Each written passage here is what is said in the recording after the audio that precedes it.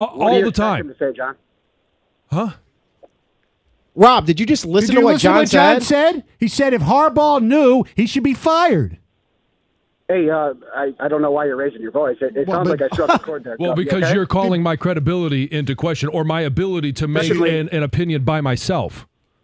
Why is it that every coach in the Big Ten has known what U of M's been doing for years, but Harbaugh and no staffer, no coordinator at U of M knows nothing about what they've been doing? All right, so and let me ask you this question, Rob. If you're going to believe... Are you going to answer my question or no? Yes. Go ahead, answer his question. Okay, please ask your question again. Why is it that every head coach and every staff in the Big Ten has known what U of M has been doing, supposedly? But Harbaugh and coordinators, and we've seen the videos, we've seen what's going on the field. U of M knows nothing.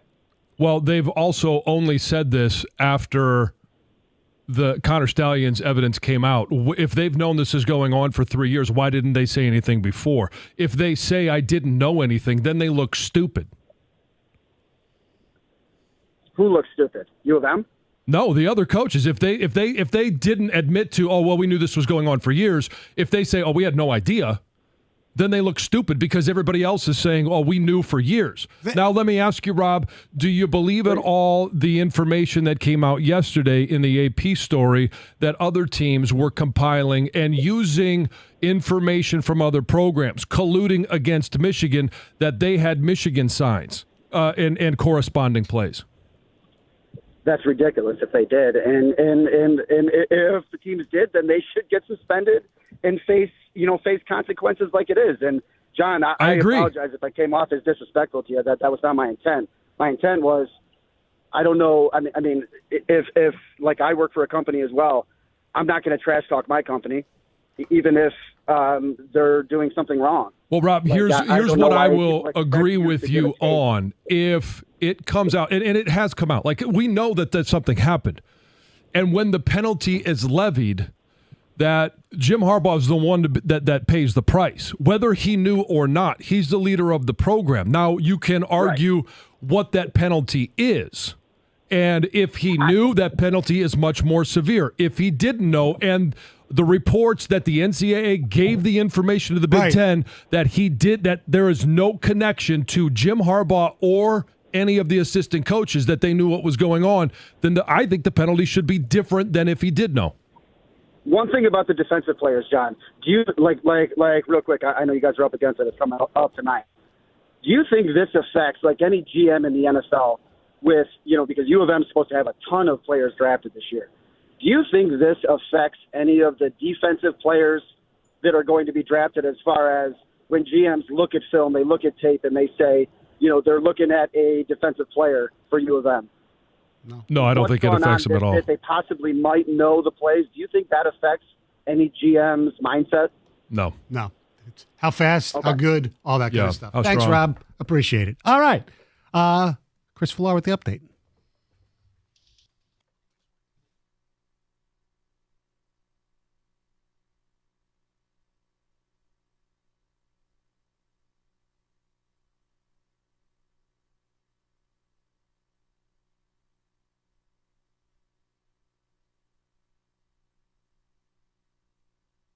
Brought to you by Cars for Kids. Despite holding a 6-2 record, leading the NFC North and coming off an impressive Monday night victory, Lions coach Dan Campbell spent the bye looking for ways to Detroit football to take the next step.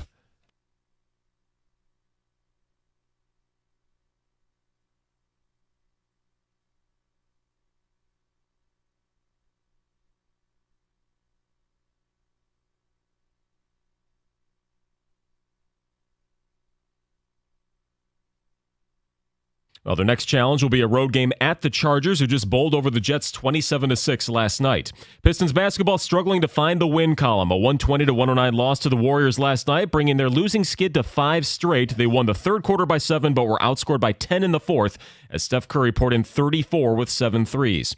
Number 4 Michigan State also had their problems, missing 14 free throws, shooting 5% from 3 in 20 attempts, and falling to unranked James Madison at the Breslin Center 79-76 in overtime.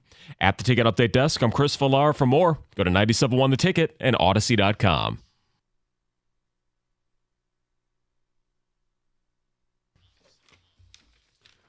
Thank you very much, Chris. 248-539-9797 is the telephone number. All right. I want to know what you want as a fan. If you're a Michigan fan, what do you want to happen here? And if you're not a Michigan fan, what do you want to happen here? What do you think should happen? Do you need to, as John says, let it play out, let all the investigations take place? Or do you think the Big Ten should, in my opinion, jump the gun a little bit and then suspend before they actually do all their due diligence? Because it's a timing issue. And I honestly believe, even though we kid about it, that if they get especially hit with like a level 2 for everything, that Harbaugh should lose his job. However, I don't think it needs to be decided right now.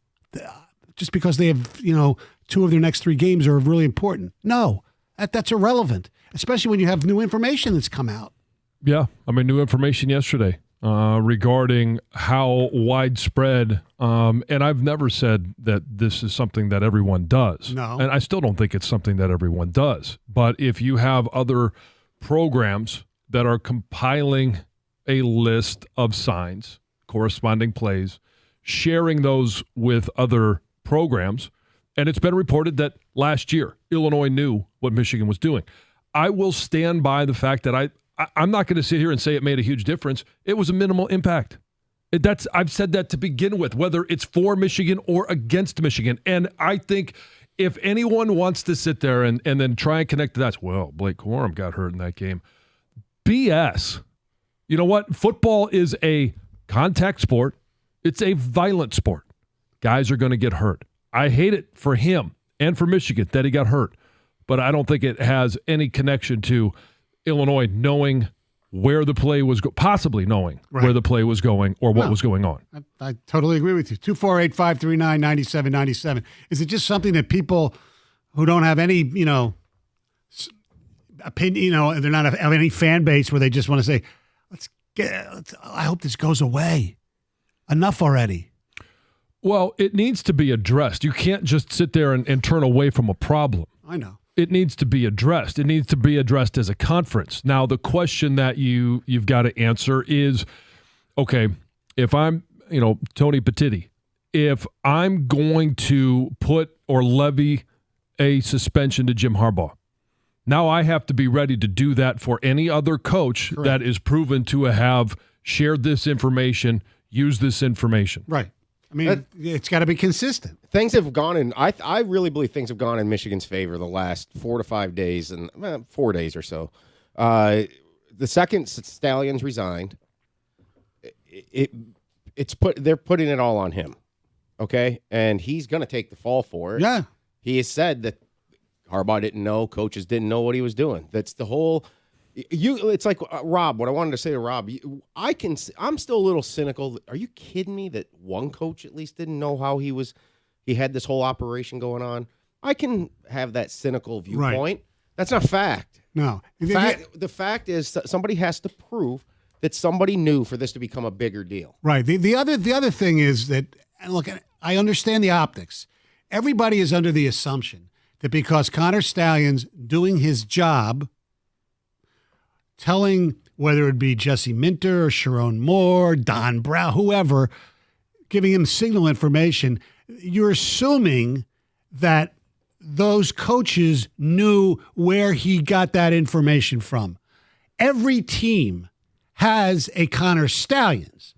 Now, every team does not have somebody who sets up people to go to different venues. Right. I honestly, I've said this from the beginning, that Connor Stalions, I could be completely wrong, John, his job was every week before the opponent, he meets with the coaches, tells them what he knows, whatever, and they don't know how he got stuff to augment his spreadsheet, his whatever. That's what I believe. Okay. I don't know that meeting ever took place. I have no idea. That's just, I think that's what that's what his job would be, as the decoder, so to speak. I don't think he's a recruiting analyst. I think that was all a ruse, but that's no idea if I'm right or wrong about that. But my whole feeling about the Harbaugh is that It's your staff. It's your show. You have to know what's going on. Yeah, but you think his job should be on the line for it. Yes, I do. I think, I do. And so should if it's Illinois, if Bielema is in the same position as Harbaugh, he should be gone too. I'm sorry. So every coach is going to start getting fired in the Big Ten. Yeah, so especially be if it. this report was true yesterday by the AP. To me, the thing it's with the ludicrous. The thing with the AP story, the narratives that were written out there about Michigan last week were, they didn't play as good until the second half. Or the spread once they got stuff. the signs figured out, that's when they rolled it up on teams. Okay, well, let's vice versa that for a second. Let's go to the Penn State game last year. Oh, well, teams were sharing stuff in the Big Ten. Penn State had information on Michigan. That's why Penn State kept it close in the first half. So you can write it the other way, too, if you want to. Yeah. 248 or Ohio State did. That's why they were up early on Michigan. Yeah. 248-539-9797. Let's go to Kyle in Plymouth. What's up? Hey, Stoney. How are you? Hey, John. How are you? Good. How you doing? Pretty good. On my way into work, unfortunately, but we all got to do that. So, but just wanted to call in and respond to Stoney. I do think Jim Harbaugh should be suspended indefinitely until investigation has been completed. I do think that the last 2 years should be voided. The win should be voided, but I do think that they should let the kids finish out the season. I think they should let the kids finish out the season. Don't throw them a bone. I'm sorry about that. What? Throw the kids a bone. Let them play it out. I mean, yeah, I do. I mean, I don't necessarily think. I mean, if the kids knew, that's one thing or another. But I wouldn't necessarily think it leaked that far. And if it did, I mean, that's on the coaches at that point. And I do also think Valenti brought up a good point yesterday. I'm kind of getting past what you had asked here about Harbaugh, but I actually think the assistant coaches could potentially have more impact on the sideline than Harbaugh. So, well, I personally agree with you on that. That I think if he got suspended, I think it wouldn't affect the outcome of the game anyway. However, Kyle, you can't suspend him indefinitely until you have an investigation, right? Because suppose they find out, you know what, he didn't. Forgetting about what I feel should happen to him. Most people don't believe he should be heavily punished if he didn't know. Suppose the investigation finds out that he didn't know, or his top assistants, or nobody knew that it was a guy. You going to suspend him before you come to that conclusion yet? No, you can't do that. Or Kyle, now that you've seen there is evidence that there's been sign stealing from other programs and shared is the key word. Everybody steals signs. Yeah, amongst other programs, They've colluded. Should you indefinitely suspend all of those other coaches now too? Well. So, John, I was going to get into that, but I didn't want to make the call too long. Has the NCAA officially started an investigation on that, or is that just currently an AP piece at the moment? That just came out yesterday. I don't know if they've started an investigation or not. Okay, so I guess what I would say on that is, I would wait till the NCAA investigates it and says, yeah, we have findings now that other teams were doing this to Michigan, and again, I think this opened up a whole new can of worms. And obviously, I think that's why we like the can closed. But at the end of the day, I think we're going to get into it. We're going to see a lot more of this now because if Michigan's going to go down, they're going to bring everyone down with them, and that's just the way I'm seeing it right now. And kind of to answer your question, Stoney, that's why I'm not the commissioner of the Big Ten.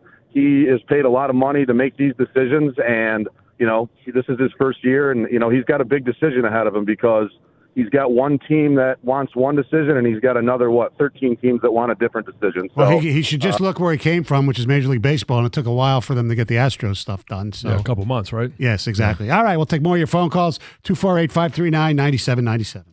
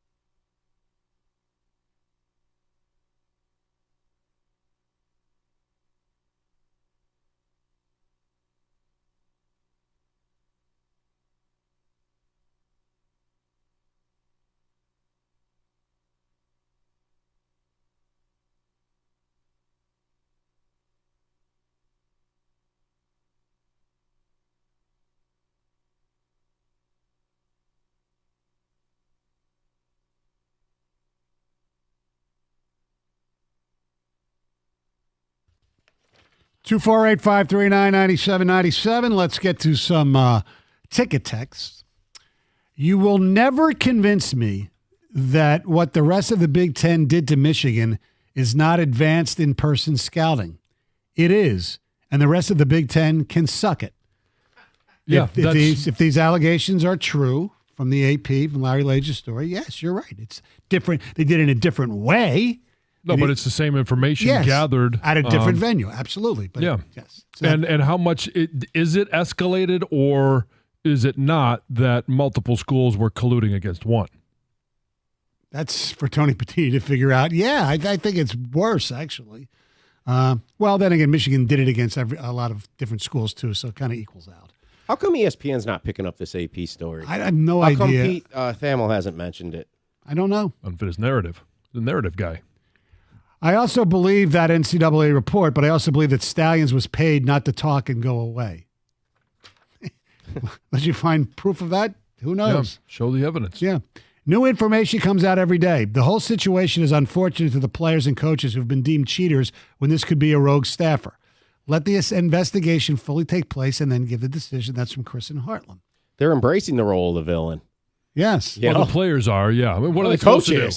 Yeah. I mean, but what are the players supposed to do? He brought in the dirtiest guy in the sport, Ric Flair. Ric Flair. I mean, look, they're kind of owning it to a degree, and they're just pinning it all on Stalions. The players are supposed to tuck their heads down and say, "Boo, nobody likes us." Yeah, I know. That's what they're hoping they do. But by the way, not what Gov, they're I don't doing. know if you were listening, but what did you think of Harbaugh's Ric Flair imitation? It should have been better. Yeah, he admitted it. He wasn't happy with himself. Wasn't deep enough. No.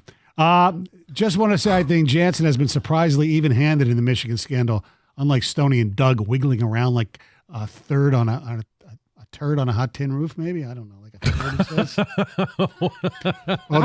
How did yours and Doug's opinions get... I don't remember Doug calling for Jim Harbaugh to be fired. I know. Although Jansen won't admit it, there was any advantage, which is an odd take. No, I've said there's a minimal advantage. It's Right. the same thing with if the coaches are compiling this against Michigan. Quite honestly, I don't care about either because I think it's a minimal advantage. Whatever punishment comes out means to happen to this team. Kids that are in high school should not suffer for the actions going on now. That's from Joe in Ann Arbor. That I agree with, but still, I don't think you still have a timing issue. Yeah. Yes. It's clear all these teams have some dirty underwear they don't want out in the open. The punishment for Michigan should be mild. It should be announced that Connor Stalions went rogue and everyone should move on.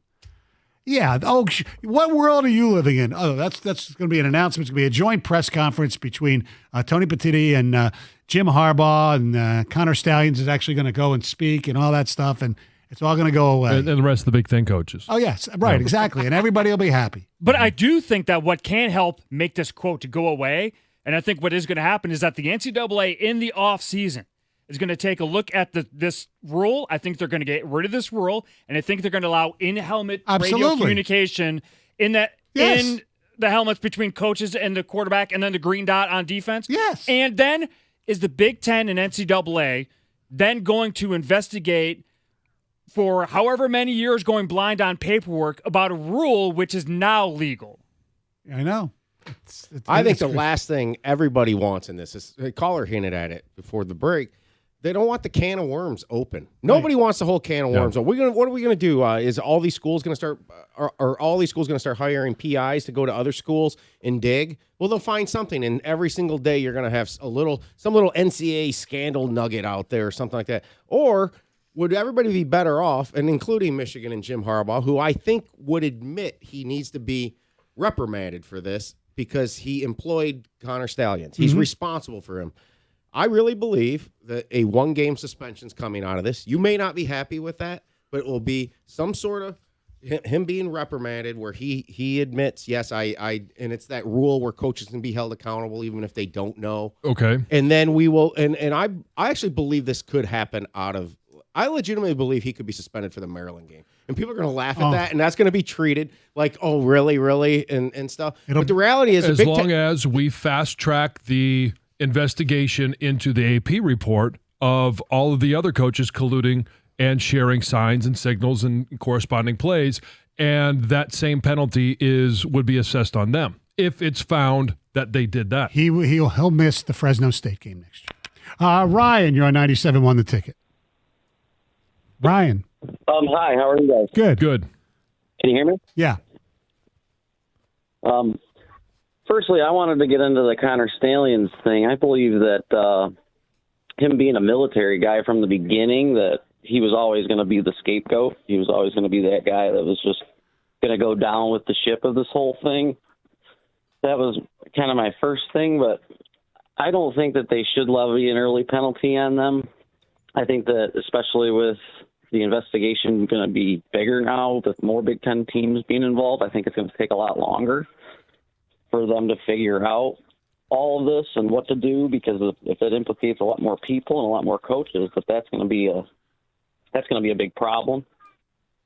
And I also think that if everybody knew they were doing this, then they had time to prepare for the sign stealing. So everybody knew, and then on top of that, they had time to prepare.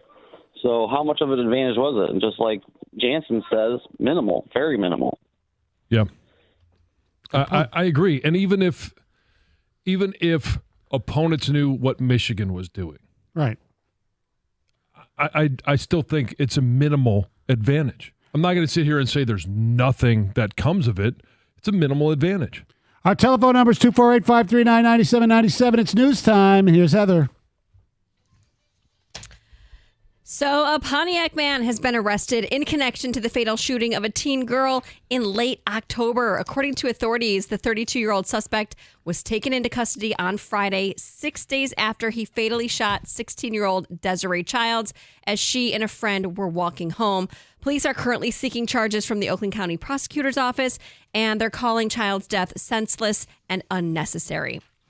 So the lack of bus drivers in Michigan has forced the superintendent of one local school district to get behind the wheel. The superintendent of Saline area schools spent the past summer training to obtain his commercial driver's license. And as of October, he has begun filling a new role in the district, which is a substitute bus driver. So he's doing dual duties there, really. So he has he's been driving students to some athletic events. And he says that he's currently working with the district's transportation department to get a better feel for each bus route so that he's going to be ready to take over a bus route if a driver is sick or is otherwise unavailable.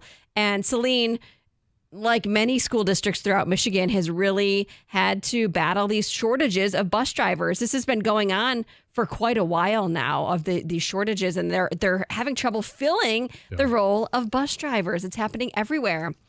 This was very chaotic. A wild scene took place at a lingerie store in Lansing over the weekend. A 4-point buck ran across the street right through the glass front door of Curvaceous Lingerie, and this deer just kind of was going crazy in the store, broke the glass, sailed through mannequins, clothing racks, ended up underneath a display table. That display table collapsed. The deer kept running, went into 2 dressing rooms, broke several mirrors, and then tried to run out of a glass window and just kept running into it over and over and over, and then finally found the open front door and just took off. Pretty crazy scene for sure. Nobody was injured, which is the good news because the store was open. There were people shopping at the time. It sounds like now it's just going to be a little bit of a cleanup, and then they will reopen. So next year, if I wanted to, I had the chance to go and relive the very first concert I ever went to at this same venue that I went to it at 29 years later. Wow. Yeah. Hootie and the Blowfish are returning to the stage in 2024 for the 43 City Summer Camp and Trucks Tour. And the last time that they toured was in 2019. They're going to be making a stop at Pine Knob on June 6th, and tickets go on sale in November. I was in 5th grade when I went. Wow. Went with my sisters and a friend, and it was awesome. It was the first concert I ever went to. What was the date of that again? The date that they're coming to Pine Knob. No, the first one. Well, it was 29 years ago. Yeah, it was in like 1995. I don't know the exact. I don't know the exact I date, meant the year. It was in 95, yes. And I remember I got to like sleep in a little bit the next day and show up to school a little bit later because it was on a school Oh, so night. it was a school night. Yep. And I got a T-shirt. And I wore the T-shirt to school. If somebody would have told you, well, not even then, but even a few years after that, that in 2023, Darius Rucker would be a country star, basically, you would have said, no way. No, I would never have imagined that. I know. There's 4 guys in England that just got arrested for stealing a $6 million gold toilet. Oh, Yes. The throne. Yes. Yes. This toilet was on display. It was created by this Italian artist, and it went missing back in 2019. So police have been searching for it. It was actually on display originally in New York. And at the time, you could wait in line to sit on it or use it? And use it. Oh. Yeah, you got 3 minutes with it. 3 minutes. I'm not done. Get out of there. Time's No up. newspapers in there, no phones. And then it went to England, and the toilet just vanished one night in the middle of the night. This was in September of 2019. Authorities have been searching for it ever since, and all 4 men were just arrested. They're all between the ages of 35 and 39. They're facing charges for burglary and conspiracy to transfer criminal property, and police don't think they're ever going to find the toilet because they think they melted it down and sold off the gold. Oh, wow. Wow. 3 minutes. That's not even enough time to take your shirt off. Get down to business. Oh, for you, yes. Yes, for those of you Were who they don't selling know. tickets? Gosh. Can I get 3 tickets? This is going to be a 9-minute job. For those of you who don't know, John Jansen, many times, I'm not going to say every time, before he does his duty as far as deucing, so to speak, will take off your shirt. Such a great. Basically completely nude. And he's not alone because other men have called in and said the same thing. It makes There's a lot of people And that the do only it time that way. women do it is when we're wearing like a romper and we All are right. forced to We'll get completely we'll discuss further coming up next. But you like it, didn't you? 97 won the ticket.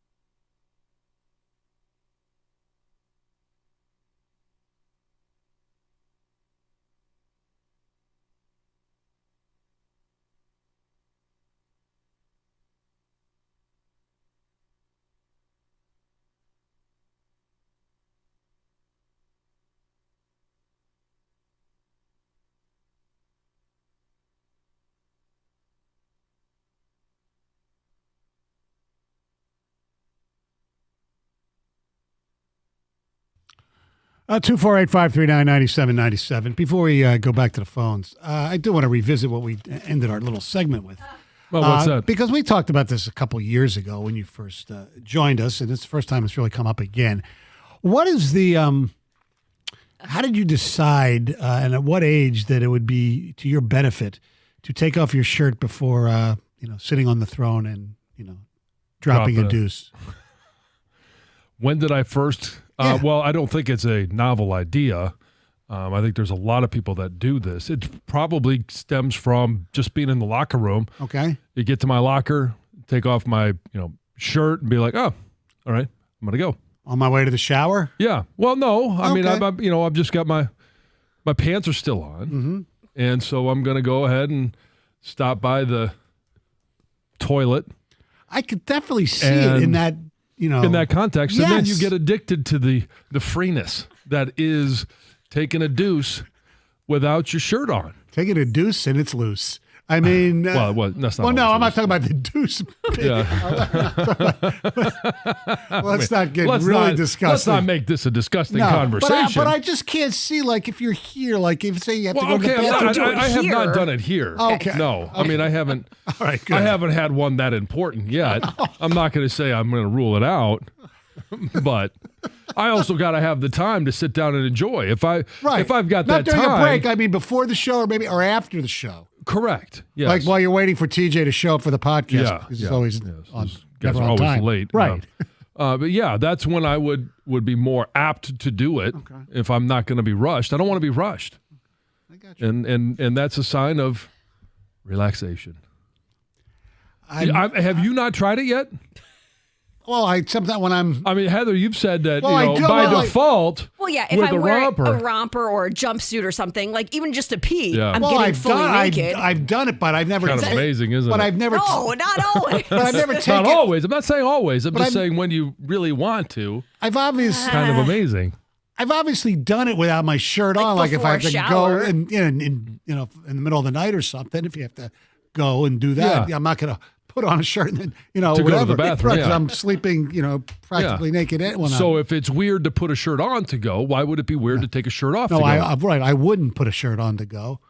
I just don't know. It's just something that until you I challenge you. I'm telling you. I'm gonna put that challenge out there. One of these times when you feel the urge and you have the time to spend, whether it's your phone or you got the Sunday paper is a great opportunity. I know you love to read the Sunday morning paper. Yes, I do. Cup of coffee. All right. Yeah. Take your time, go in there, take the top off, and just enjoy. It makes no sense to me. So weird. I'm I mean, challenging look, you. I do things that make no sense to most people. I get it. Yes, but on the flip side of this one, Yeah. we've gotten numerous calls, numerous text message. I get people coming up to me all the time. I have no idea what Stoney's talking about. I can understand Heather; she's a woman. Like Right. that, it's not something I would Right. expect, women Right. to do. But for dudes, this happens all the time. I get it. I guess I'm not dude enough because I look at when I go to just the a different bathroom, dude. it's not always at home. So it's like if I have to go to the bathroom here or go someplace, at a rest stop or something, and if I'm driving up north, I'm not taking my shirt off to go to the bathroom. but you're missing the point. You're not going to do it at that time Right. because you want to get back on the road. Like you're not going to sit there and enjoy. John's the saying he moment. doesn't do it every single time he poops. I know. No. I don't even. It's I not don't- even every day. I It's- don't think I would enjoy it any more or less whether I had my shirt on or I'm not. just telling you. Maybe Try I'll, it. I'll Don't knock it I'll have until to you try it. All right, Mike and Wyandotte, you're a 97 on the ticket. What's going on, guys? Hi. Sonny, I don't think you understand, man. And it's fine, but I don't think you've ever worked a job where there's no bathroom, just a porta potty in the middle of the summer. It's like 100-some degrees, and you got to strip down, man. Oh. I mean, No. it's like a sauna. So, and that's where that stemmed from for me. So now I do it all the time too. So I don't knock him at all. Okay. I can understand that. I'm not knocking. I'm just wondering why, and I'm glad, Mike, you give me the information. Yeah. Always want to be educated. Mike, when you Sorry. it's always a good follow-up question. The porta potty shirt off. I want to know where he hangs it. That's shirt. no. Oh, and a porta potty, yeah. I mean, I get that it's hot. Well, It it would can have be to be hot, out but like, side of the porta potty. Then you have then No. the concern is your friends. Yes. You have to have Can a you imagine great him level going of camping trust. with him, and he's I go use the porta potty. Yeah. And he's There's no out- porta potty in the woods. Well, okay, but listen, you know, at the campground, Outhouse. Yeah. So anyways, he going up to it, and he's like right before opening the door, pulls his shirt off, and then drops it on the ground, then goes inside. I know. Can I'm you, hanging on a tree. I don't could you want to see get him out like camping? bugs and in my shirt. Got to go to the bathroom, and all of a sudden, John Jansen naked, just walking out, except with a pair of No, that'd be flip-flops you. on. Yeah, that probably would be. Yeah, I'm not going to walk out naked. Matt and walk out with a Highland, shirt you're a on. 97 the Forget to put ticket. it It's a visual for you. Hey Hi, guys, Matt. I can only wait to see how many drops came out of that little segment right Yeah. there. Yeah. But, I digress. Yes. Hey, on the Michigan stuff, in my opinion, I don't think there's any doubt that Stallions was not a lone wolf in this. But there's no doubt now in my mind that quite a few teams decided to go rogue and be adjudicators in this case. And I think that phone call last week when they stayed online without Harbaugh for a good hour and a half, I believe the report was, is they're trying to, in a way, defend their actions. And I don't know if that leaves like two wrongs cancel everything out or where this leaves it. But I think that changes the game completely when they went rogue. I agree. Well, they went rogue last year, but what is being reported. Correct. That this isn't just in response over the past 2 weeks to Connor Stallions Right. and the information that Michigan is being accused of scouting ahead of time. Didn't TCU come out and say we knew they had our signs? Yeah. And so they said they changed theirs or they Right. used decoys, and they've said that Ohio State has done that as well and said that they huddled up more Right. than they have previously, and they changed their signs as well, and Right. that didn't seem to help them. They never said that they knew that Michigan sent people to other venues. They just said they knew their signs, right? Yeah. And I'm sure this is going to happen next year, but there's a simple solution to this. It's 2023. Put headsets in the helmets. Absolutely. We discussed that earlier. There's no doubt that's definitely going to happen. Although, unless somebody can prove that it's not cost effective, because this whole rule was set up basically to defray costs of smaller colleges, and more in basketball than in football, where there's like over 300 Division I schools, and you see a lot of these, games that were played, early in the season. How's a team like for instance, Southern Indiana? They I think that's Michigan State's next game. How they might not be able to afford to go scout and stay at a hotel or whatever when they're scouting. So that's how this whole rule started. It had nothing to do with about espionage. All right, a few more ticket texts. John, we've been going in naked since '93. Love it. No shirt, no nothing. Dropping bombs, make it a nice one. Let's get it. Yep. Little B in Utica. No cares. Just enjoy. Poop and rinse is what I call it. My shirt is already off. And if I poop in a public restroom, I go home and shower. Been like that since I was a teenager. When I'm going to war in the bathroom, it's completely in the buff. Don't need clothes holding me back from my prime. I'm going to war. Don't need clothes holding me back from my prime. Uh-huh. Yep. Taking your shirt off to take a dump is actually super underrated. I agree. I'm Stoney. I'm just telling you right now. Let's set the scene for you. Because I think Please, here's not. the perfect So opportunity. you want me to do it now? No. I don't want you to do it now. But when we come back, I want to set the perfect opportunity that you can do this and it will be perfect. It will be absolutely perfect. Those that do it will agree with me. All right. Stoney and Jansen, 97 won the ticket.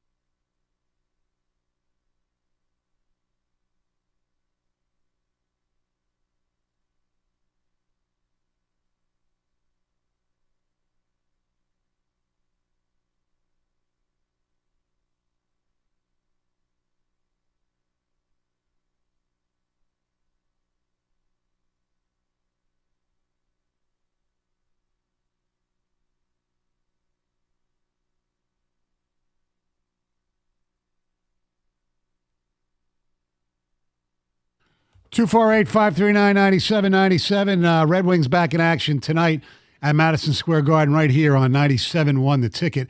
By the way, before we get into John I'm going to setting me up convert you. here. Yes, No, I'm not setting you up. I'm okay, giving you the I'm setting up the scene. You're going to convert optimum me. situation. Heather, your due date is what, December 7th? Yeah.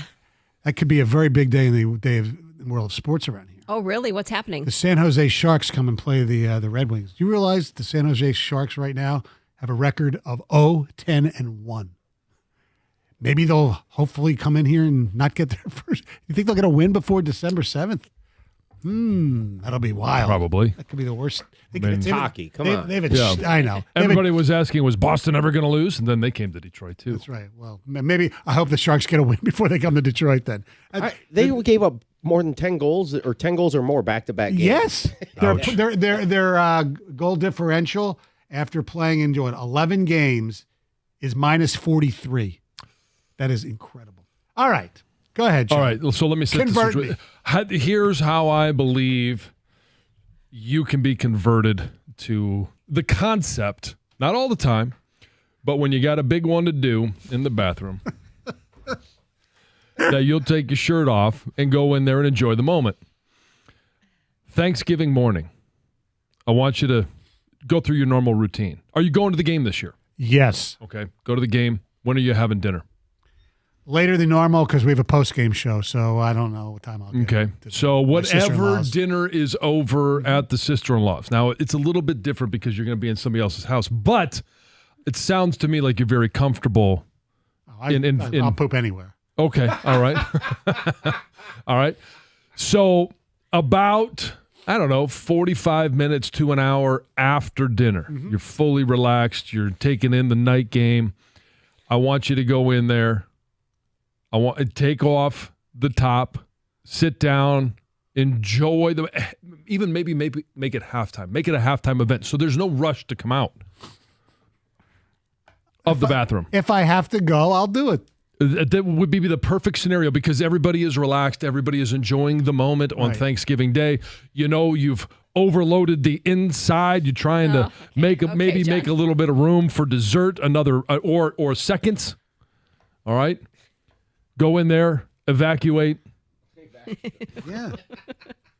And do it in complete leisure. Or what if I do it in the stall at Ford Field during the game? I wouldn't recommend that for a first timer. Okay. You don't want me to lose my virginity at Ford Field. Not for a first timer. So now, see, you brought up Thanksgiving, and now you got my mind over here circulating. You're welcome to do it as well. I don't need to. I don't know. I guess I'll try it and see if it matters. If I actually take my shirt off to go number 2. So here's the thing, too, is you're in a different situation than Stoney is right now. You want to make sure that you're not going to be interrupted by kids. Oh, without a doubt, yeah. All right. We've gotten kind of past that stage. Lock the door. Your kids are older. They know better than to don't just... come knocking on the door. I've got business to take care of. Leave me alone. Exactly. Yeah, we don't have that problem. What you got me to thinking about, you brought up Thanksgiving. It's not morning of. What's the most, I think. Oh, no, not the morning. You got to take care of your normal morning deal. Oh, yeah, This is after dinner. Yeah. I think that might be the most enjoyable poop of the year. That's Why? Why are you talking about this? Exactly why I brought it up. I thought it hit me, and I'm like, this is the perfect scenario. If I'm going to have somebody take their first chance at a new experience, post Thanksgiving dinner is the optimum time. Does it always happen day of, or does it wait till the morning? Well, I mean, you could case by case. See, year by year. am I here this Thanksgiving on Friday morning? I believe I am. I think you are. Yeah, and so no, I mean, if I do, I'm just going to be one where I'm going to be storing it up till 10:05. Well, here's the thing. I think I would have those leftovers. I can't imagine the insides of you if it waits until 10:05. Till 10:05. Yeah. I'm a little unique because I usually don't do what I got to do till after the show or even sometimes when I go home. Oh, really? I don't do the morning ritual. Oh, I don't have to go. Yeah, no, That's why sometimes every once in a while during the show, I always use, I'm having stomach issues. Yeah. No, Stoney runs out. You may have to take this one. That's another discussion where some people know like 15 minutes beforehand. I don't a lot of times. Oh, it's in the moment deal? The burger place in LA was made for me. In and out. Just go in and get out. You can't feel one brewing? It just sometimes yes, but a lot of times no. See, that's part of the I know the enjoyment I is understand. knowing that this one I know. This one could be good. It is an underrated, somebody said about, that's an underrated Let it thing build up a little bit. Yeah. I mean, and then just be free. Free yourself. I know. There's so many things I wish I could say right now, but I don't think I want to right now. Okay. It is an underrated joy of life. It's one.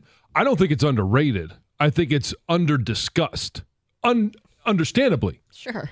But it is one that if you would ask any human being, not just a dude, any human being, if you're able to have a great movement in the morning, it is. Gator, is it not a great moment? Yeah, no, I mean, puts a little spring in your step. Sure. Well, we have to Gator the question before he gets the $2 Grand Slam. Are you of the Jansen ilk where you take your shirt off before you poop? Not every time. Let me set this up Many for times. you. No, when I you're just at said home. when you're at home. Right. No. Okay. When the moment is right. All right. Do you go in without when you're the going top? to be in for a long session of dropping dirties. Is that what you're saying? Exactly. Full enjoyment. I mean, this is a strange full disclosure moment. Heather, I feel I don't even know why. Just this answer is the awkward. question. I'll plug my ears. Go.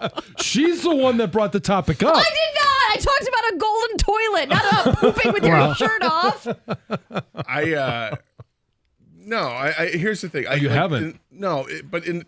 Normally it happens just because it happens because You're part of in your morning bed. ritual. Yeah. Right. I get out of bed and I don't wear a shirt going to Right. bed. So Yeah. I just, I just kind of, free and clear that way. But you've never taken your shirt off not deliberately. in the middle to of go the to- day. Like No. when I get home and I'm like, oh, hey, time to go. No, I Yeah. haven't Me done that. neither. So is it freeing? Is it? It is. I mean, you. It just is. It's a moment. Yeah. I mean, if you know you're going to have a hot steamer. God. All right, it's time for the $2 Grand Slam with Gator. It's not just in Cleveland. No, it's not just in Cleveland. Easy. Oh, The $2 Grand. come on. Detroit gets hot too. The, Summertime. I would like to share one comment on Twitch. Heather is a saint. Thank you, Strad9. The $2 Grand Slam brought to you by our good friends at Femininio Law. Okay. Our contestant earlier in the day got 3, so I'm very confident you'll do better than that. All right. All right, here we go. The Los Angeles Chargers play their home games in this stadium. SoFi, The Dolphins and Chiefs played in this city in Germany on Sunday. Frankfurt, Who is the current starting quarterback for Penn State? Aller, Drew Holiday currently plays for this NBA team. Golden State, Thanksgiving falls on this date in just over 2 weeks. the 25th. He played Phil Knight in the movie Air. Ben Affleck, Who is the current punter for the Detroit Lions? Fox, What is the largest city by population in Ohio? Cleveland, Who is the lead color analyst for the NFL on Fox? Stuck in your mind. right, no doubt. losing steam. Fox. Oh, crap. Olsen. Who led Major League Baseball in wins by a pitcher in the 2023 regular season? Fandango. I have no idea. You got 6 correct. That's not good. Drew Holiday plays for the Celtics. Of course he does. Thanksgiving is November 23rd. Columbus is the biggest city by population kidding. in Ohio. Yes. Wow. And Spencer Strider of the Atlanta Braves led the majors in wins. Would not have gotten much of that. Yeah. Yes. I just didn't have time to do the math on the I know. the 23rd? Thanksgiving thing. Yeah. Yeah. The actual date. Wow. So you guys talking collusion, steamers? What are you talking today? Whoa, come on. Hey, we moved on from that. I know. Heather is so disappointed. I'm not disappointed. Just discussed it. I don't think we're going to be discussing that. Yes. Sure, the Michigan stuff's going to come up because obviously, they've been presented now with the with I guess evidence and the formal statement has been made, the formal introduction of the investigation here. So there's a lot to unpack there. There's that AP story that you got to look at too. So and apparently one of our local teams lost a basketball game last night. 2 of them did, but actually about 4 of them did, but that's okay. I know which one you're upset with. 97.1 The Ticket.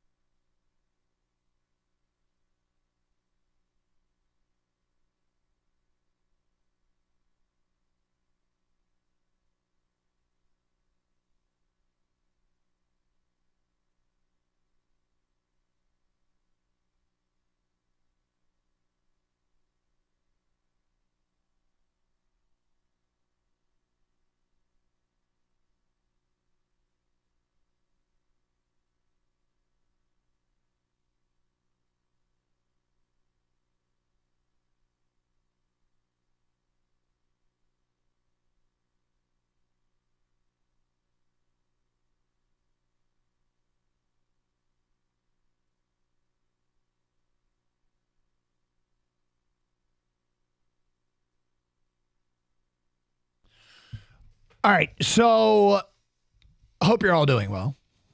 Gator, how are you today? all right. I've got a very frisky computer mouse. What does that Very mean? frisky. What does that mean? It is moving at light speed. Yeah. Like I barely touch it, and it's just cranking. I Sounds don't like mind somebody. it. Sounds like somebody hit one of the F keys or something, and now you can't figure out how to go back and fix it. No, I'm fine with it. It just really moves quickly. Does it? Yeah. Is this going to be an issue for the show, or Are we going to overcome? I'm excited. I feel like I have to keep up. Okay. Well, good. Things are moving rapidly here in studio. Anything exciting last night? Not terribly, no. No? Just watching Michigan State, the Pistons, Monday Night Football. Watch the Manning cast. Much of the Manning cast. I enjoy watching the Manning cast periodically. Do you? I'm glad it's not on every week. Yeah, I thought that was interesting. You know where Peyton does that? I don't. He does it from a friend's garage. Well, I heard them say last night it was from a garage, but I thought, okay, is that just a term that they use for somebody's studio? No, it's literally actually somebody's friend's garage. It's his friend's garage. And Eli does it actually from his home, I believe. I'm not sure about Eli. I just know I heard that Peyton say he did it from a friend's garage. I think Eli does it from Peyton's garage. But it looks like they both have, from both locations, they have that golf simulator thing. So his friend was one of these guys that I heard Peyton tell the story. The friend's garage, he said his friend owed him a favor. And they said, well, why? And he goes, well, I played a game, one of those games where I threw 4 interceptions. And this friend of mine was sending a text to somebody else about his 4 interception game. And he accidentally sent it to Peyton. Nice. And it said something like, no. Yeah. Well, Peyton's having a hell of a game. Peyton texted it back. I'm not sure you meant to send this to me, or it was more than that. But anyway, so he said, my friend owed me a favor, and his garage is perfect for it. And he said they come set up and like leave the stuff all year. And so he does it from his friend's garage. That's cool. Yep. But I mean, both locations look fantastic. It looks like a. I do not. Talking about a man cave. I did not watch the Manning cast all that much. Well, if you were impressed by Kirk Cousins and his, I should be impressed by that. I think you might. I mean, maybe they should do this outside by a fire pit to really make it impressive. But yes, it's nice. But I was watching that, and the guests they have sometimes can be awesome, and sometimes just Last night I missed the Trevor Lawrence part when they had Trevor Lawrence on, but apparently that was pretty good. They had Keyshawn Johnson on, and it's interesting when you're watching, people that are former players and they're looking at the game and to see how they watch a game and what they specifically look for, which is always kind of fun. The Mannings obviously are looking at the quarterbacks and looking at everything, and it's fun like that. And then they had Arnold Schwarzenegger on as well. Meanwhile, the Pistons down the stretch, I mean, look, it's Golden State, and you watch some of the shots and their execution down the stretch. I mean, they made shots because they took makeable shots. I felt like the Pistons weren't taking as many makeable shots. They basically were chucking up prayers more so than Golden State. And when Golden State does chuck up a prayer, it's Steph Curry, and chucking up a prayer, he makes it look easy. So, there's some other minutia we can get into, and we will later in the show, but that was disappointing. Michigan State just didn't shoot it from the arc, didn't shoot it from the free throw line, and maybe in the last 5 minutes of regulation and overtime, 4 guys spent too much time watching Tyson Walker, but it's early. It's one data point. College basketball seasons are long, and it's one data point. Yeah, it's I think I said to you when it came in this morning, it doesn't bother me that much. I'm glad basketball is here to watch it, but feels like a typical start to a Spartan season. They've got a real tough schedule to start this season. James Madison, even though it's not one of the blue bloods, obviously, it's still a good. We warned you yesterday. Yeah, it's a good basketball team that's likely to make the tournament, and they have a bunch of transfers. This is what the portal can do. It can build other teams up quickly, and Michigan State wasn't ready for it last night. They weren't ready to play. They got out-hustled. They certainly got outshot.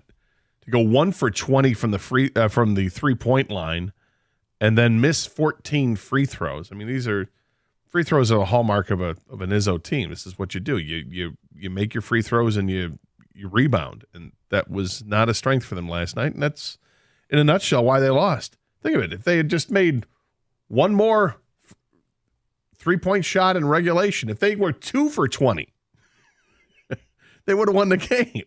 But they were 1 for 20. Moral of the story is go 2 for 20. Yeah. 248-539-9797. Okay, so obviously the big story is the latest in the Michigan sign stealing saga, and some reporting coming out yesterday that's very interesting. Lots to get into, and we will do so next, and then get to your phone calls and feedback. Carson Anderson, 97.1 The Ticket.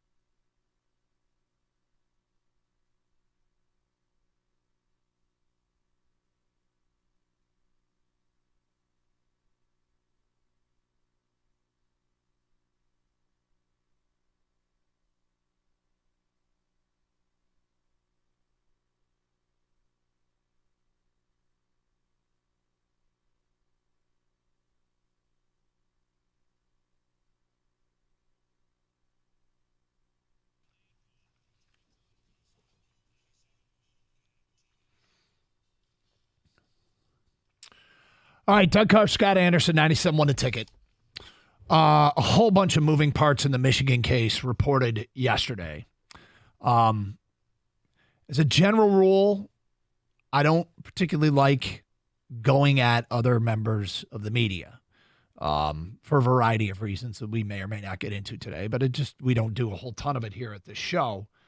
But this latest on Michigan, I've been pretty measured in my approach to this an experience has told me I should be. And Gator, you've been pretty measured as well, and I think you're for a lot of the same reasons. But I was told some things by Michigan sources that I'm like, I don't want to go with that until there's independent verification, because you want to make sure that what you're being told is accurate. And I didn't want to rush to judgment, report something that could later be proven wrong. And one thing I was told that there was not evidence linking Jim Harbaugh to Connor Stalions. And I'm like, okay, that's a Michigan position, and I understand that, but I thought it was really important to get independent verification of that. And yesterday, Yahoo reported that at this time, it's true that the NCAA findings that they shared with the Big Ten, and when they took computers and they took phones, and that their sourcing and Yahoo's sourcing isn't just Michigan, it's beyond Michigan, that there wasn't a tie between Jim Harbaugh and Connor Stalions. There was no evidence proving that. Now, things can change, but that's the way it stands right now. So the Big Ten has been given this information by the NCAA. And so what is the Big Ten going to do with it? It doesn't sound like they're going to do anything. It doesn't going to change the position on anything. And that doesn't mean necessarily the Michigan and Jim Harbaugh's out of the clear, because they still have to account for what Stalions was doing and him being there. But one of the reasons I don't rush to a position is because I don't really want to damage or spread rumors that something that you think might be true or that you really want to be true. And when you commit to these positions of, oh, they're cheating, oh, this is dirty and this is rotten, or they are clean, and you're adamant about it, you kind of are locked into that position. And if that position turns out to not be a strong one, in the media, you have to make a decision. Do you walk it back? Do you walk it back fully? Or do you stay locked in to that position? And then you get into the you can't tell me crowd. You get into the, oh, yeah, I know that's what the ruling is, but you can't tell me. Okay, I mean, I understand that that's going to be some people's beliefs, but when you think about if it was ever your school, and I go back to the Curtis Blackwell accusations against Mark D'Antonio. When that came out, we said, well, let's wait and see. And he had a wrongful termination case. And when that judge ruled and dismissed the case, there was, I know there was Michigan fans saying, oh, you can't tell me that what Blackwell said isn't true. Oh, you can't tell me that they didn't record practices, which is of other opponents, which Blackwell said. But if you operate that way, then it's a complete dismissal of authority. And the cynicism runs, I guess, too deep for me to be like that. And as of now, they say there's no tie. And they have Michigan's phones, they have computers. Could that change? Sure. But right now, it's the most concrete thing that's been reported, and it came from Dan Wetzel and Ross Dellinger in a Yahoo story yesterday. So then there's those national media members that have totally linked Harbaugh to this as being a scheme orchestrated by him and illegally stealing signs. Will they walk it back? Or are they too far down that road? Have they committed to their positions? And, if we're going with the information that's available now, who cite what the NCAA told the Big Ten, that information from Yahoo, I wonder if it's going to get reported. Because you know who hasn't reported it today? Since it came out 12 hours ago? Pete Thamel. Hasn't tweeted about that at all. He hasn't mentioned it. This morning on Get Up, Paul Feinbaum and Heather Dinich didn't mention it at all. They didn't bring it up. And it's coming from a pretty credible reporter on this case. Now, a new report came out yesterday from the Associated Press saying multiple Big Ten schools colluded and shared Michigan signs with each other, which I would imagine would fall under the Big Ten sportsmanship policy, which I have printed out and read. And that, do you think it's sportsmanlike for two schools to collude and to share the signs and give them to a third school who's about to play that opponent? And then they have their signs and they go into the game with those signs? Are those coaches now on-site scouting for other teams? Now, again, that story is just starting. I don't know where it's going to lead. I suspect there is more information that's going to come out on that. And that story was reported over 12 hours ago by Larry Lage of the Associated Press. Pete Thamel hasn't retweeted it. Well, Pete Thamel hasn't reported it. Paul Feinbaum didn't say anything about it this morning. Heather Dinich didn't say anything about it this morning. And so Tony Petitti, who is mulling all this over and what to do, is he going to put the same scrutiny on those schools for violating the sportsmanship policy? Or is he just going to let that go? Is he just going to let that go? And Michigan still has to answer to Connor Stalions being there, okay? His actions as a support staff member, that doesn't change. But what we said all along is that it's a minimal ask to be treated like everybody else. And I am growing increasingly suspicious of some national media members who are screaming from the mountaintops about one part of the story, but now have apparently completely ignored another part of the story. So we'll watch and see what else comes out of this. But Gator, I don't like doing this, but I find it to be awfully curious. Well, I'm not sure exactly what Pete Thamel said to set you off like that. The AP story that came out last night, I don't want to put a whole lot of stock into stories until, if you've got a name associated with it, great. But Larry Lage, who wrote the story, didn't. He just said some person wanted to remain anonymous because he was worried about his coaching career. So, until you come forward and go on the record, it's just, rumor and a report, I guess, at this point, which, you could also say that's how this whole thing started with a private investigation firm. But it wasn't long after that things started to get corroborated. And all right, so I think the same thing has to happen here. Wait till this gets corroborated with a little bit of an investigation, or if there's any kind of evidence that comes out other than just, somebody's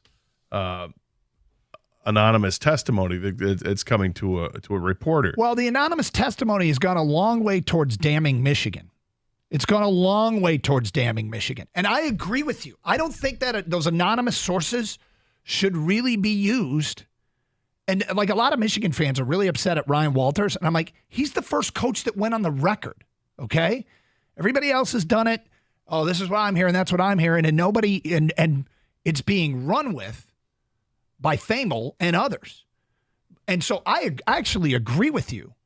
But when I say treated like everybody else, those anonymous sources that damned Michigan, are they now saying, well, they're just anonymous sources and it's so now we're not going to use them? And I also agree with you that the story gets a lot different when names get associated with it. And, drip, drip, drip, because the drip, drip, drip has been Chinese water torture for Michigan fans, okay? And understanding that some of this obviously is justified. But there's so many accusations out there and so much out there that some of it may not be true, okay? Some of it may not be true. And I know that the you can't tell me crowd, when it's their school or your school that's under scrutiny, and if the NCAA findings that they've handed over to the Big Ten and they say, well, there's no tie between Harbaugh and Connor Stalions, we cannot prove that at this point. And yet the Big Ten might go ahead with a suspension? Well, at the same time, there's a story. I'm looking at Pete Thamel's Twitter account.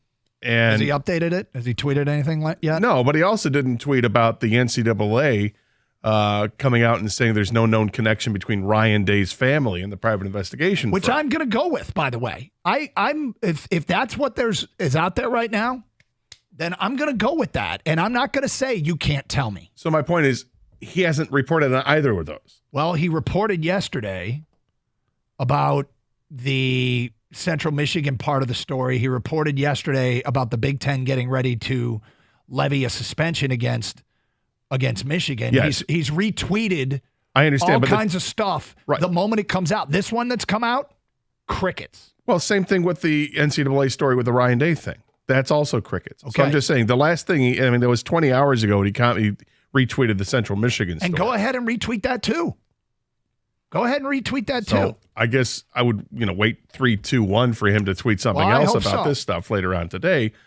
But I haven't been following Thamel closely enough to see what he's, said about Harbaugh and his association. Now, the one thing that is interesting with Harbaugh is how much if there's no evidence that links him, does that exonerate him from blame or suspension or punishment, or does it exonerate him from blame, suspension, or punishment further than what it normally would be? Because he's still the head football coach of the program, and it still falls underneath his umbrella, and they still have a laundry list of things that have happened in the last 15 months while he's been the head coach. And this is another investigation a second investigation by the NCAA. All of it should be investigated. And yes, it is being investigated. And in the case investigated. of Jim Harbaugh, Connor Stalions' actions in Michigan football needs to answer to those, and none of this changes any of that. Right. Okay, I'm being clear on that. All I'm saying is that because they haven't made any connection yet to Harbaugh, maybe they never will. The difference between if they were to make a connection and if they weren't, maybe the harshness of whatever punishment's coming down the pike. Harbaugh is likely to still face some sort of punishment because he's the head coach of the program. Yep. And all the time and effort that's been put into Michigan and their illegally obtaining signs, I hope the same time and effort is put into the schools that are being accused of illegally obtaining signs before they play Michigan. And I'm not sure that's going to happen, but the minimum ask that anybody would ask of any school and their fan base would be to be treated the same as everybody else. And the full-throated yelling that's taken place, and Michigan's gone through an absolute PR ringer with everybody yelling, I'm wondering if it's going to go the other way. And I wonder if Tony Petitti's going to react to it. Well, I don't know. I mean, it feels like this is something that schools go through, and it's just Michigan's time that they're going through it. From a national perspective. I get that too. Obviously, we have examples from all over the place. But let's see what this story unveils. 248-539-9797. Phone calls, feedback, your reaction. It's Carson Anderson, 97.1 The Ticket.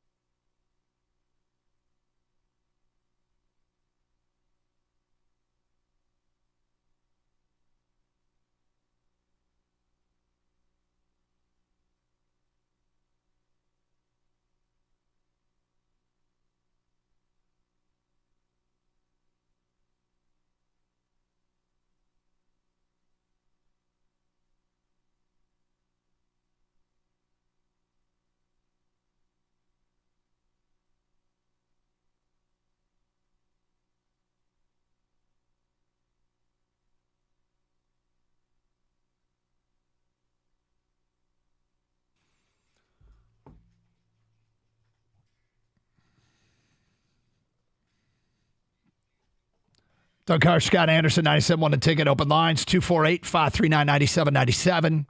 Let's get to your phone calls. We go to Brian here on 97.1 The Ticket. Hi, Brian.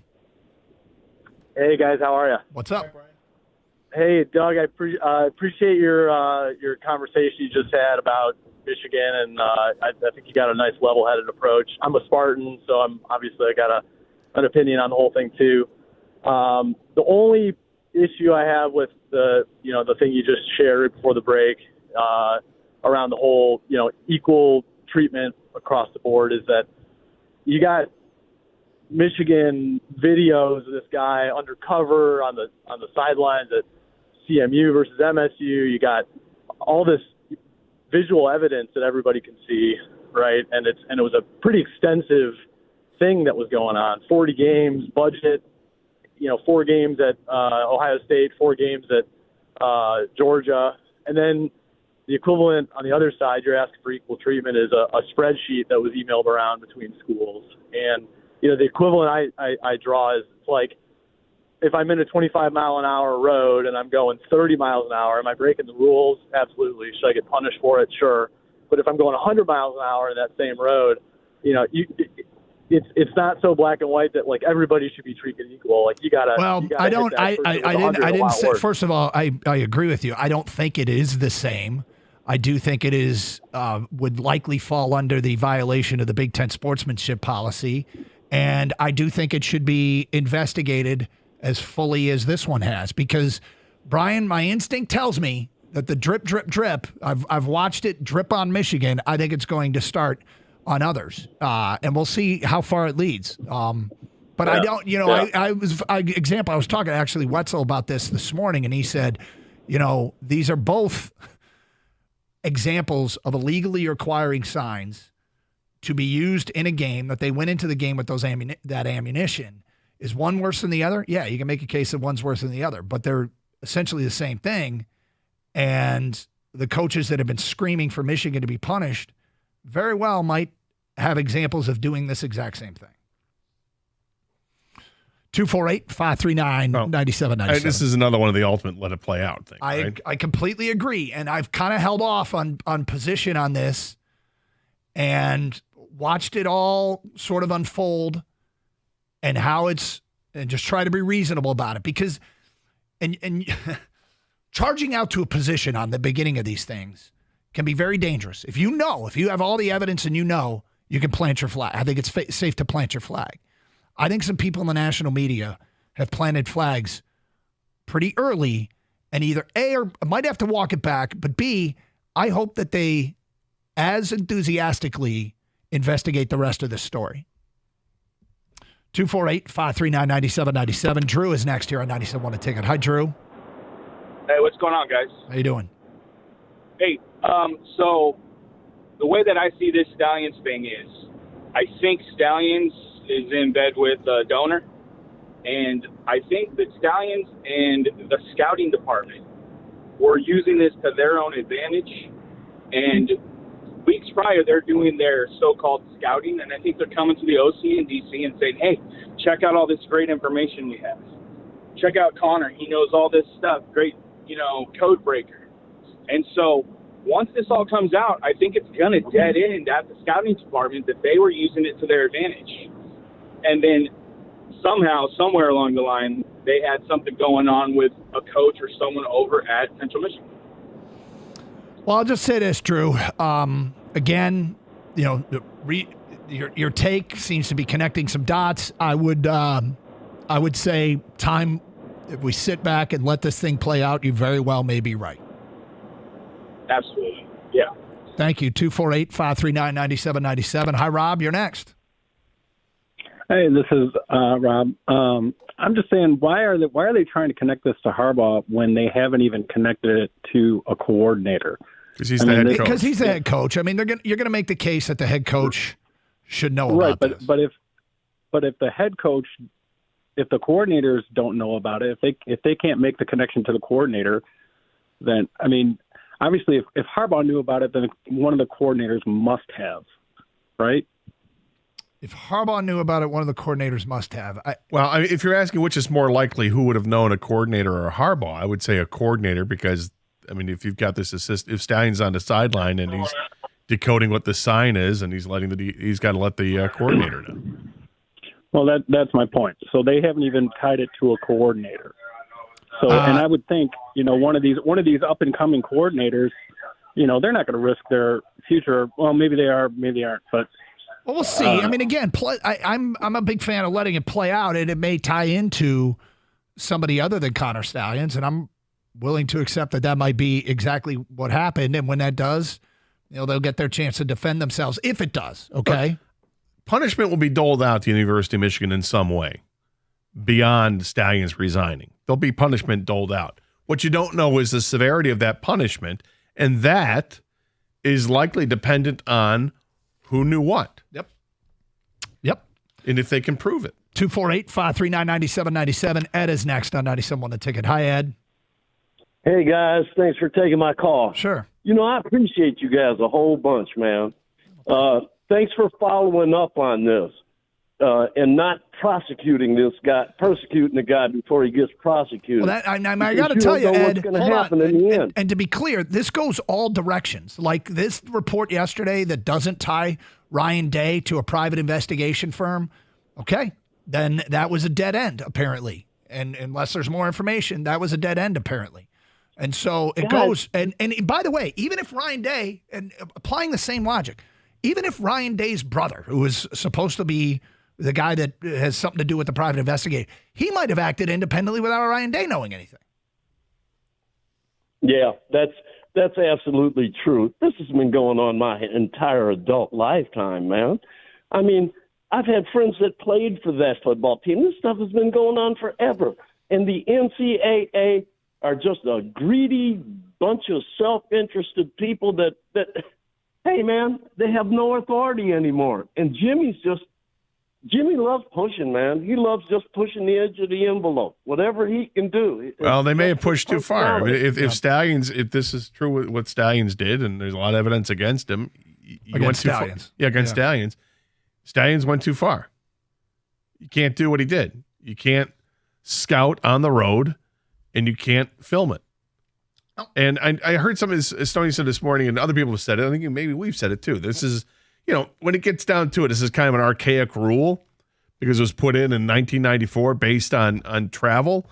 But the part I've never heard brought up, and I just thought of it this morning, was, well, here's why it's relevant now is because 1994, we didn't have cell phones and had cameras. And that's the thing. They should have been thought ahead and rewrote the rule. Yeah. Because the rule, I mean, I go back to I've talked to contract lawyers on this and other people that are connected to this story. And I don't know how hard Michigan's going to fight the rule. But if they want to, that rule is written in like ancient times compared to what's going on now and can be defeated. Now, with that said, that doesn't mean that they are going to do that. And it further, like this most recent layer from the Associated Press, the Larry Lage story, it further exemplifies how easy and prevalent illegal sign stealing is, because it's really sounds like it's pretty easy. Put the damn radios in the helmets. Well, it's simple enough to start like next week, you would think. Well, apparently there's been approval to use it in the postseason. I'm going to go see if I can find that story. These next 3-4 weeks might be the last time that college football's played without radios. No, it's been ridiculous. They haven't, but notwithstanding, this is still a problem for Michigan. 248-539-9797. Let's go to Mike. You're next on 97.1 The Ticket. Hi, Mike. Hey, how you guys doing today? Okay. Hey, so I can appreciate what you guys are saying. Let due process play out. Let's not cast any judgment on anybody until there's concrete evidence and a ruling is made. I can really appreciate that as a Michigan fan. And as a Michigan fan also, it's kind of funny how after Michigan has been dominant in the Big Ten the last 2 years, how all of a sudden this is just now coming out into the woodwork. I'm not saying it happened back then, but it's one of those situations to me, like they hate us because they ain't us. Especially down in Columbus with Ryan Day. We've handled them the last 2 games they played together, and I just think that while of course we can't prove anything yet, that it's kind of a little funny smell to me. Thank you for the phone call. I mean, look, that's kind of doing the same thing. You're projecting and you have suspicion and no evidence, and like I get the instinct to feel that way, but it is kind of doing the same thing. It's damning somebody else when you don't have any evidence of it. So now, this is a result of a bunch of things. Michael Rosenberg wrote an interesting column on SI.com about this. We'll get to that coming up today at 10:50. It's Carson Anderson, Open Lines, 97.1 The Ticket.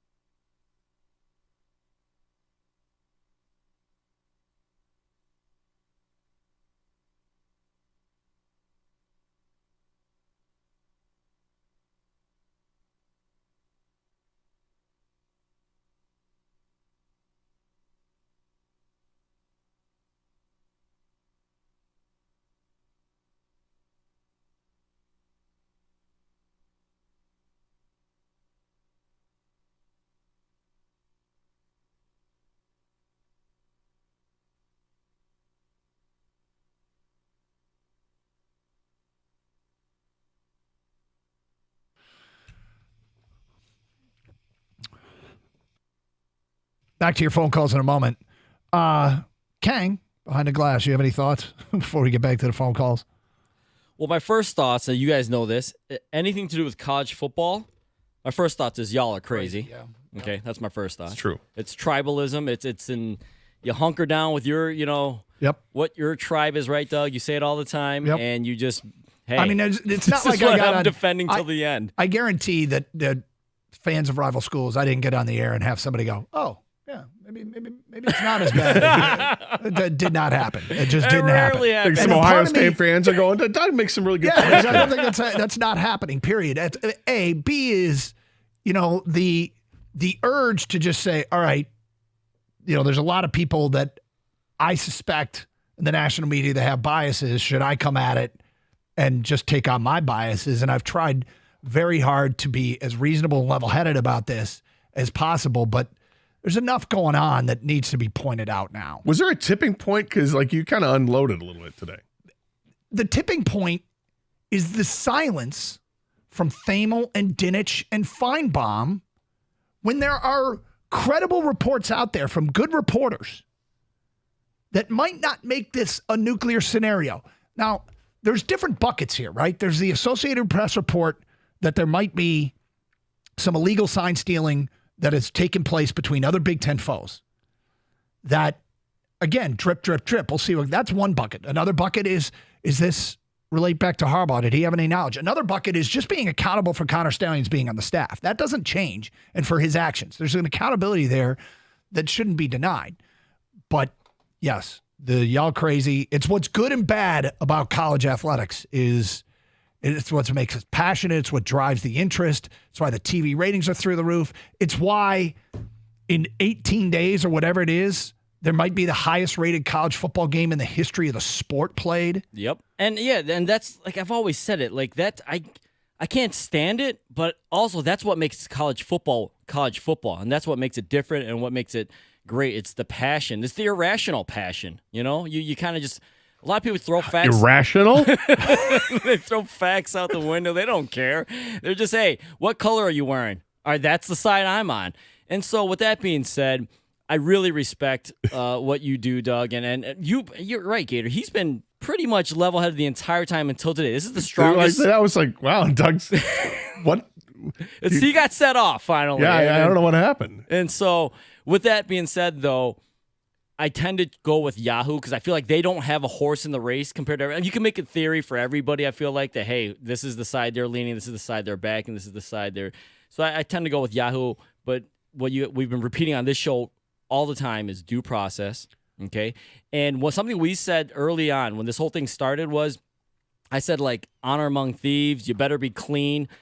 The latest with Michigan coming out and these reports of other schools doing this, and then you have this alleged, he's what was it? What's his title? A former staffer from another Big Ten school who's got a paper trail that links. Who says everybody says right? He's got a spreadsheet or something. Exactly. And I don't know if it's true or text not. messages. Mm-hmm. Apparently, he's turned over text messages that link coaches from other Big Ten schools sharing signs, and which is illegal. I mean, it's against the Big Ten sportsmanship policy for sure. I'm sure the Big Ten doesn't want schools colluding against another school by sharing signs. You go into a game with a pre-knowledge of signs, which you're supposed to, as we've heard a million times for the last 3 weeks, go in and anything you can decipher during the game is fair game.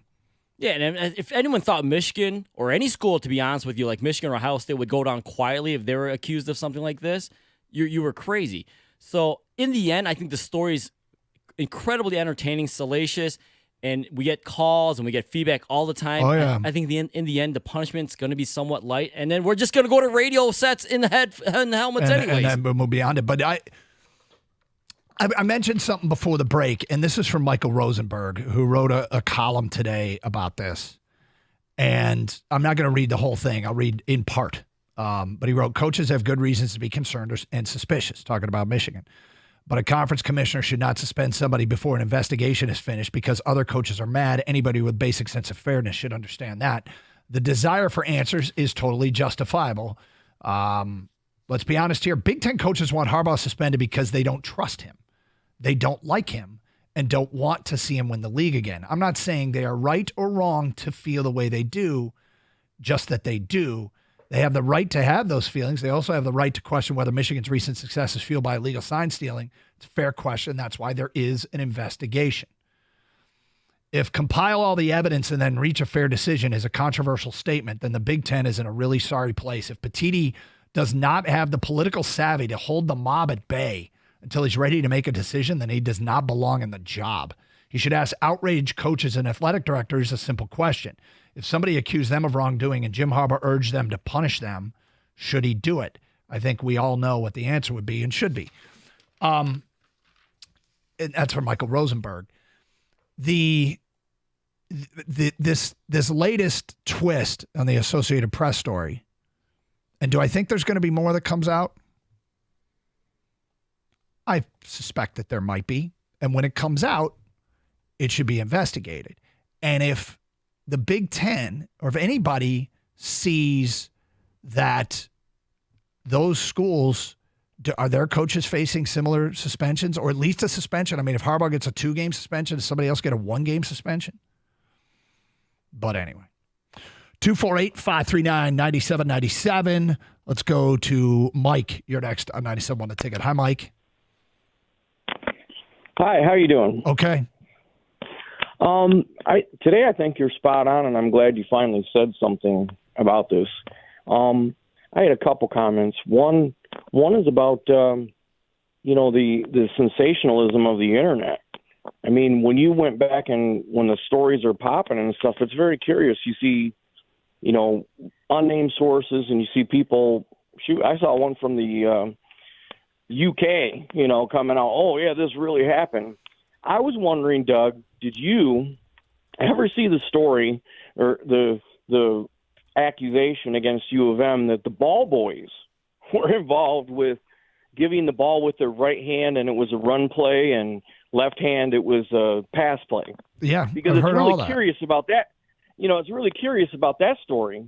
When it kind of came out, it caught legs and was on fire.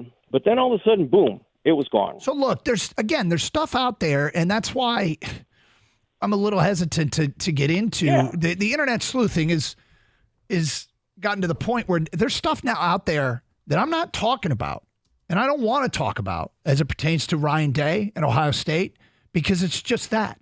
It's just internet sleuthing that may or may not be true. And we've seen a number of those cases take place here. Well, what's the ball boy thing? I mean, there's just that Michigan's ball boys were stealing signs from the other team's bench. But if you're on the field, okay, this is one of the weirdest setups. I don't know why it's like this, but this goes back 15, 20 years where Michigan knew the Northwestern ball boys were stealing their signs in the 1990s. There was a whole story about it. It's well documented. And in fact, I think even the Northwestern ball boys admitted to it. But so each team has their own footballs. Right. Okay. So you might have a Wilson football and somebody else might have a Nike football. And when you're down on the field, you see it. Like, you can tell, and they usually have their logos branded on them. Sure. They're very specifically made for that school. They're often dictated by what the quarterback wants. Mm-hmm. And so each team has a set of ball boys that surround the field. So when a ball is spotted by an official on the sideline, that ball boy throws a fresh football, one of their footballs but they are on both sidelines. Mm-hmm. So at any given time, when you're watching a game, people perhaps not notice this, but at any given time, say Michigan's playing Michigan State, there will be two students in maize and blue gear mixed into the Michigan State bench. They are the ball boys. And there'll be two students in green and white gear mixed into the Michigan bench. And for years, it has been speculated on that those ball boys are constantly relaying information. They come in at halftime and they tell the people what they've heard. That's been going on forever. But that's not against the rules, is it? I don't know what the rule is on that, to be honest with you. But yeah, that has been going on forever and talked about forever. And quite frankly, this gets back to how easily this is solved. One is just have your use ball one boys. football. The conference could say, we are using this Wilson football. Yes. Yeah. Now, the schools don't like it because they literally put time and effort and painstaking effort into selecting the footballs that their quarterbacks like. Mm-hmm. And I'll give you a hypothetical here. Let's say you have two quarterbacks, and one quarterback likes the football with the pebbles a little higher, and the other quarterback likes the football with the pebbles a little, and both quarterbacks are playing. Mm-hmm. They have specific footballs for which quarterback's on the field. I get it. Total hypothetical. There's a different ball for kicking. I know. Yes. To me, Different quarterbacks like it inflated at different levels. Common sense says, of course, within why the are we- rules right of the inflated. Could you imagine in basketball they had to change the ball every possession? Ridiculous. All right, stop the play. The But Pistons like this ball instead. Yeah, but in fairness, that's a sport where the change of possession happens every 20 seconds. Why? No, but- that's why. That's my point. Right. That's my point. It's ridiculous. That's why they don't do it. The upside of the convenience of having ball boys on both sides of the field is far outweighed to me by the downside. Right? I mean, if all the footballs No, came I'm in not from making a deal. I was just curious because I'd never heard that Okay. before. I'm like, okay, so they get signs from the sidelines. I don't know if there's anything illegal about that. 248-539-9797. It's Carson Anderson, 97.1 The Ticket.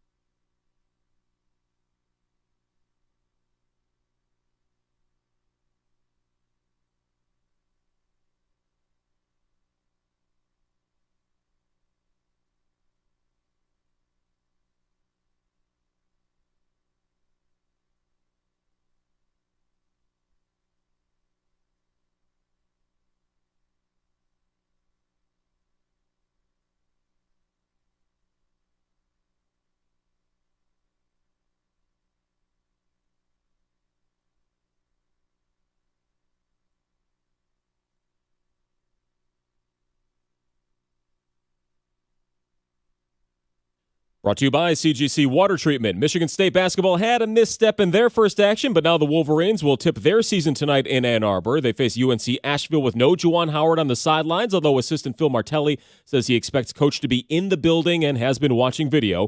Phil is also impressed with how his team has dealt with his absence and about how they have low expectations from the sports media.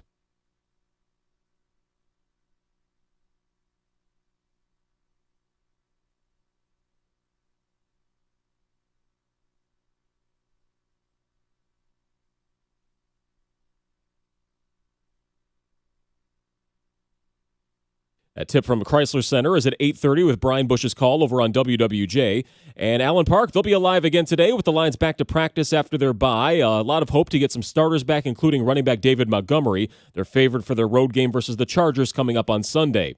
Red Wings remain in second place in the Atlantic with 15 points and will clash with the leaders of the Metropolitan Division tonight on the road. The Rangers 8-2-1. They'll host Detroit for a 7:30 start that will be on national TV as well. But Ken Cal's call right here on 97.1 The Ticket will have a 7:15 pregame. On the gridiron, Tuesday football on the west side of the state. Central Western's rivalry will kick off at 7 o'clock. The Chips looking to clinch bowl eligibility with a win. The Broncos are a game behind them in MAC play.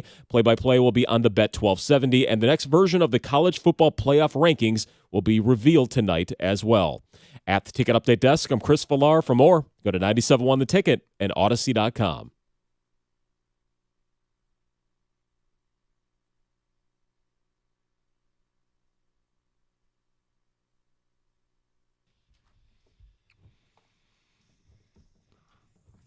It's 11:03. Refresh.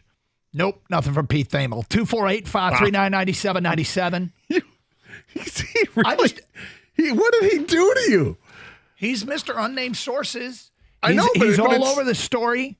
But when there's a story that might implicate somebody else in the Big Ten, let me refresh again. Nope. 248-539-9797. So you're upset because he didn't retweet an AP story. He retweeted other stories yesterday from other media outlets in regards to this. And there were other stories he didn't. Like he didn't retweet the Ryan Day story. Yep. And you're upset that he didn't retweet the Larry Lage Associated Press story. Yep. Okay.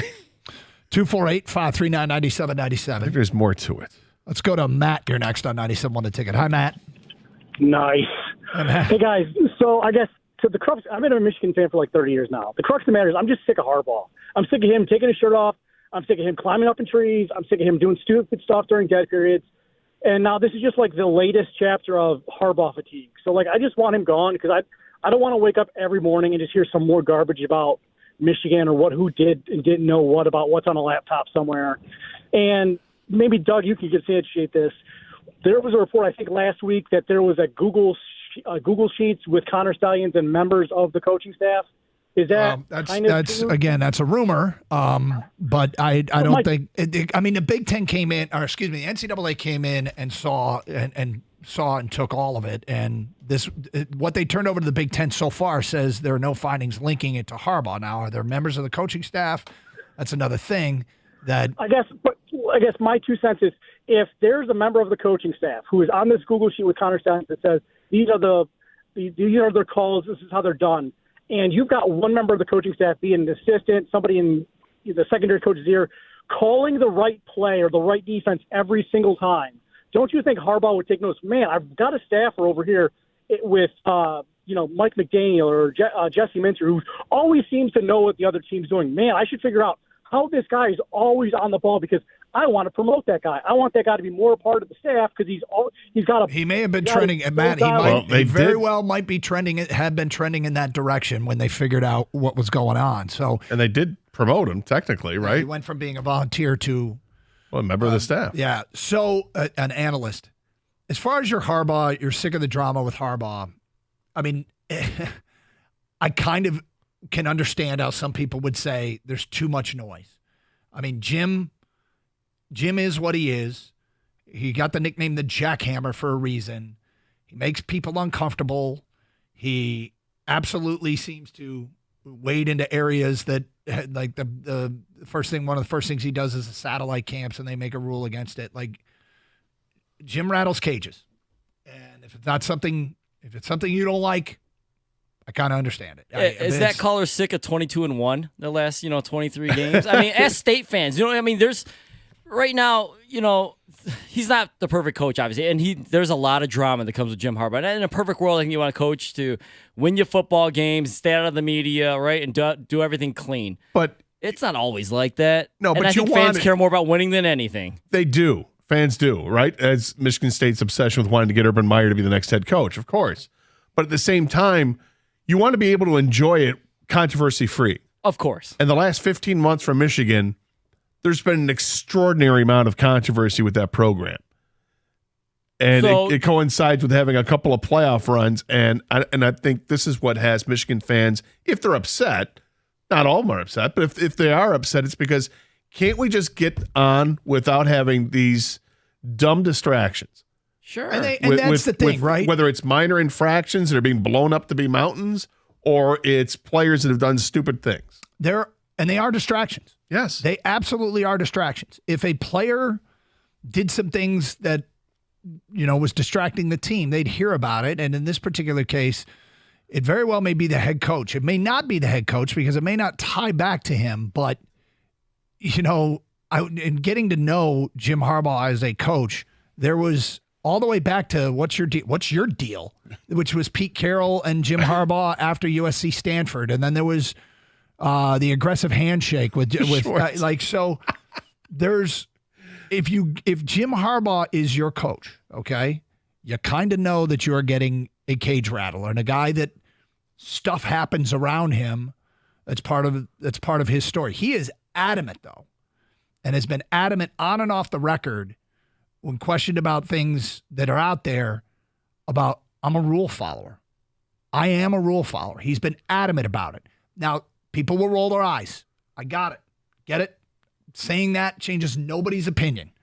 But he insists he's a rule follower. But no one's out going to say, I break all the rules. No, but here's what I think he does. Or you're going to say no comment. So there's no comment or avoid the topic is something that... I think he knows the rule book backwards and forwards, and I think he knows how to walk right up to the line and without stepping over that line in his mind. Maybe he bends that line.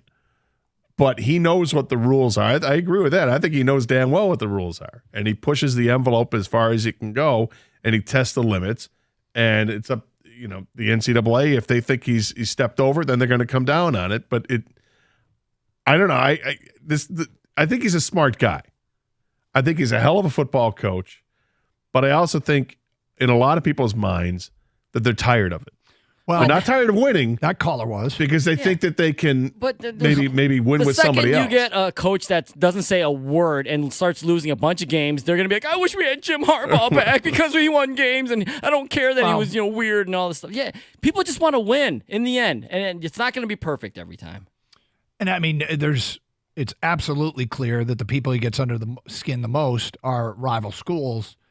And if you think about it, you can make the case, well, what's wrong with that? Now, the problem is when you're bringing in the NCAA. And when this is all said and done, I don't know what's going to come of this season. This season all hinges on what happens Saturday. And it's a pretty safe assumption that will be a fairly played game. But if they lose that game Saturday and they lose to Ohio State, it might change a lot of people's opinions and whether or not the distractions were too much. The other thing to keep in mind is, like the caller, as he brought up, if Jim Harbaugh, when this is all said and done, is still Michigan's coach, and they actually sign him to an extension, and whatever punishment is doled out, and this is in the rearview mirror, and he's still the coach, I doubt it's going to end necessarily, but I will tell you this. Jim Harbaugh has changed. Jim Harbaugh, when he first got to Michigan, was heavily involved on social media. Heavily about tweeting, and here's me with this celebrity and that celebrity, and drawing attention to himself. And he has geared that part of his persona back. He had his own podcast, and he has changed. I wish we could. Can we just talk about Ric Flair being there yesterday? And the effect that had on it. I'd rather talk about that than the controversy, but unfortunately, it's the controversy. I'm not a wrestling guy. Is Ric Flair being in the building a huge deal? Well, it's not, but when I forget who it was, the player that came out and talked about him being there and basically saying that now, hey, we're going to embrace the role of the villain. That's the story that comes out of this week, is that the players, and frankly, because the players have been, nobody blames the players in any of this. And if you do, you're stupid, because it's not, players are following orders from the coaches. They have no idea what's going on behind the scenes, and maybe they do, but whatever. They're put out in a position. I'm doing what this guy tells me to line up on the outside shoulder of the left tackle. That's where I'm going to line up. And if I'm a safety and they want me to come up because they're telling me to, I'm just doing it because I'm being coached that way. It's not about the players. It's about the coaches in this whole thing. The question was asked of Zach Zinner. People are calling you guys the villain. Are you the villain? Zinner's answer was something along the lines of, I mean, look, if that's what they're going to call us, fine. I guess we're the villain. So sometimes you take out the superhero. I just want to make sure that it isn't portrayed as Zach Zinner got up on the podium and said, we're the villain of college football. No. But I think it's an interesting attitude to take if you're the players, and you can have it's a way for the players to have fun with this situation as best you can in this crappy situation that they're in, because they are the villain. The University of Michigan is right now nationwide that they are, and there were plenty of people that didn't like Michigan going into it. There are plenty of people that love Michigan going into it, but right now. They've got a lot of taint on the program here as they prepare for a game against Penn State. So if you're a player, why not embrace it and have fun with it? Yeah, and I've said to Michigan fans, look, this is a tough thing because Michigan fans that I talked to Saturday, it was a 105,000 person hug around that football game saying, all right, well, this is our escape. But they're uncomfortable with all this. I don't see, I mean, they don't love this. And, so they are hoping, that they are, when this is all said and done, it's not as bad as some of the speculation is, but some of the coping methods might be, screw it, black hat, we're the villain of college football, let's go. 248-539-9797, more your phone calls and feedback coming up. At noon, we're going to get to some of the Dan Campbell stuff. He said some interesting things yesterday, including people that were worried about this race for the division and the race for the playoffs. Again, we'll get to it at noon here on 97.1 The Ticket. Hey, it's Doug Carson. I want to talk to you about Hall Financial. I've had a unique perspective because I've had the opportunity to work with them myself on a refi. And here's the thing that stood out, how quick and easy it was. At first, when they were like, do you want to do a refi? I'm like, I don't want to sit there for hours signing pieces of paper. It took forever the first time we did we financed the home. They gave me a short checklist, and they took it from there. Hall Financial is committed to their clients' best interest. If a refi or other mortgage solution doesn't make financial sense, they'll let you know. Chances are your home equity is at an all-time high. It's an ideal time to utilize your home's equity to pay off high-interest debts or make home improvements. Accessing your home equity has never been cheaper. With Hall Financial's no-fee loan, you can save thousands in closing costs and access your home's equity in 8 days or less. Start saving with Hall Financial's Cash Out Refi today by calling 866-CALL-HALL or chat with them online at callhallfirst.com. That's callhallfirst.com.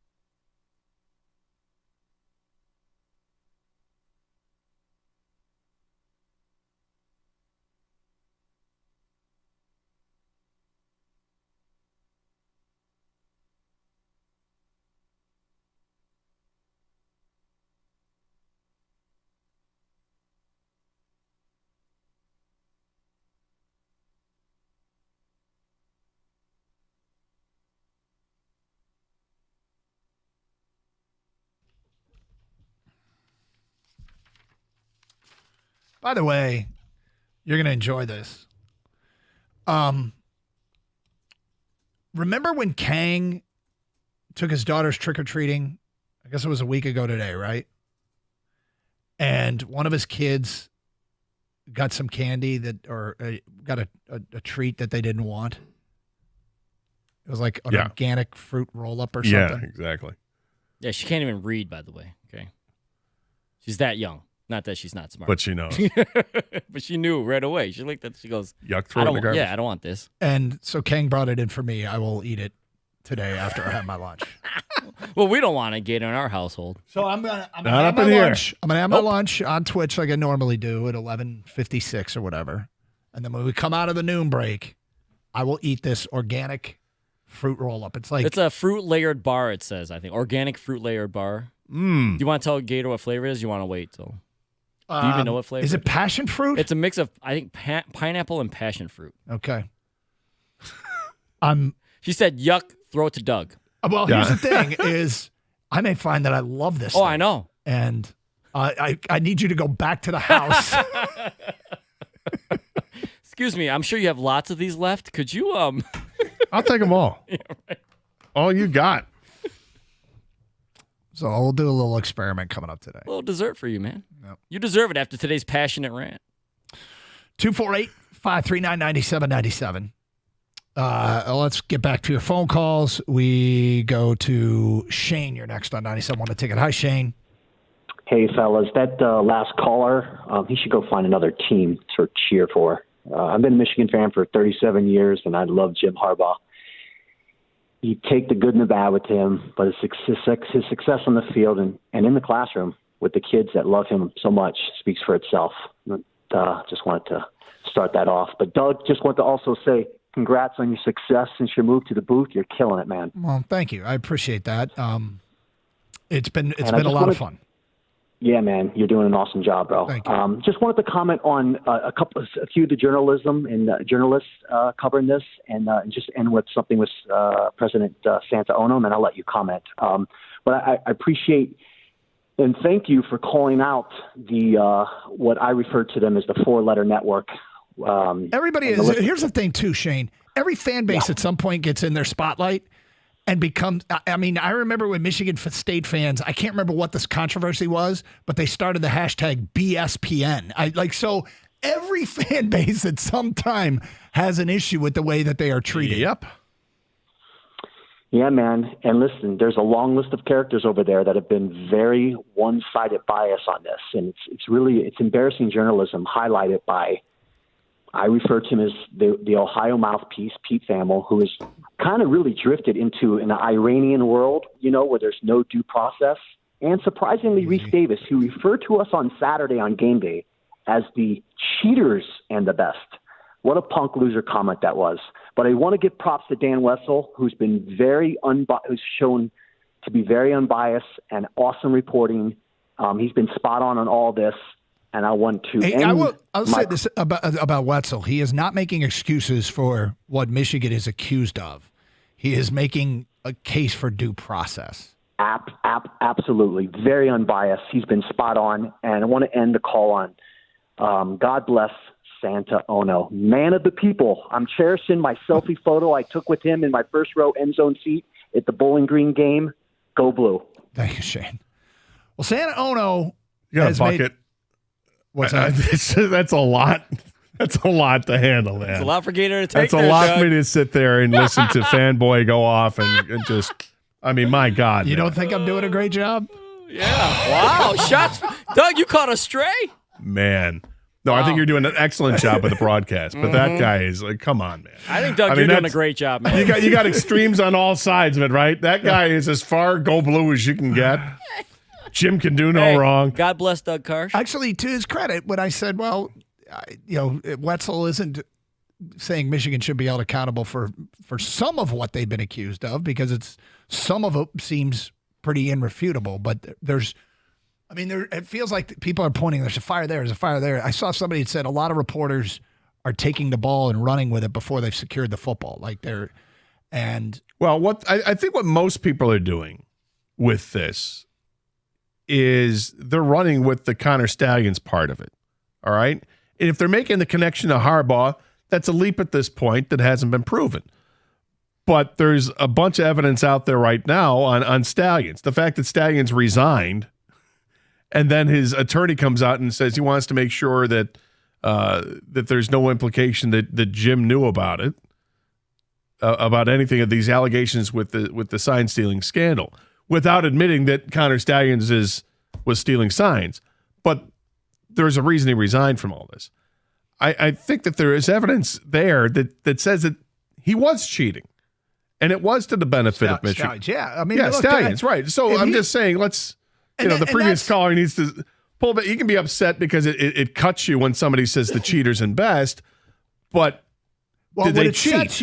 What upsets, and look, I've done something I haven't done in a long time, and that's go after other members of the media and use stuff that they've said for content, because we sit in these seats where any given time we can log on to Ticket Text, and I'm sure today is no different.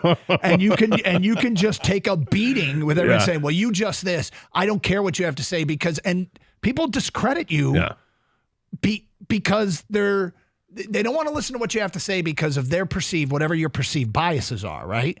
And it's frustrating, but I guess it's part of the business.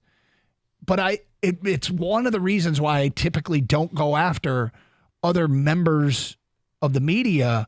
But I think the inconsistencies with the way that a story about potential illegally having signs before they play a game and other people scouting for them that is, according to the Associated Press, and if true, I'll say it because I think everybody deserves that right.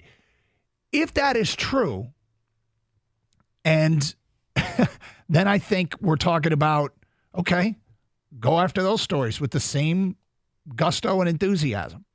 Because I beg every fan to remember this moment, because when you're in the spotlight, you want to be treated the way everybody else is. And you want it to be, Gator, you're big on that. In fact, I'm just talking about like in life and in the office, when there's an office rule, you want everyone to follow the same rules, right? Yes. Yep. It's a huge. That's a Gator thing. It is such a Gator thing, like raising the curtain. Yeah. I don't like when people are treated differently. Yep. And in this case, that's visitor parking. It's only for visitors. Like we all can't. I mean, it says there. Visitor parking. Are you a visitor? No, I've been working here for 10 years. Then why are you parking in visitor parking? Same rules for everyone, Doug. Same rules for everyone. So when your school's under the spotlight, you want the same treatment. Well, this feels like that there might be other things worth investigating that aren't even getting mentioned, even though they're out there from credible media sources.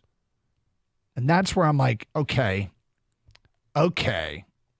But again, it's been, it's been 14 hours. Okay. Yep. And there's two stories that broke last night, and neither has been talked about by the target of your arrows that you're throwing here at Pete Thamel. He hasn't said anything about the Ryan Day. The NCAA has said we have no link between Ryan Day and the private investigation firm, and he also hasn't said anything about the Larry Lage story in the Associated Press. So it goes on both sides of the battle lines, if you will, that he has. I would like to see them. You would think that he's an Ohio guy, right? I don't know his background at all. Well, but we had the callers say it, so you would think that if he were all that he certainly would be shouting from the rooftops. Considering how he is clearly and it is what is clearly being followed in, and understandably so, is a sign stealing story. Wait, there might be other schools doing this? Wait, what? Oh, okay.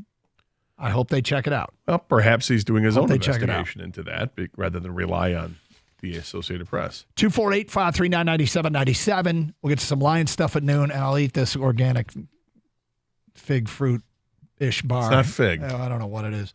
97.1, The Ticket.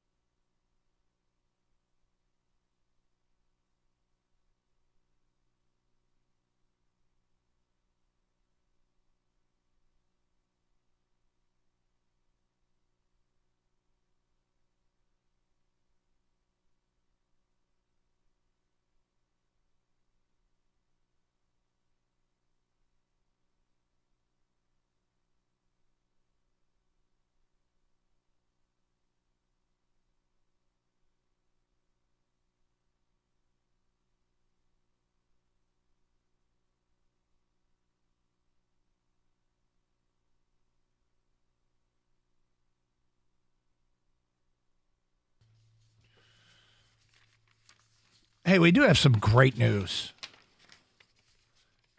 It's been confirmed, right, about Cal? He's back? He's going to be back on Thursday. So not tonight, but Thursday's game, which I believe is back here in Detroit. He will be back on the airwaves. Kenny is one of the best dudes. One of my favorite people I've ever met is Ken Cal. He is so entertaining and so much fun to hang out with. I think, Gator, just as a general rule, and you'd be high on this list, the media members in Detroit that you would most like to have a beer with, Cal would be near the top of, I think, everybody's list. Yeah, absolutely. Yep. And we fortunately had beers with Cal. We've had beers with Cal, and it is a blast. He's a great storyteller, great perspective on life.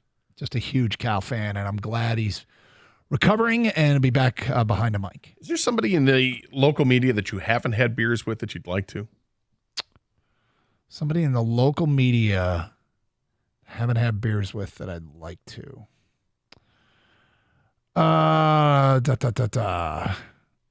mean, there's so many. Like, honestly, there's one of the guys I really like. I think Brad Galley's great. I think, first of all, his social media presence, I'm like, God, I should be doing more on social media. He's really good about relevant social media presence. And then just one of the nicest. He's a really nice guy. So never had beers with Brad, but. Have you ever had beers with Blaha? No. I've had lots of conversations with George. I've had conversations with George. I don't want to overstate it. And George I feel like I'm talking to a living legend. He is a living legend. Yeah. He's amazing. And if you have a chance to have beers with George Blaha, don't turn it down. Yeah, you've had that opportunity. He's got amazing stories. He's so cool.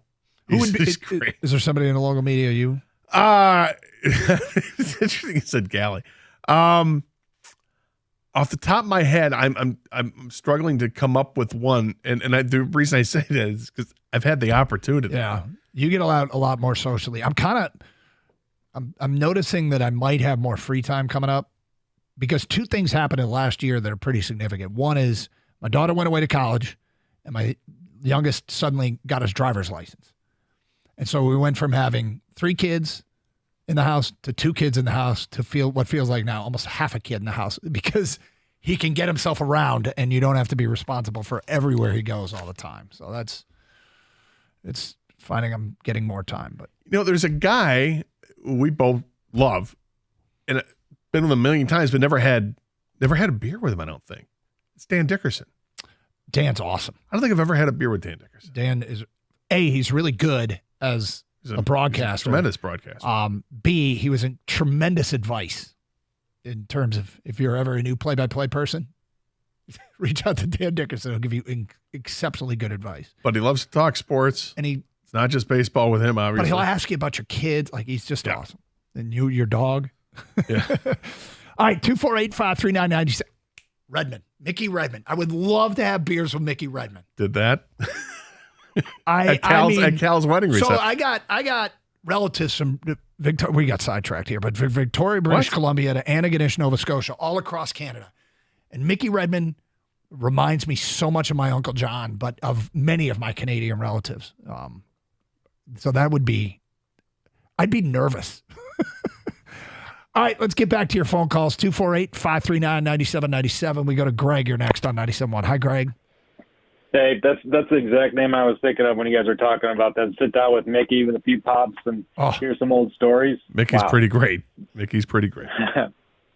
But I think this whole story, it's funny. It's impossible to actually remove bias. It just is. And Doug, thanks for fighting the good fight, except for maybe that last caller there. But I wish we were talking. This sucks. I hate all this. I wish we were sitting here talking about how James Franklin is like a -3 WAR in any game he's going to go into, and Penn State doesn't have they can't throw it over 15-yard completion. I wish we were talking about that, but we're not. Yeah. So I hear you. I hear you. And look, there's at the very least there is some carelessness. At the very least, okay, this story's probably long from over, but at the very least, there's some carelessness, unfortunately, in the program that's led to this being the topic of discussion. Do you know how much more fun it is to talk about the games? Right. I mean, Gator and I both fall into that category. We'd much rather talk about the games, and I mean, thankfully, the Lions are good. Right. Well, the other thing is, and I'll let you comment in a second here, Greg, but it's with this story and in the latest news that they've formally been informed of their of the investigation. We don't know what the NCAA knows, right? We don't know what the NCAA has said to Michigan, what the Big Ten has said to Michigan with whatever the evidence is presented to them. We don't know what that is. It could be damning, or it could be everything that we've heard of, which is some of it's circumstantial and some of it isn't. But now what does Michigan have, Doug? Until Thursday to respond to this initially? They have Thursday to respond to the Big Ten, or I think maybe it's tomorrow to respond to the Big Ten, which apparently is going to suspend Harbaugh, and then Michigan's going to file an injunction. So we'll see what the next step is. I mean, we got to try to deal in facts, right? We know that Stalions cheated. I think we can agree that's a fact. But I think NCAA did say that Harbs did not know. And I mean, Gator, I would too if I was in your shoes. I'd roll my eyes about him. Well, but I don't think I have some kind of inkling. You know what I mean? In fairness to me, he's been great. I don't think I've jumped to. I mean, look, is it logical to think that he would know? Yeah, but it's also logical to say that, hey, whatever's going on over there, you guys doing some wizardry. Maybe I don't need to know, and keep himself at bay on it. But I would imagine somebody knows what Connor Stalions was doing. It may not have been Jim Harbaugh, but unfortunately for him, he's the head coach of the program, and he's the guy that's going to have to take the fall because it's hard to make somebody else take the fall. Particularly when they've already resigned from the position. And did U of M build a screen around their practice field this week after whatever they were told? They did it. I think in the off season. But that's another one of the rumors that I don't like getting into rumors about why they built that screen. But they did build a privacy screen around their practice field, which was, initially years ago was in full sight of houses across the street. Then they built the field house and the practice fields behind it. But for people familiar with the setup there, when you're on Stadium Avenue crossing over the railroad tracks on that bridge, for the bulk of my life, you could watch Michigan football practice, and people did, and they'd have to send staffers up there and say, we need you to keep moving. And eventually they built a screen for a reason. But again, these are rumors, and I'm sure every university does something similar to that. 248-539-9797. We'll get into what Dan Campbell had to say about the race for the NFC North and the number 1 seed. Also, what does the running back rotation look like when Montgomery returns? There is some injury news. Some of the things he talked about, and we will play for you at the noon hour. You're on Carson Anderson on 97.1 The Ticket. Hey, calling all Detroit hockey fans, stop into any Twin Peaks tonight for the Detroit-New York game for your chance to win tickets to an upcoming game. Each location is giving away 2 pairs of tickets to a future game, along with swag packs and great deals on Labatt Blue Light Buckets, just $15. Make sure you're there tonight between 7 and 9 p.m. to take advantage of all the action. Original 6 matchup featured on wall-to-wall TVs, paired with the awesome food you crave, like their hand-breaded to order boneless wings, their double-stacked nachos, or freshly smashed burgers like their Billionaire's Bacon Burger. Wash it all down with an ice-cold Labatt Blue or Blue Light. Stay after the game for late-night happy hour, which is perfect because they've extended those hours. Late-night happy hour starts at 10 and offers up all your favorites like the mozzarella cheese bites, crispy mini tacos, cheap shots, and those house draft beers like the Dirty Blonde. Come and see why there isn't a better place to catch a game than Twin Peaks. It's great for those late-night games with that happy hour, especially Monday and Thursday nights. To find a location nearest you and for more details, go to TwinPeaksRestaurant.com.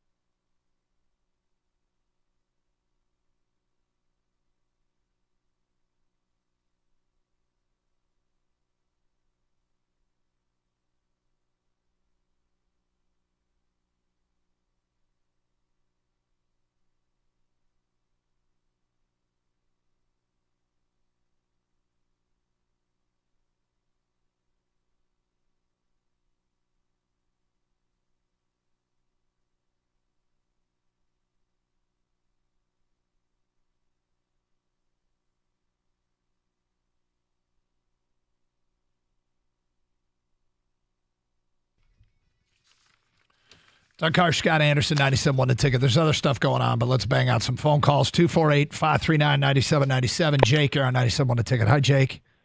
Hey, how you doing, buddy? Okay.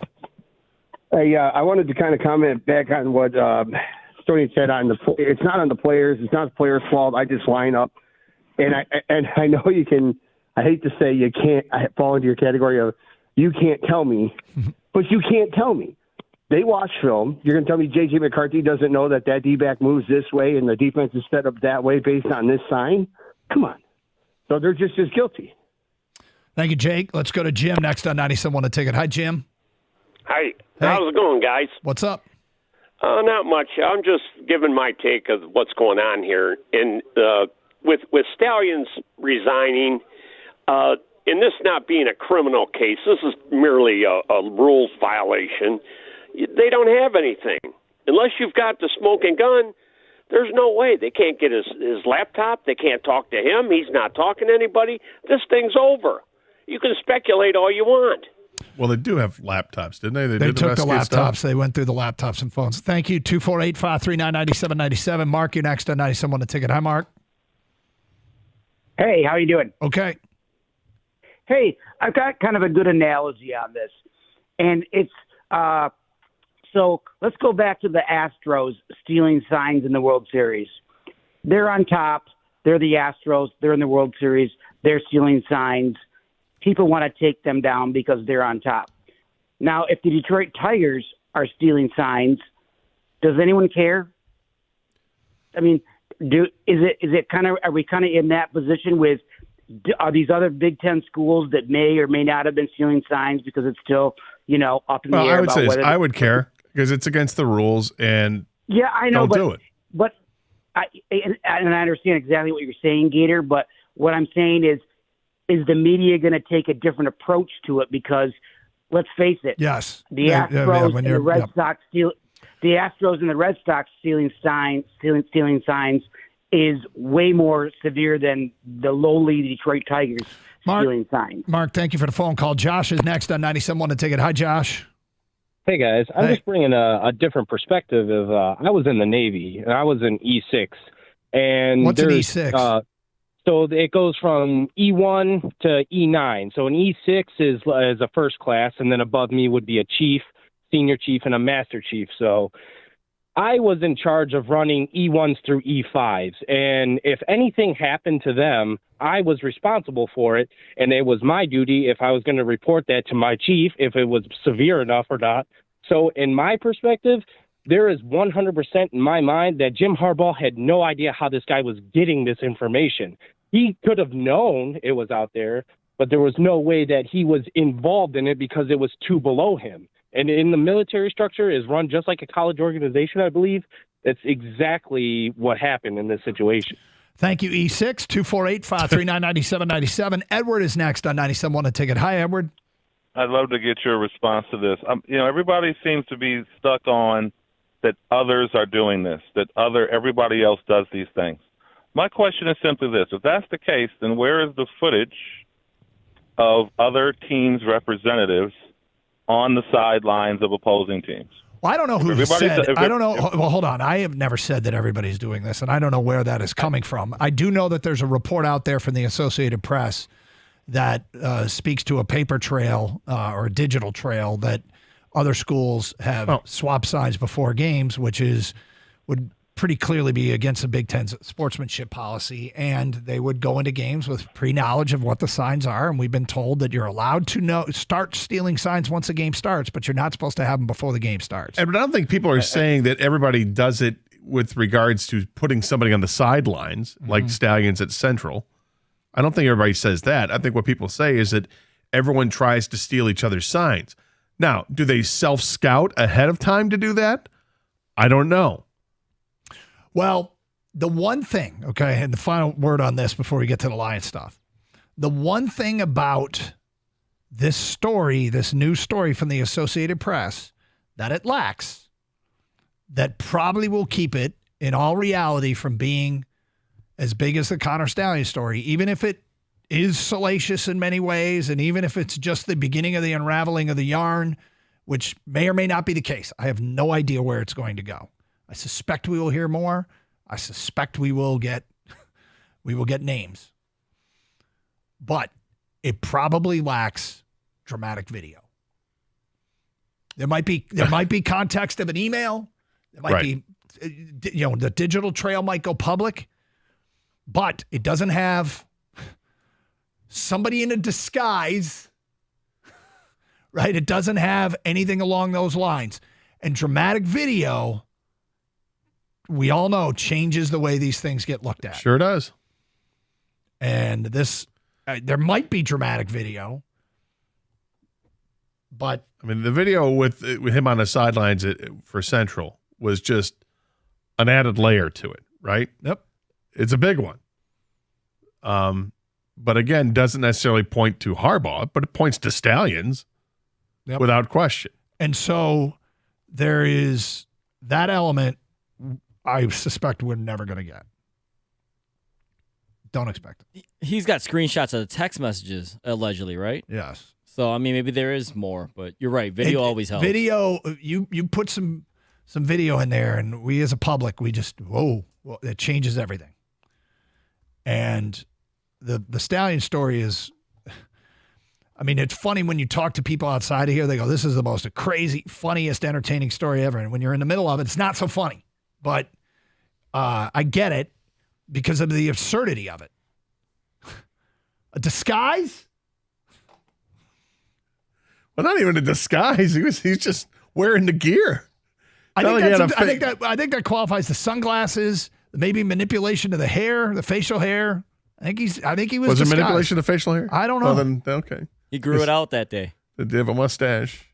He had a little more on Fake the chin. nose. Yep. Well, we never had video evidence of Manti Te'o's girlfriend. That was salacious, though. No, that was something else. Whole different story. Yeah. This feels like it's taken. Well, I feel like this is going in that direction. One That's of the why. most amazing stories ever. I know, but I think the Connor thing, I don't know what they're going to call it if they ever do something like this, but I can see it. There's an E60 waiting for this, and then a 30 for 30 down the road, and then whatever the other story is. Well, we just had an E6 call in. Well, I'm pretty big on getting it all out in this stage so that 2-3 years from now, there's not new evidence, blah, blah, blah. You want it, if you're a Michigan fan, if that means, there's some more uncomfortable reports coming up, so be it. But it's usually the best thing to get it all out in this moment. And I've been saying that for quite some time. It's kind of like vomiting after a night of drinking. You just want to get it all out. Let's go. Like, you don't want to be sitting there hanging over the bowl for 3 hours. You'd rather just, let's get it all out in the first 10 minutes. I promise I'm going to sleep. I'm not going to get up and, puke and rally. I'm going to do this. Let's go. The worst part is the ocean mouth for that time the ocean before. mouth is You're just like sitting there going, I just feel it. Like this is just massive drool coming out. Are we in ocean mouth phase right now? No, we're past it. It feels like there's already been at least one heave with substance, but there's more coming. There's more coming. By the way, I do want to give credit where credit is due. I have been pretty critical of some people at BSPN. But Ryan Clark, Robert Griffin, Jeff Saturday, and Dan Graziano, all after they had Feinbaum and Dinich on this morning, they had them on a round table, and I'm pretty sure each one of them to a man. I know that Graziano, Saturday, and Griffin actually were adamant about how can you possibly suspend somebody without an investigation? How can you, without the results of an investigation? What kind of can of worms are you opening up if you do that? So I want to give them credit because they seem to have a reasonable, level-headed approach. Well, again, none of us knows what the Big Ten knows. No, but I'm not, we don't know what the commissioner of the Big Ten has heard. No. We've been told, it's been reported by Yahoo, that the Big Ten has been handed the NCAA's findings, and it doesn't link back to Harbaugh. I would say that if they are going to suspend Jim Harbaugh without findings that link him, yes, it is an incredible can of worms because accusations, that's enough now? And well, it wouldn't be about accusations. It would be about him being the head of the program if they were to suspend him. But if the evidence is clear as day that Connor Stalions cheated, by stealing the signs, which I think we all kind of agree with here. If that's what they have right now, is that enough for the Big Ten to say, okay, here's what's happening initially. We're suspending Jim Harbaugh for a game. And pending further investigation into this, we reserve the right to punish further. 248-539-9797. All right, Dan Campbell yesterday answered some questions regarding the race for the NFC North, answered some questions about the running back rotation once David Montgomery's back. We will get to that coming up today at 12:05. I got to eat this organic fruit bar. Like you don't want to. Kind of looking forward to it. 97.1 The Ticket.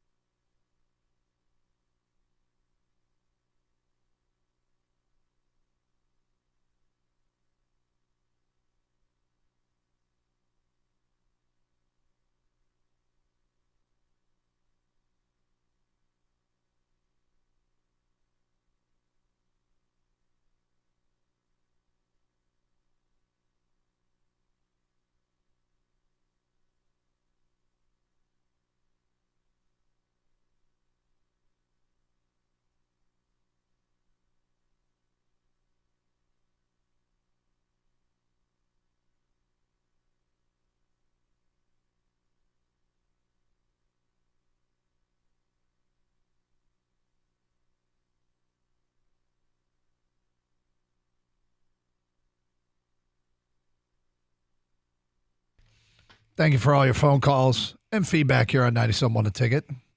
I now have the layered, it's done by Pure Organic, layered fruit bar, pineapple passion fruit.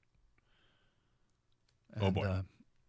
That sounds like a Doug snack, right? A little dessert. For people who are just joining us, we said we get to this, and that is the rejected Halloween candy given to Kang's daughter. And she immediately, as she was sorting, you know how kids like to sort. She was sorting. This got tossed at mom and dad saying, I don't really want this. And I mean, she just knew. Yeah. She can't read. No. Not yet. She's like, very young. clearly this is not chocolate. No. Yep. So you wouldn't know unless you open it. Yeah, she didn't or want, if you could read, but she can't. I am going She's to just instincts, man. Yep. I'm going to open this, and I'm going to eat it. All right, here we go. The I'm very Pure excited. Organic layered fruit bar, pineapple and passion fruit. All right, Doug's opening the package. I'm trying to open the package. I struggle with packaging. All right, he's okay, unraveling it. I'm curious to see what this thing actually looks like. Oh, that does not look good. No? That does not look appetizing. It looks like beef jerky, kind of. It looks like black licorice. Yeah, it looks like, I mean, it's like a really, really, really deep red, like a purplish. It looks like fruit leather. Okay, I'm going to, just so people know, you can look and get on twitch.tv to see this thing. Go to twitch.tv, search up 971 The Ticket. How's it smell? It smells like a fruit roll-up. Okay, do you like fruit roll-ups? I did when I was younger. So when was the last time you had a fruit roll-up? 25 years ago. So before children. Yeah, probably. You never had a fruit roll-up with your kid? Well, we had fruit roll-ups in the house for a while there. And I you think never- eventually they got rejected and I didn't eat them. But okay, so look, go to twitch.tv, search up 971 The Ticket, or go to youtube.com, search up 971 The Ticket. And I'm not gonna try it just yet. Why? Why? Because he wants people to tune in. That's why. I want to give him a second. Yep. I think I'm gonna take a drink of water. Let everybody know. This Yeah, is- let's get a palate cleanser before you Yeah. get in there. You'll be, Doug. And he just had chicken and mashed potatoes for crying out loud. This isn't like, beef flavored fruit. I mean, you're going to be fine. It's do you like passion fruit? Do you like I pineapple? actually do. I All think right. I am gonna like this. I think he's going to love it. I think I'm Gator. gonna like it, and I think I'm gonna be searching for it afterwards.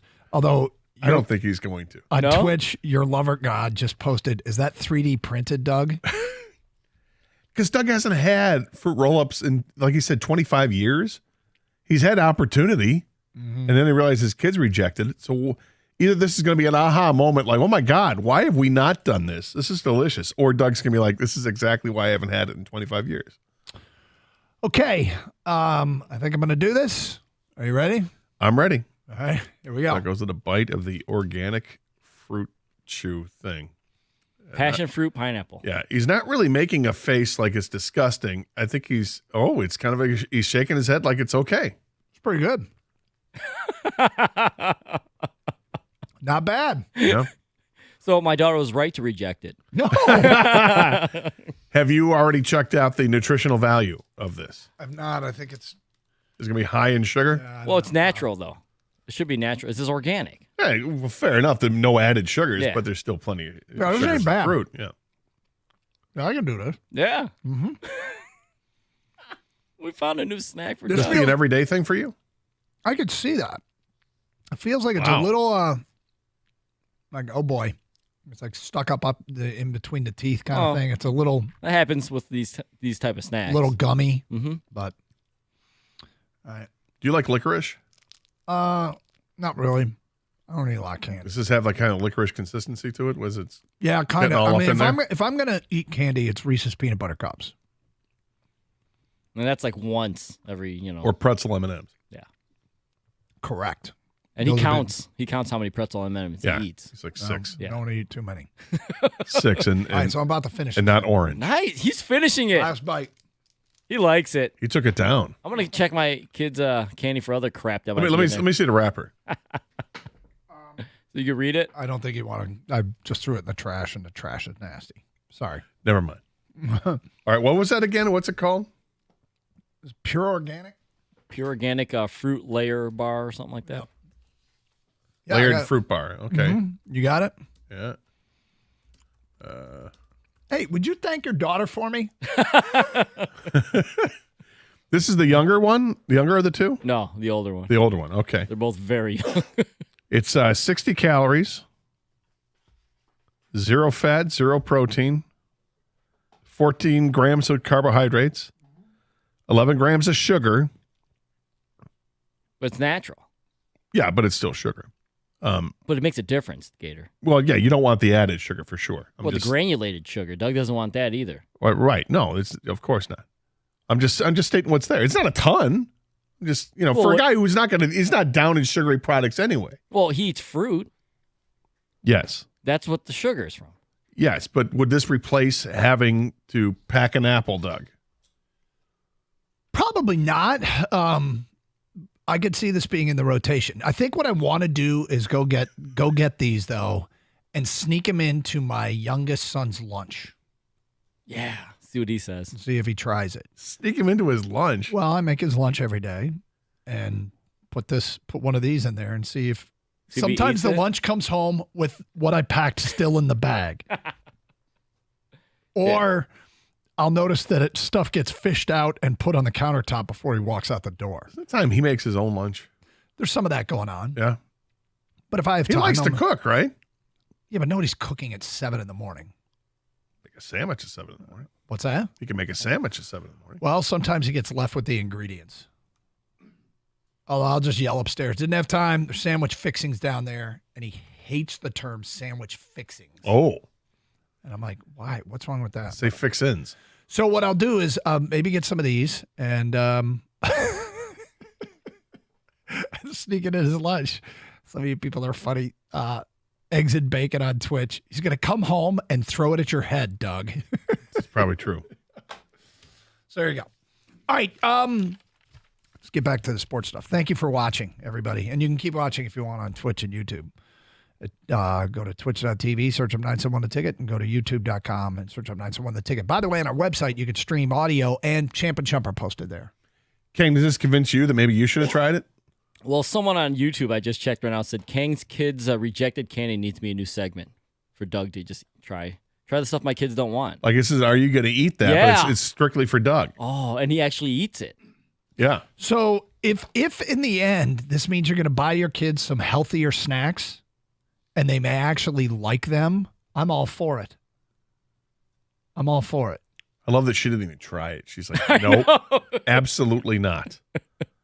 But come on, honey. No, Dad. I think not. You know what? There's another segment I like to try it out. The YouTube comment jarred something loose. I told you guys about my aunt. Yeah. I want to bring in what she makes and have you guys try that. Wow. And for people, they don't know why this is so funny. My aunt likes to make everything weird. And what I mean by that, she'll take a normal dish and add something that doesn't belong. Yes. And she this is like not her trying to be funny. She thinks like she's being some kind of chef. Like this is just the way she does it. It's very chefy. It's a bad episode of Chopped. It is. It sounds like a bad episode of Chopped. The last one you sent me, I almost spit out whenever I was drinking. I was laughing so hard because it's just like, oh yeah, it sounds good. Shrimp fried rice sounds delicious. She added breakfast with breakfast sausage.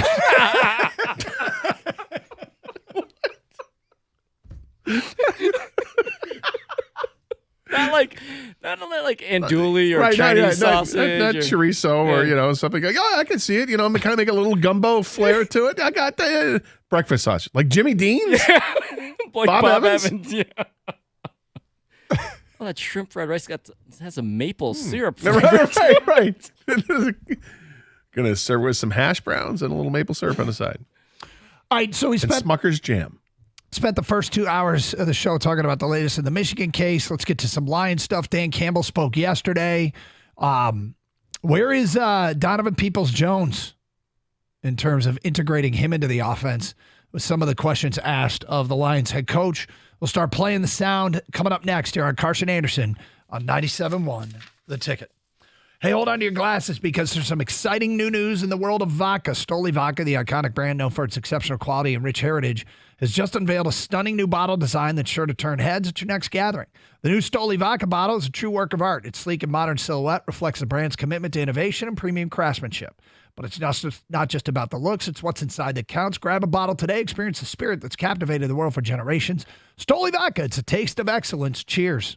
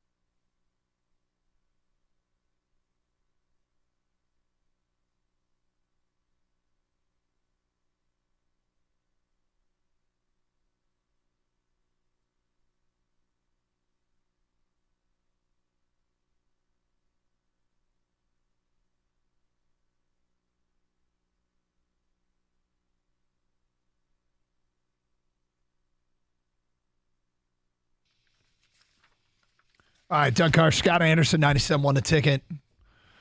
248-539-9797. Let's change gears here and get to some Lion stuff. Are you ready, my friend? I am. All right, so let's get to the news. The news was that David Montgomery, Frank Ragnow, and Jonah Jackson were back yesterday and moving around, as Dan Campbell put it, said they'd be padded up today and they'd have a better sense for whether or not those guys were healthy. So that is trending in the right direction. A question was asked about Hendon Hooker, by the way, and he has not practiced yet. No, not yet, because he has to be activated from the list before he can practice, right? But he's getting closer and closer every day. He's working out after practices, going through drills. He said he's at 90%. He feels like the knee is 90%. Yep. And there'll come a time in the next few weeks, I imagine, that they'll bring him off that. He is hyper intriguing as a backup quarterback candidate here in Detroit. Yeah, and we're not likely to see. I hope we don't see him. I hope we never see him. I hope we don't see him this year, because that means everybody's going to stay healthy. Yep. But it would be beneficial to him to come off the injured list so that he can practice and get some reps in practice. Whether it's a scout, I think he'd be fantastic as a scout team quarterback. Yep. We talk a lot about the line's inability to contain a mobile quarterback. Well, Hendon Hooker is mobile. He's not, nobody's Lamar Jackson, right? But can he emulate that style for when you face a Justin Fields, or when you're getting ready for the playoffs, if you have to match up with Geno Smith again? I'd feel a lot better knowing that guy is there in practice for the team to try to work against. So that was the news. But Dan Campbell did mention, that the midway point of the season is a good time for them to sit down and evaluate what they have and what needs to get better. So what needs to get better? The coach listed 3 things. Here's what he had to say.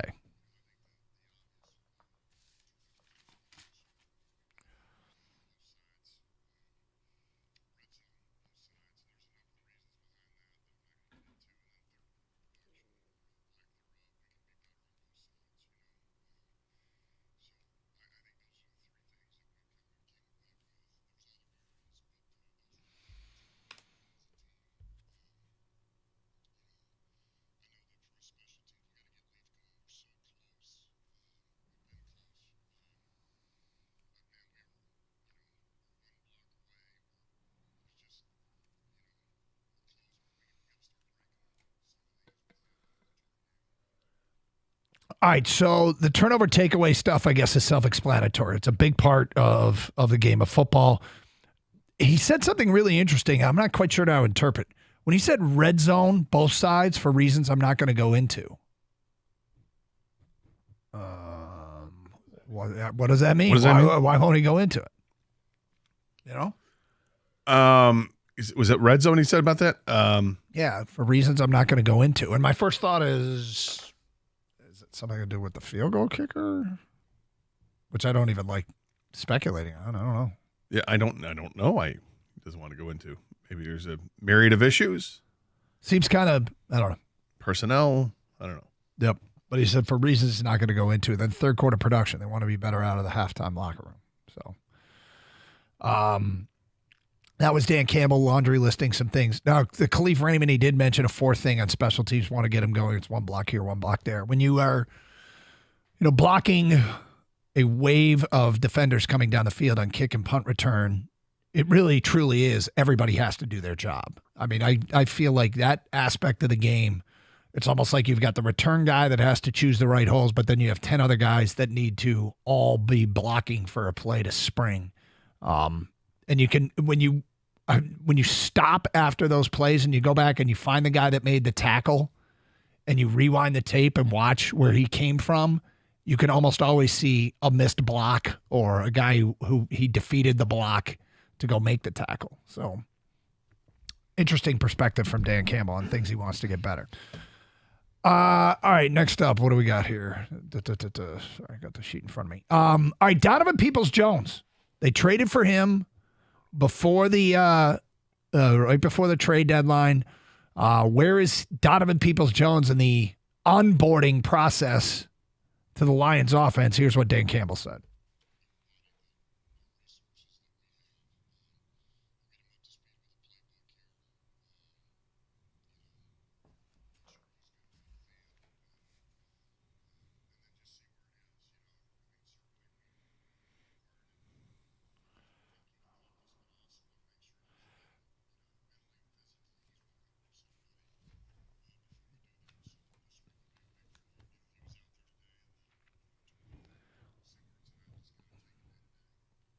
All right. So what do you expect from Donovan Peoples-Jones this weekend? I don't know if I expect a whole lot because I look at it as he's filling the role of Marvin Jones, who wasn't really a major contributor. I think Donovan Peoples-Jones can give this team maybe more than what the expectation would be for this weekend, but it's going to take some time for him to get those reps in with the quarterback and the quarterback to feel comfortable with throwing to him. But he's got aspects of his game that are needed. He gets the 50-50 balls. He goes up for those. He's got good size. He's got good speed. There's a lot to like about him. I think he had a heck of a season last year. Why he wasn't used with Cleveland this year, I don't know. But I think he can help this team in the red zone because of his size. Nothing wrong with having guys 6'2" and 215 pounds to go up in either fade route or whatever. Just go up and get one when you're in the red zone. And it speaks to maybe that helps to speak to what Dan Campbell's talking about, where we got to be. I don't want to go into it, but we got to be better. Okay. Does this help you get better there? I don't suspect this is going to be a guy who's going to step in and play 35 plays on Sunday. So it does help that he was required before a bye. Mm-hmm. It does help that he can put in extra time with the playbook, with film, and maybe working on his own. Like a lot of players are talking about, taking off and taking some time off. If Donovan Peoples-Jones hits the ground running in Detroit last week, he doesn't take any time off. He's out there running routes with whomever and just trying to start understanding their route trees and their concepts and what they're trying to get done. So I think he plays this weekend. I think he plays a noticeable amount. What is that? I think we'll notice him on the field. I don't, you said you think he'll be targeted. Yeah, I think he'll be targeted. I don't think it'll be like late in the game. We're like, oh, there's Donovan Peoples-Jones. I think he's going to be mixed into the rotation, and I think the bye week helps.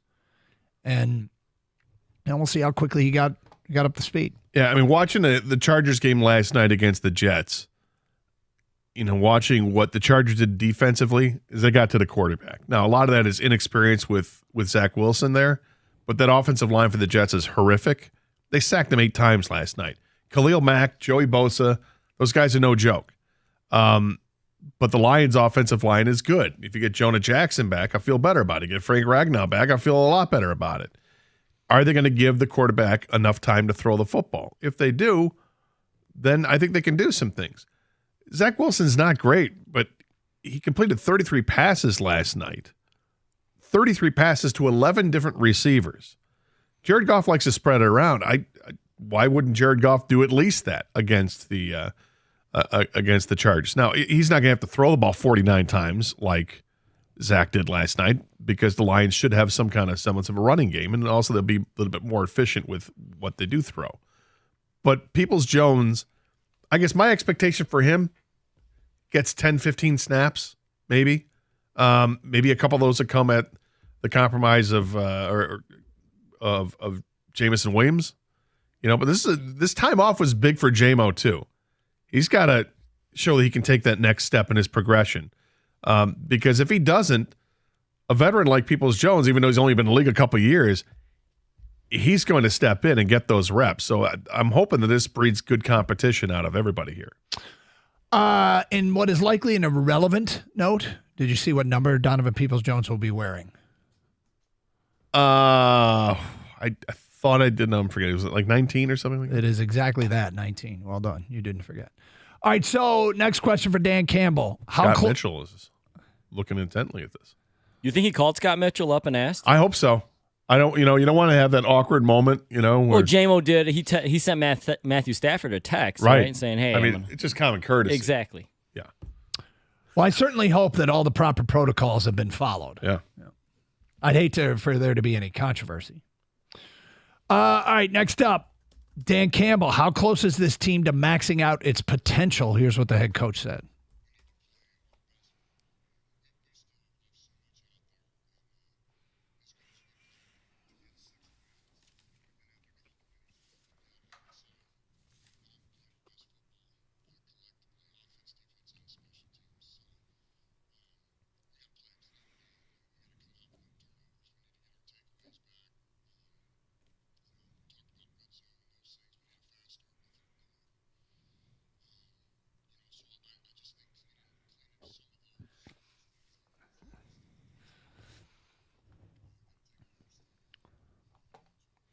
It's interesting you went back to those same three things.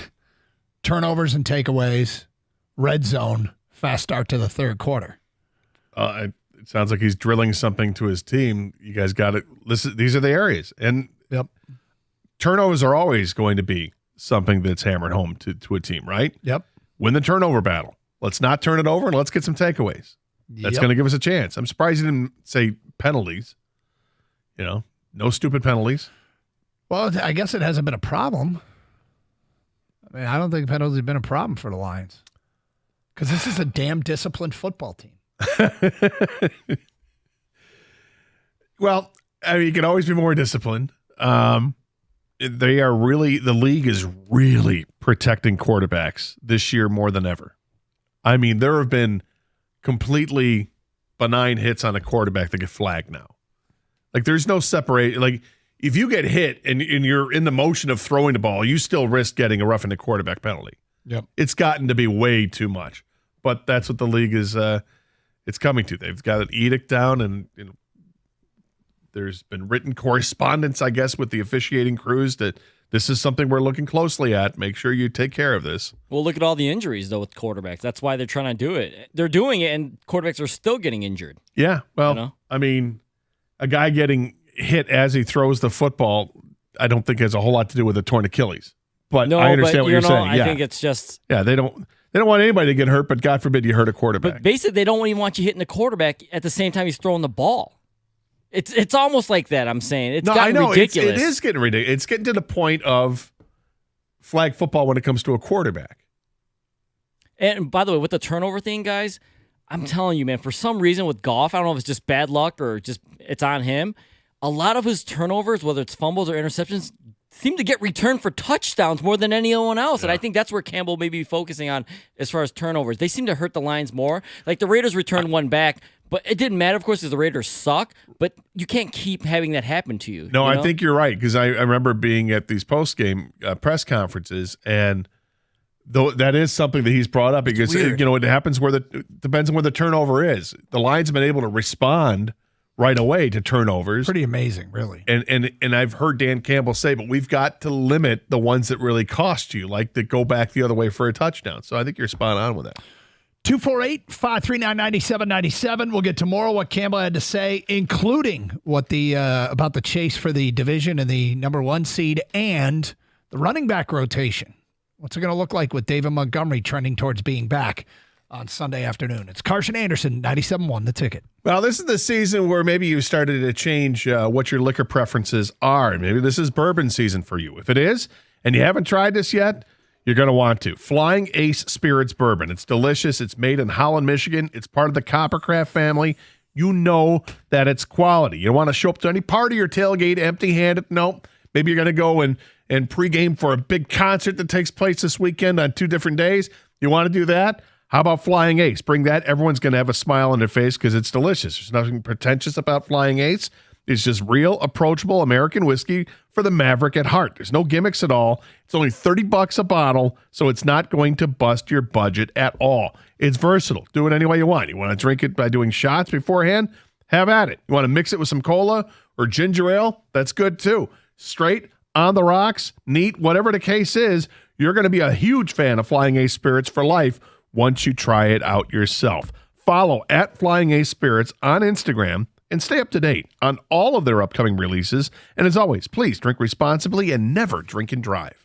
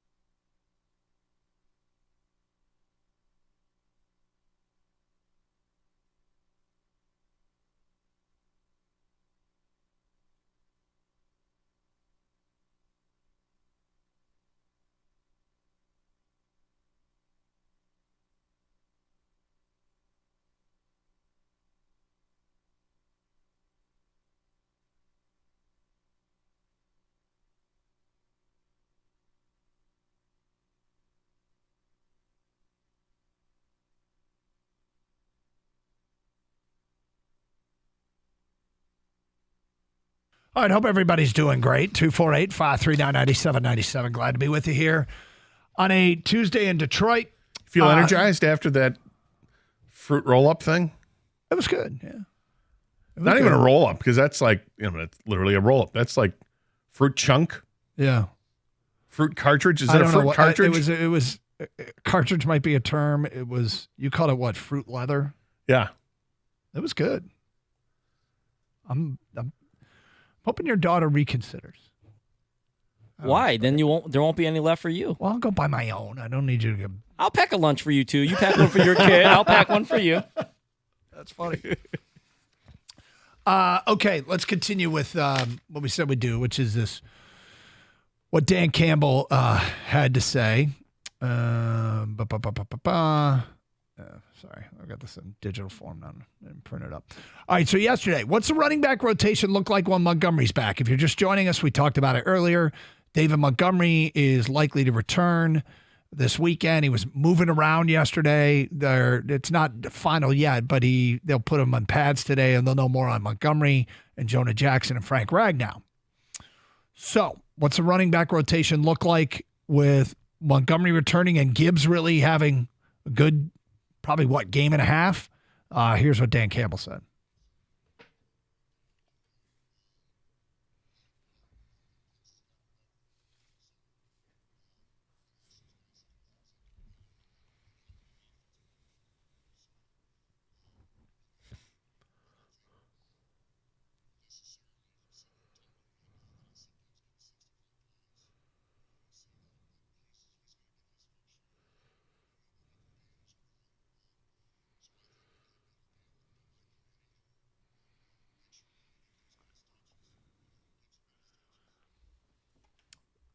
I mean, look, it's a good problem to have. There are different styles of runners. They should get used in different ways. But having two running backs is pretty much the norm now, isn't it? It is a norm. I think what's not the norm is finding teams to just have the one bell cow. You don't see that often. And the Lions have had to go to that a little bit when Montgomery's been out. And you saw the number of snaps and touches really go up for Jahmyr Gibbs. But when they've both been healthy,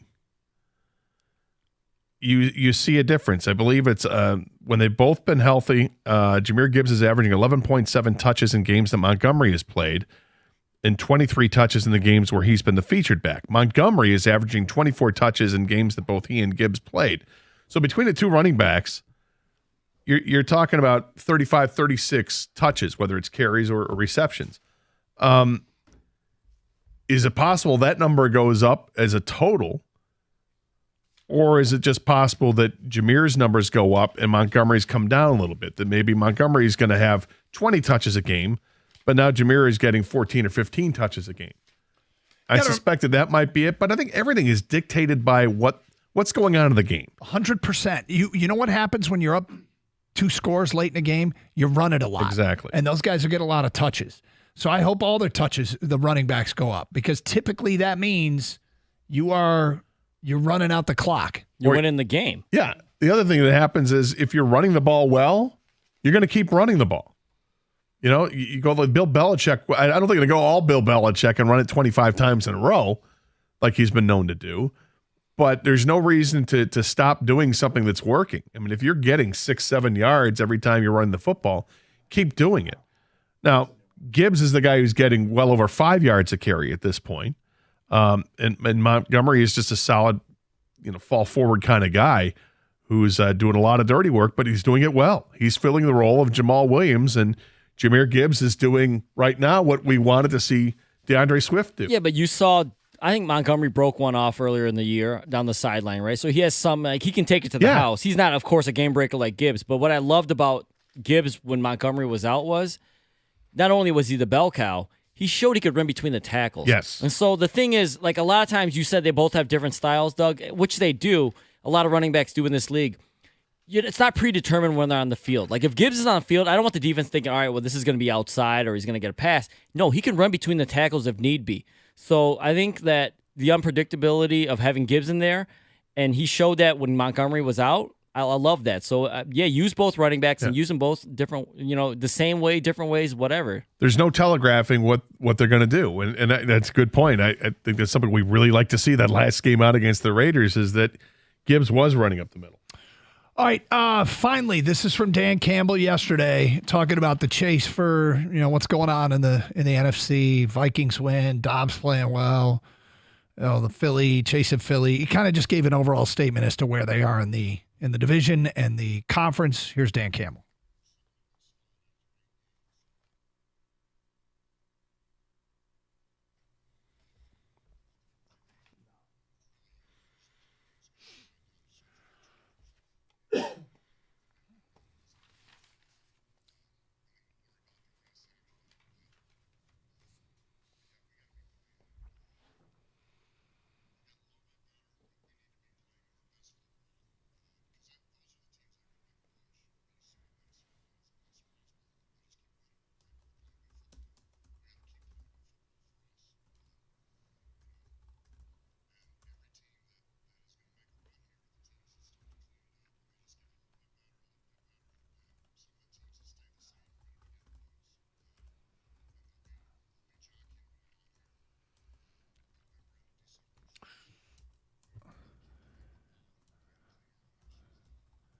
Out of all that, the thing I like the most is he says the teams that stay the same are going to start to lose.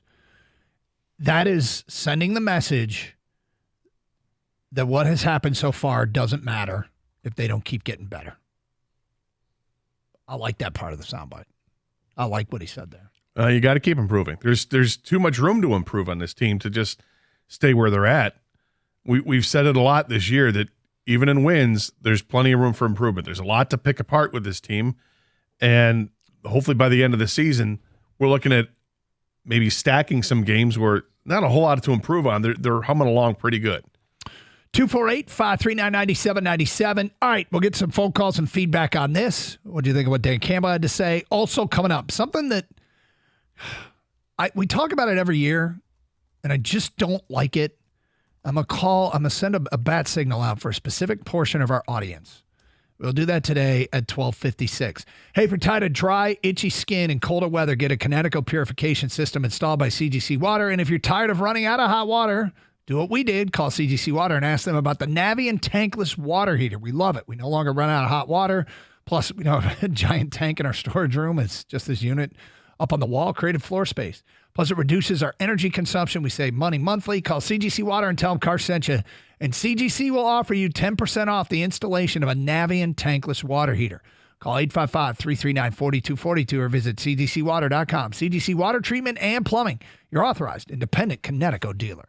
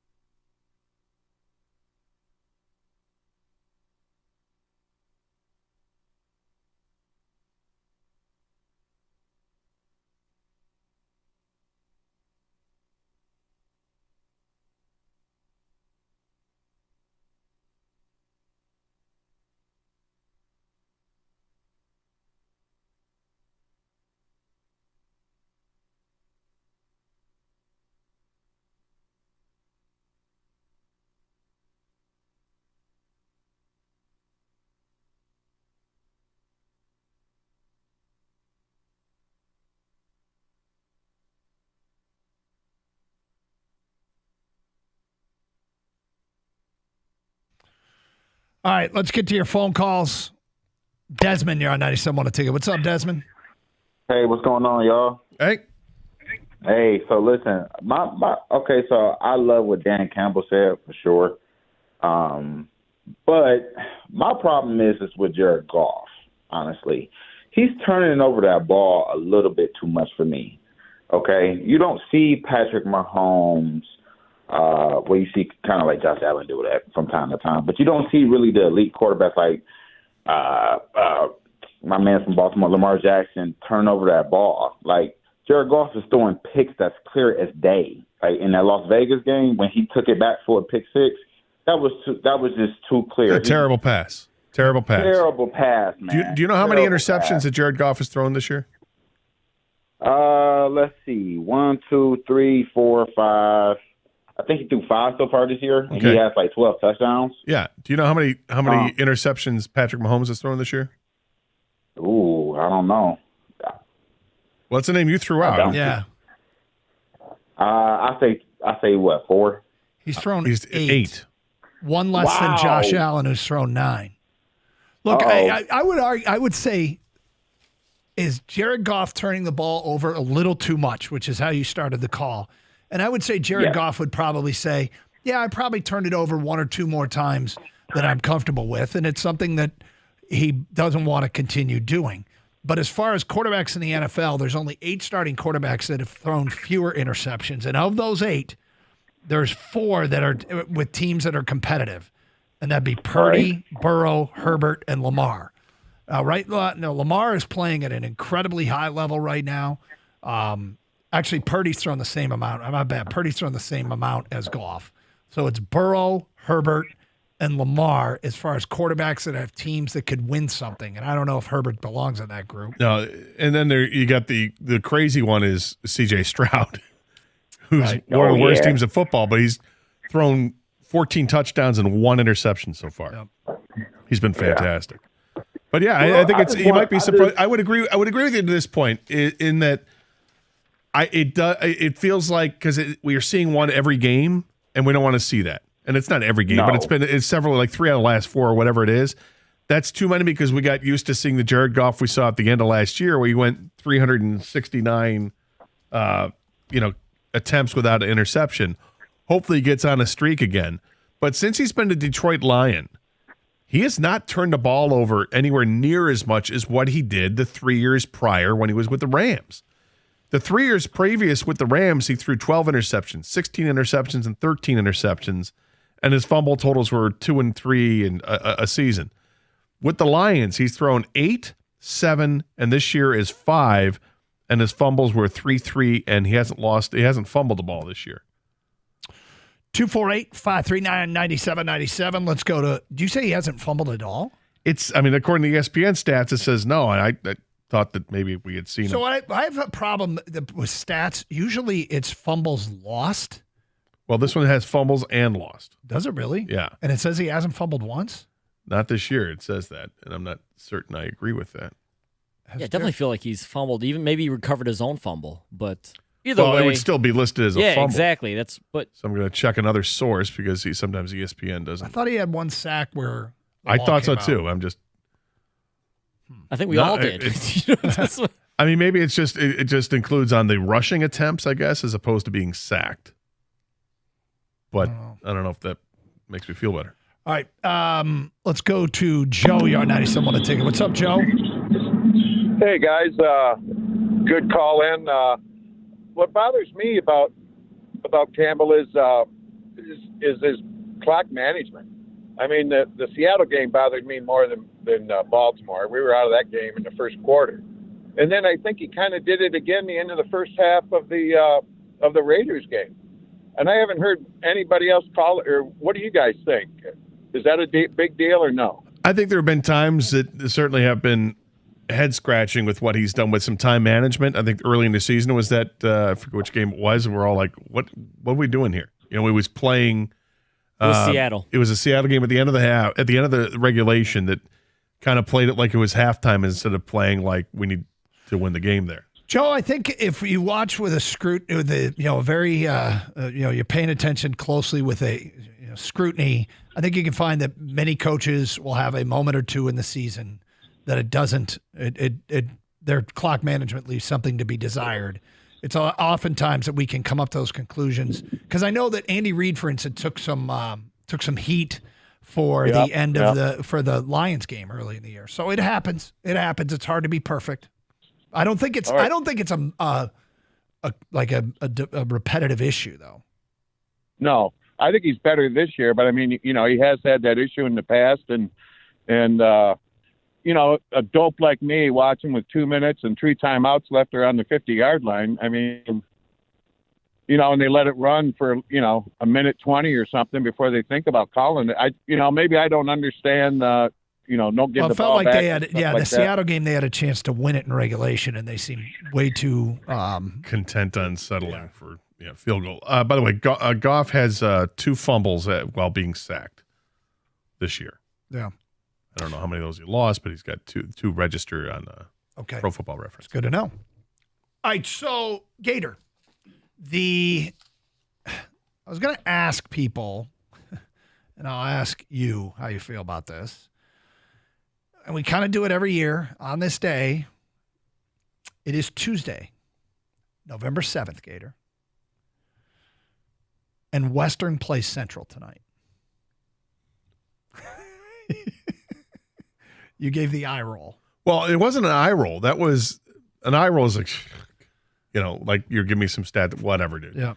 That was almost a look of disgust. Like, it's a shame.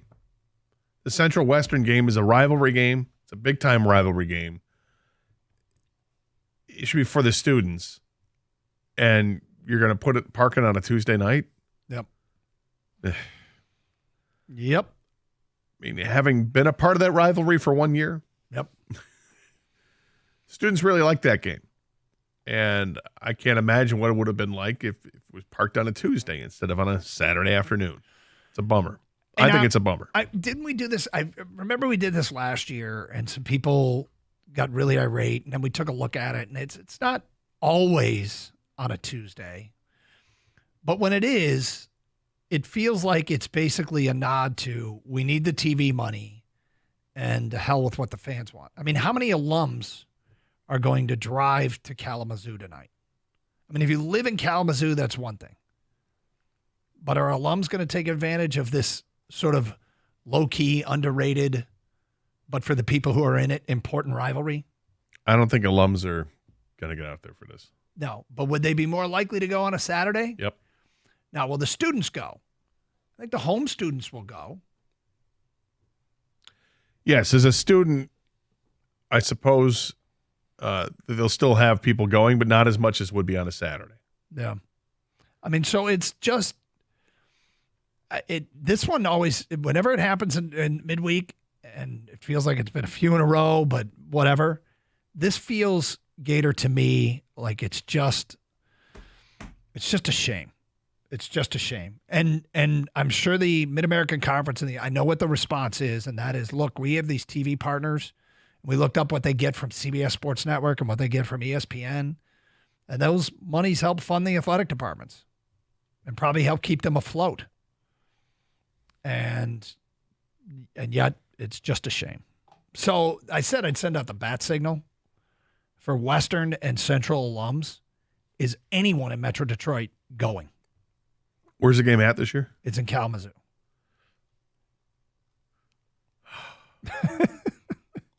Why, were you going to go if it was in Mount Pleasant? No, not at all. I'm just thinking about, I have lots of friends that went to both Western and to Central, and I have a hard time thinking that they're trekking out there like, hey, we're getting on the road, got to go to the game tonight. Yep.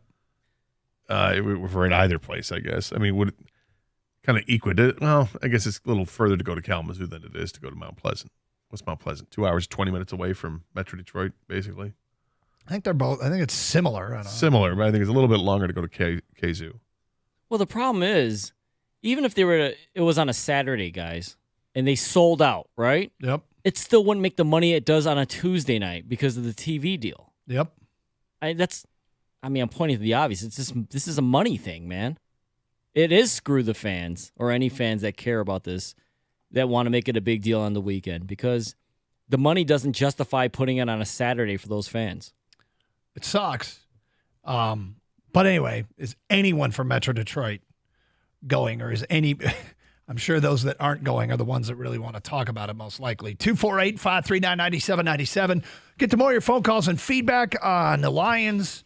If you missed it, we spent the first 2 hours of the show talking about the latest in the Michigan story. It's Karsch Anderson. We got some basketball to talk about next hour as well. 97.1 The Ticket.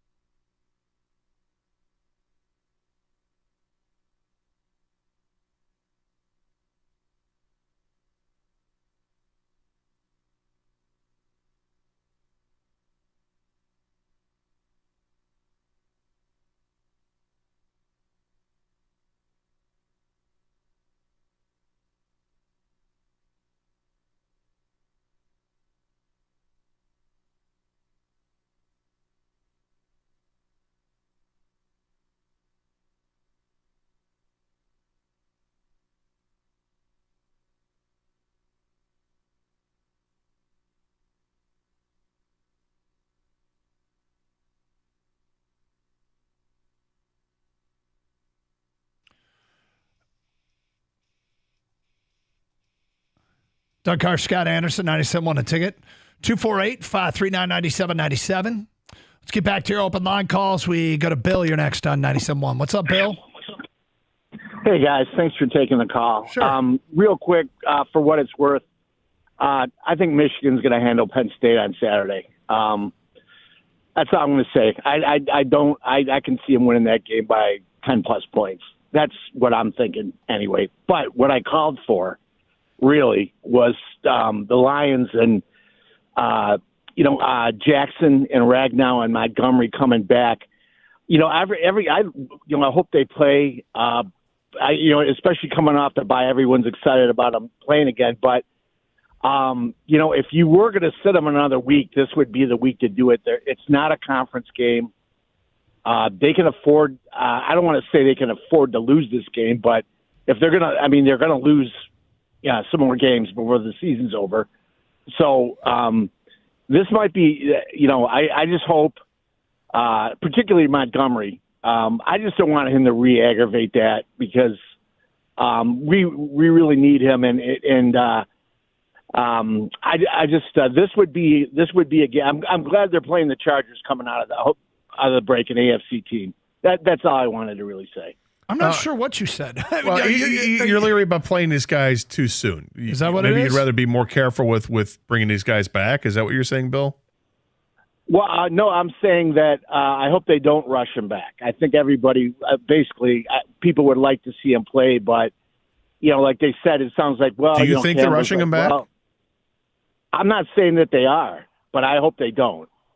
Okay, well, I would imagine that they're not going to rush them back. It feels like, Montgomery, the way that it sounded in practice, that maybe he could have played against the Raiders, but they were holding out an extra week, that knowing they had the bye afterwards, that Jackson was possibly in that same situation, although Campbell came out and said that the bye week wasn't going to determine what they did with the players. But I like the fact that they didn't play, and now they had all this extra time to heal up. Bill, I'll say this. I don't think we played the soundbite. I don't think we played it in one of the sound bites, but Dan Campbell at one point said, we're trying to play our best football in December, and I don't think he would risk rushing a player back to win this game here in the beginning of November, especially when he also added, we got to play 11 games or 3 games in 11 days. So he knows that there's a grind coming up. Yeah, that's all I'm saying is that that's great. If they're ready, they're the ones that are going to determine if they're ready or not. But, even if it's, if they know it's going to do, you would err on the side of caution. Got it. Do you think they sit around in the middle of the season and go, this guy's not ready, play him? No. No, but do the discussions happen? Wow, we really could use this guy. Nobody thought they rushed back Emmanuel Mosley, right? No. He hurt his other knee, didn't he? Yeah, it was his other knee. So that's usually what happens with those injuries, though. If you go back, like Cam Akers just happened to him. It was the other Achilles. Like apparently you stop saying that word. I'm just saying you overcompensate. You get to a point in life where you're convinced that when I get out of this chair, there's a 30% chance I'm going to blow my Achilles. Yep. Yes. Gonna ride a scooter the rest of my life. Just for you hurt, man? Nope. Just try not to get hurt. Right. Exactly. Well, that's kind of weird. Is it weird or is it smart? 248-539-9797. Armand, you're next on 97.1 The Ticket. What's up, Armand? Hey, Doc. Thanks for taking my call. First time on the show. Thanks for calling. Been listening in. Like I called in. I'm a CM alum. Played for Jones and Turbo Enos, who might be the Michigan State next coach. But like I said, I'm not a fan of them playing midweek, especially for the rivalry game. Weekend, keep the tradition, keep the rivalry going. Like I said, I understand this whole TV deal thing that's going on. I know NBC is on this weekend with 3 of our games for the Big Ten. So it's just a mess. But like I said, that really had me call in. I'm not a fan at all. Do you remember playing? Armand, did you ever play in a Tuesday or Wednesday CMU WMU game? Never. I played one time early in like week 3 of the season, which was the first time they changed that around. But all my time, it was always near the back end of the season. Okay, gotcha. On a weekend. I remember thinking it always happens midweek, but I guess it doesn't. I have to go back and take a look, but it just feels like it's a disservice to the fans on something that's like it's a little nichey. Got it, but for those people involved, it's a big deal. I have Western Michigan season tickets and live in Livonia. I am heading there tonight. I'm not real happy about it. That's from Doug in Livonia. Next text. Can't go. Dumb AF. That's from an unnamed texter. My wife, kid, and I are going tonight, Doug, but that's only because my boy is being recruited by Western for football. Joe about to start the drive. Humble brag. Not so humble. Oh, good for you, Joe. Oh, that's great. You love the drive. Gator, it depends on which part of Metro Detroit you live in. East/north side, Central is closer. Downriver west side, Kalamazoo is closer. Okay. 08 Western grad here. I didn't even go to games when I was a student. Stayed home and watched Michigan State, and other good programs. That's from Scott in Farmington. CMU season ticket holder. They have ruined the rivalry by playing this game on Tuesday. It's ruined businesses in both cities who depend upon it. Restaurants, hotel money for the weekend of the rivalry. Should probably ask Cookies if Cookies is going. He just texted me. Oh, here we go. He? Yeah, I'm going to ask him if he's going right now. Because I asked him, hey, is that game always a sellout when it was on Saturdays? He said not always, but it was always the biggest crowd of the year. Yeah. But wasn't always a sellout. I don't know if they ever sold out at Central or Western. Well, although I imagine Western on the PJ Fleck year, that was where they went 12-1 or whatever it was. I think they probably did pretty well attendance-wise. I would say they probably did, yeah. I would say you're probably right. Well, this is a minor shame. I guess for the people involved, it's bigger than that. But I will tune it on. I will watch that game a little bit tonight. Yeah, I'll catch some of it. Yeah. You know? Will you? Kang. Well, Doug, you will. Gator? Yes. Fire up. You sound fired up. Look, I had an awful year there, but I'll root for the team to beat Western. Yeah. Kang, what are the odds that you watch 1 second of this game? Less than 0%. Did Cookie say he's going or no? You just asked him? I just asked him. Cookies may have to work tonight. I'm not sure. Yeah, he hasn't responded yet. Yeah, because when Cookies goes, there's a good chance he'll end up on TV. Because there's like 8 people there. Yeah. Well, they're not going to honor him at Western. Oh, that's true. That's a good point. This is in Kalamazoo. Although I was going to say he did work on the west side of the state for a little bit, but not at Kalamazoo. Well, suffice it to say, he might be hated, like the most hated CMU alumni. Jim Cookies Costa. What, by Western fans? Yeah. Public enemy number one. Does anybody Western really fans. hate anybody in that rivalry? No. Okay. They're not stealing signs. They're just giving them to each other. Yeah. Yeah, dude. All right. Hey, where's the beer? You guys got keg over there? Nah, dude. We got Boone's Farm, though. Cool. I'll be right there. Rowdy, man. You think that's what kids sound like these days? No. That one I'm trapped in 1987. Yeah, I was about to 88. say. Yeah. You need a lot more. Brah. Yeah, brah. Brah. Where's the beer, brah? Brah. Yeah. Got any edibles, brah? Maybe the townies sound like that. Could be. Very well could be. Bruh. All right, 248-539-9797. Pistons lose to Golden State last night. We barely touched on that. Michigan State struggled, lost to James Madison. A few things to take out of that game. We'll get to all that coming up in a few moments. Plus your open line calls, 248-539-9797. Cookies is not going, guys. He is not. Nope. You think Tuesday had anything to do with it? Maybe his work schedule? I think his work schedule. I'm guessing maybe he has to do some work tonight. Nah. Come on, man. Got a Red Wing game tonight, so I don't know. Yep. That on as well. But yes, Western and Central. 248-539-9797. Reminder, you can stream the show with the Odyssey app. Download it for your mobile device today, AUDACY. Also stream to our website, 971theticket.com, where Champ and Chump for this week are posted. Stream with video on twitch.tv. Search up twitch.tv and then go to 971theticket on the search bar. YouTube.com. Search up 971 The Ticket. It's Carson Anderson, 97.1. Well, it's a big football weekend here in Michigan. There's a game tonight. We were just talking about it. And listeners are loving the Play Gun Lake Casino and Sportsbook app. It's the only app I recommend right here in Michigan. They've got odds, bets, slots, and games. Download the Play Gun Lake Casino and Sportsbook app right now and play all your favorite casino games right at your fingertips. The casino and the Sportsbook are right in your pocket and go wherever you go in the state of Michigan. Play popular online slots like 88 Fortunes, Cleopatra's Gold, and Wheel of Fortune. New slots, the Atomic Meltdown, Imperial Wealth. Play with a live dealer on your phone. Enjoy blackjack, roulette, baccarat. Check out Ultimate Texas Hold'em on the Play Gun Lake Casino and Sportsbook app. Great offer right now for new users. Download the Play Gun Lake app and get up to $1,000 casino bonus back if you're down in the first 24 hours. The Play Gun Lake Casino and Sportsbook app, it's your time to play. New users only. Casino bonus must be wagered. Terms and conditions apply. See website at playgunlake.com for details. You must be 21 and in Michigan. Gambling problem, call 1-800-GAMBLER or Michigan Problem Gambling Helpline at 1-800-270-7117.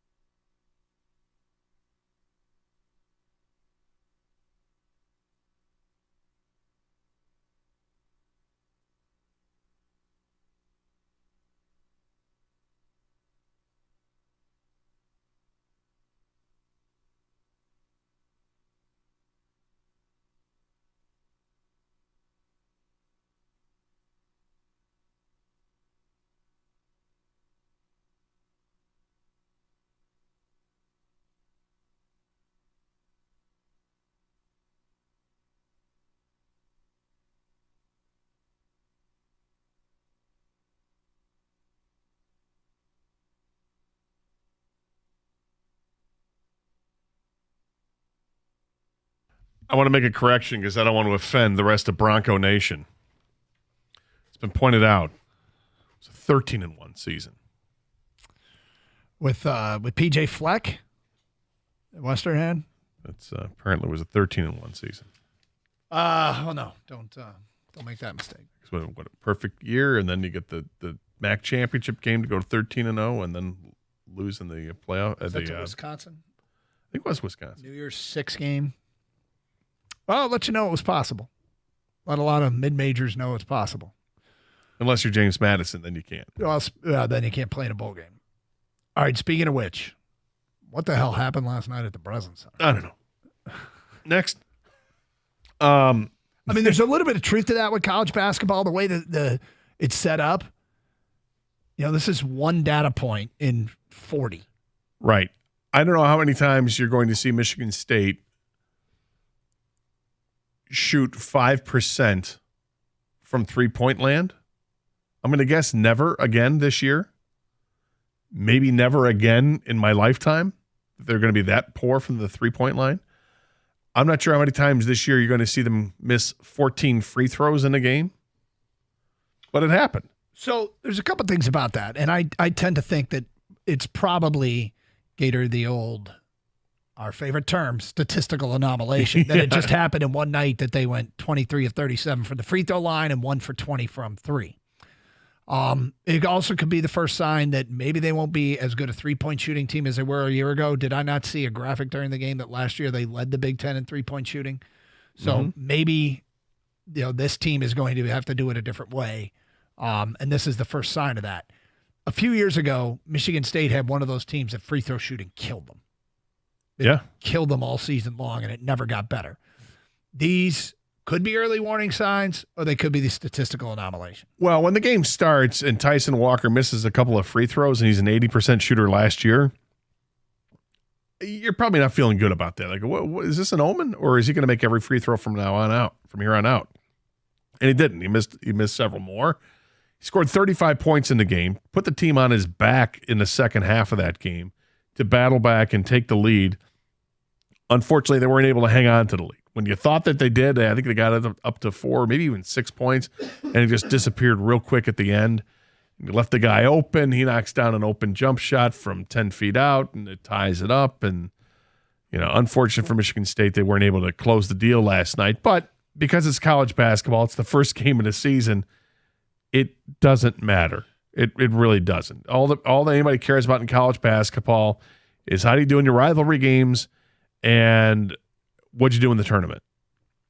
So I think conference championships matter, but they do it to an extent. Yeah. But it's not. I mean, the big thing is the NCAA tournament, and can you do something there?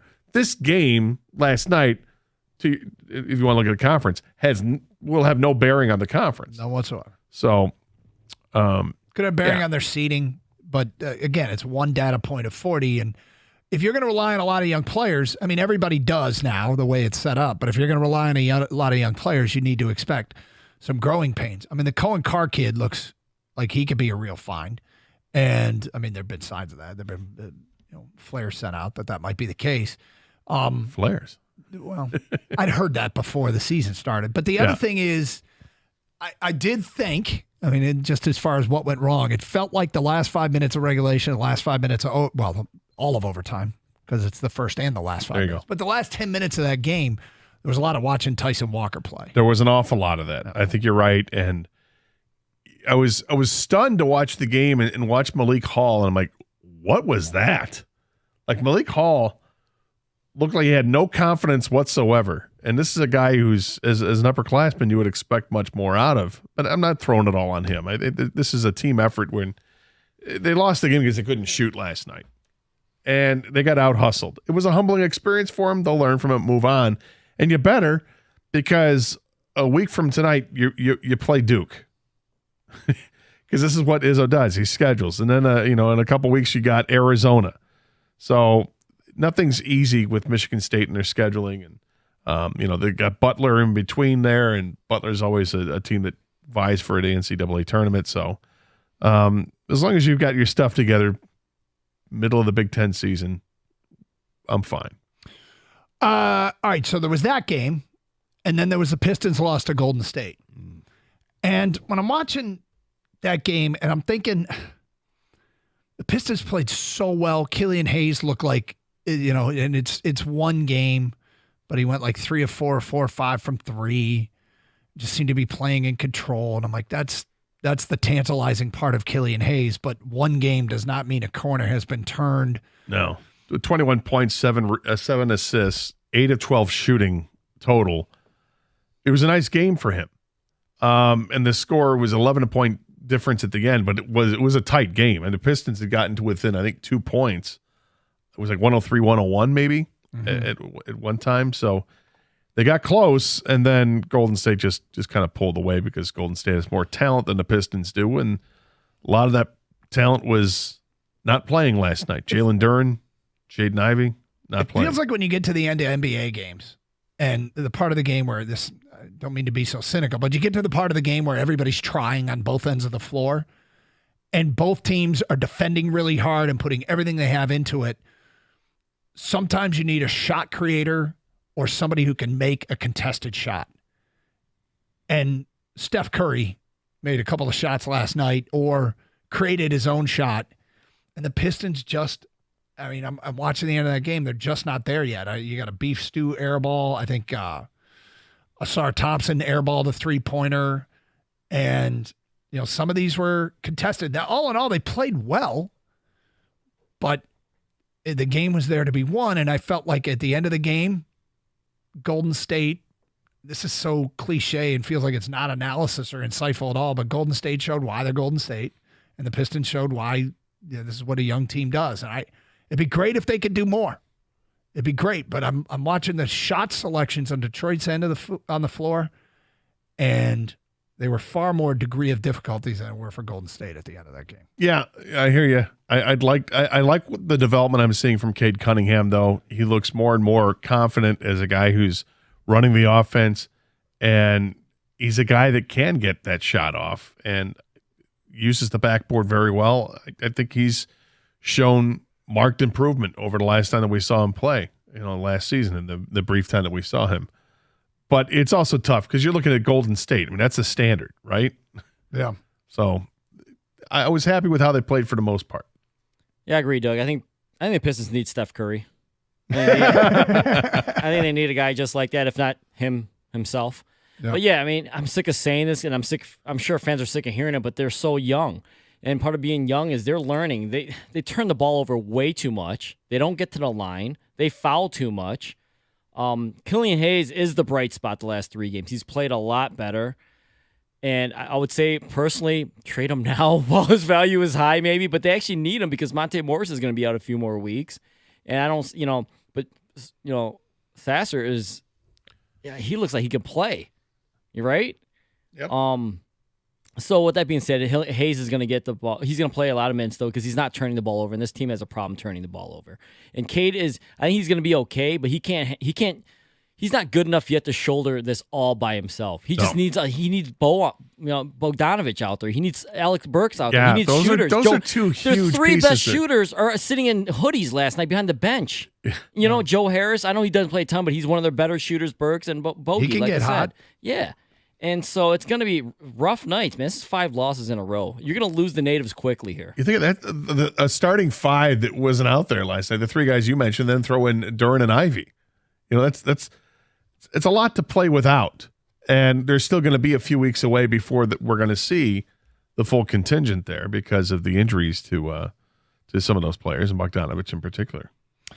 Well, Piston fans, Michigan State fans, any thoughts? 248-539-9797. On yesterday's program, we pointed out that Michigan State was not playing sure, James Madison, it's not a basketball or college sports brand, but they were indeed the favorite to win the Sun Belt Conference, which means they are expected to be an NCAA tournament team, and this had the feel of one of those first-round matchups you might have.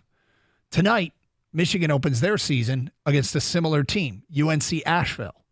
They are the favorite to win the Big South. And, if you make the big dance and you're one of the higher seeds, these are the type of conference champions that you play, the automatic bids, you play them in the first round. But obviously the expectations for Michigan State and Michigan are quite different. For Michigan, it would be a much bigger win if they beat a team that could go on to be good enough to be an NCAA tournament team, because the last few years, their resume has been crushed by not really doing anything in the non-conference. So 248-539-9797. All right, Gator. Executives, all right? Executives in the NFL gave their take on each division race in the league. So what they had to say about the NFC North is interesting. We will get to that today at 1:32. It's Carson Anderson, 97.1, The Ticket.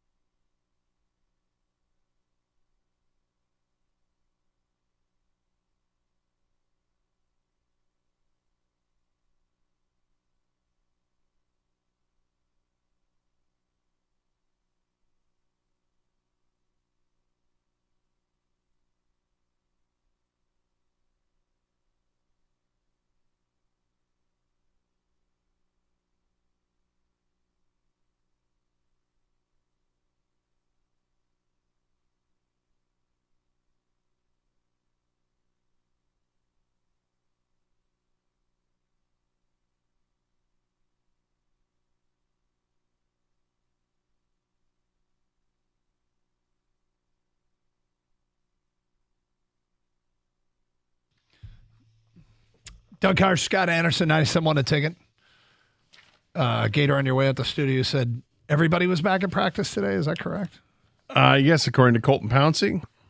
Everybody on the 53 was there. Ragnow, Montgomery, everybody was there.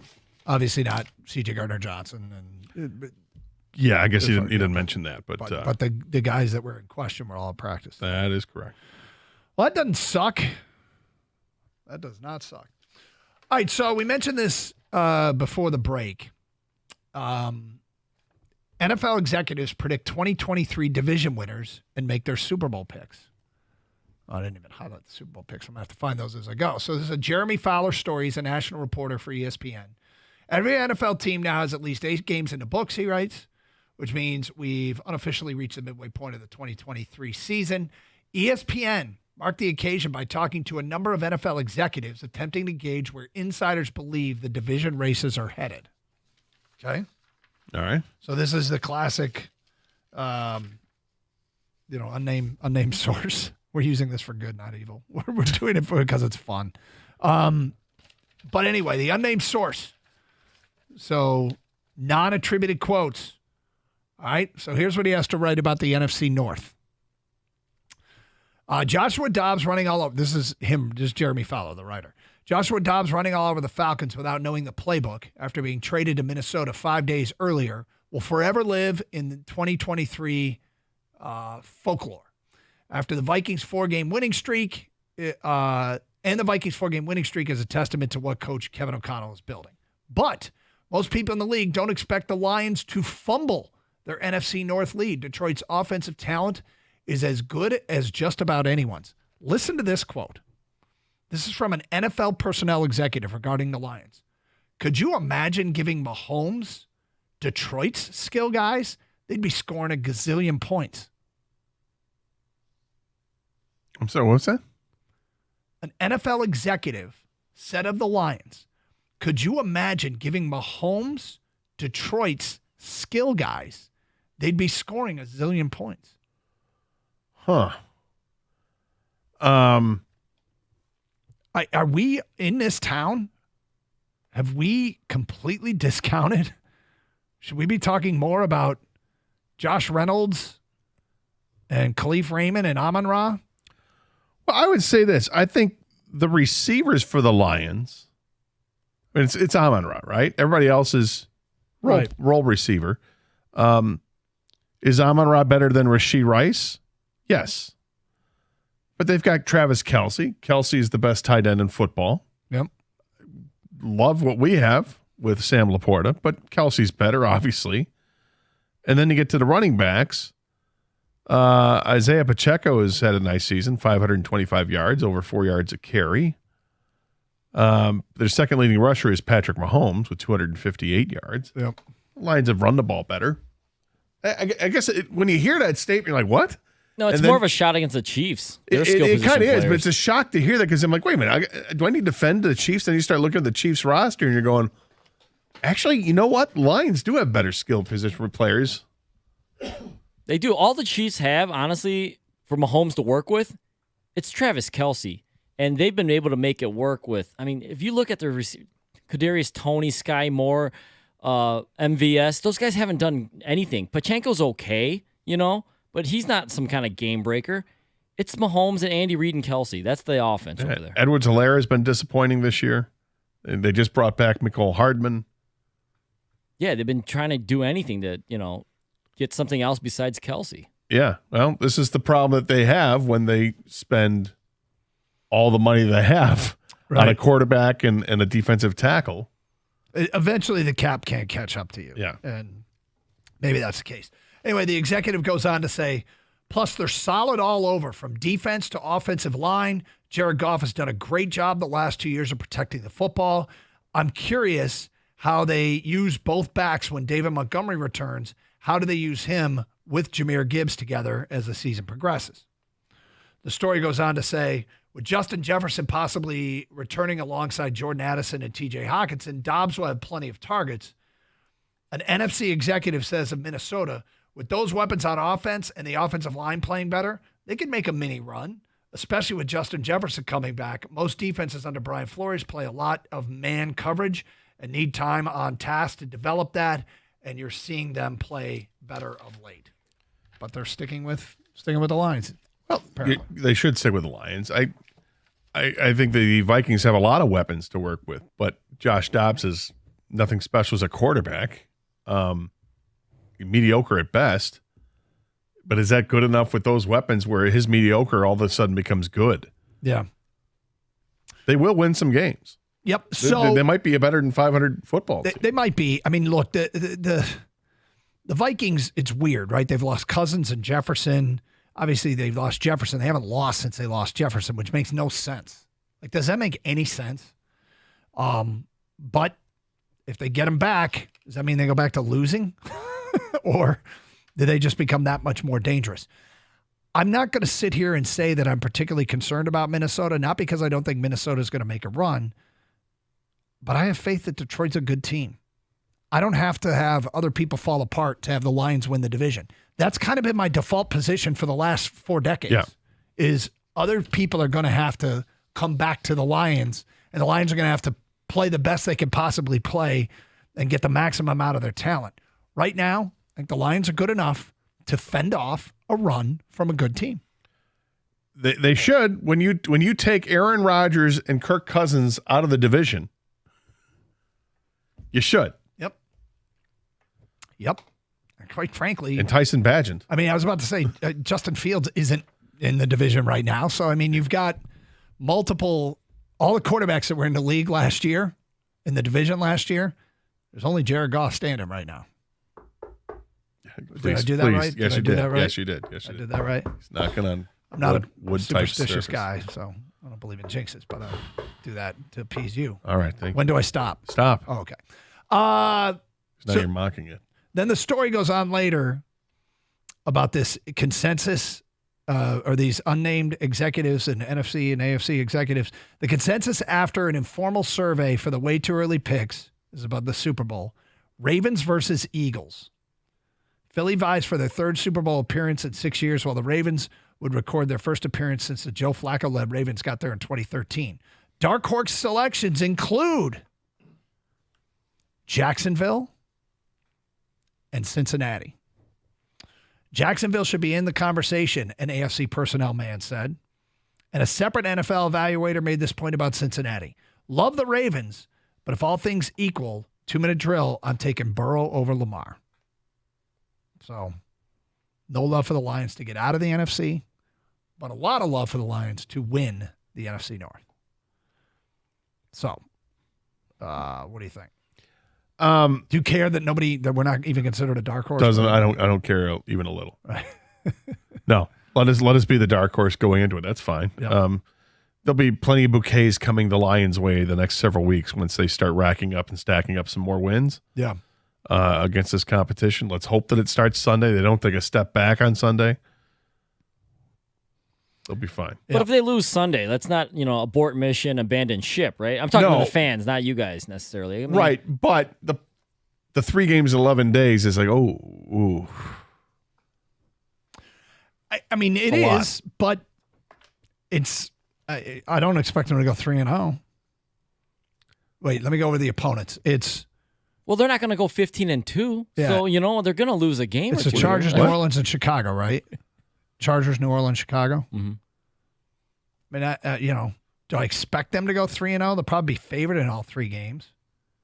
Oh, it's my bad. It's the Chargers, the Bears, and Green Bay. Then New Orleans. 3-0. Chargers, Bears, and Green Bay. Chargers, man, I wouldn't sleep on them. I mean, I know it's a road game for the Chargers at home, but Right, it is a road game for them. But their defensive ends, you get Khalil Mack and Joey Bosa coming after your quarterback. That can be a disaster. Mm-hmm. What the Chargers have is they don't win enough, but they have a ton of talent. And the issue is if that talent shows up right when they're playing your team, then you're like, yay. Mack Allison has, like you said, him and Bosa go crazy. Herbert, we know he's got the talent. They have the weapons. It's just they can't put it together for whatever reason for an entire year. And I don't care about the year. I just care about this upcoming Sunday. Yeah, what I don't want to see is all of a sudden Eckler becomes the guy that everybody thought, his fantasy hero, and he's going to go for 130 yards on the ground, have 70 yards receiving and 4 touchdowns. I don't want to see that. What I do want to see is the Lions learn from the mistakes that the Jets made last night. And watching the Manning cast, maybe watch this. The Mannings both pointed this out. And they were like, I don't know how many times we can say chip on the air, but why aren't they chipping to help out the quarterback with using a tight end to chip one of these these pass rushers that are coming in because it was just overwhelming. He had no time to throw. And I think a couple of the 8 sacks that he took last night, that Zach Wilson took, were probably on him. Slide up into the pocket. He was reluctant to do that. But I mean, the pocket was collapsing from all angles. But I'm sure a couple of those were on him. The Lions need to find a way to give Goff as much time as possible, and that is going to have to be using running backs to chip, using tight ends to chip. Keep them off balance as long as you can. We'll get to your phone calls and feedback coming up. Carson Anderson, 97.1. Hey, as the weather gets colder, the NFL offers they stay hot on FanDuel. Right now, new customers get $150 in bonus bets with any winning $5 money line bet. That's $150 if your team wins. If you've been thinking about joining FanDuel, there's no better time to get in on the action. The app is so easy to use. It's a wide range of betting options, including spreads, player props, over-unders, and more. So visit FanDuel.com/Doug and kick off the NFL season. FanDuel, official partner of the NFL. Must be 21 or over and present in Michigan. First online real money wager only. $5 pregame money line wager required. $10 first deposit required. Bonus issued as not withdrawable bonus bets that expire 7 days after receipt. See terms at sportsbook.fanduel.com. Gambling problems? Call 1-800-270-7117 for confidential help.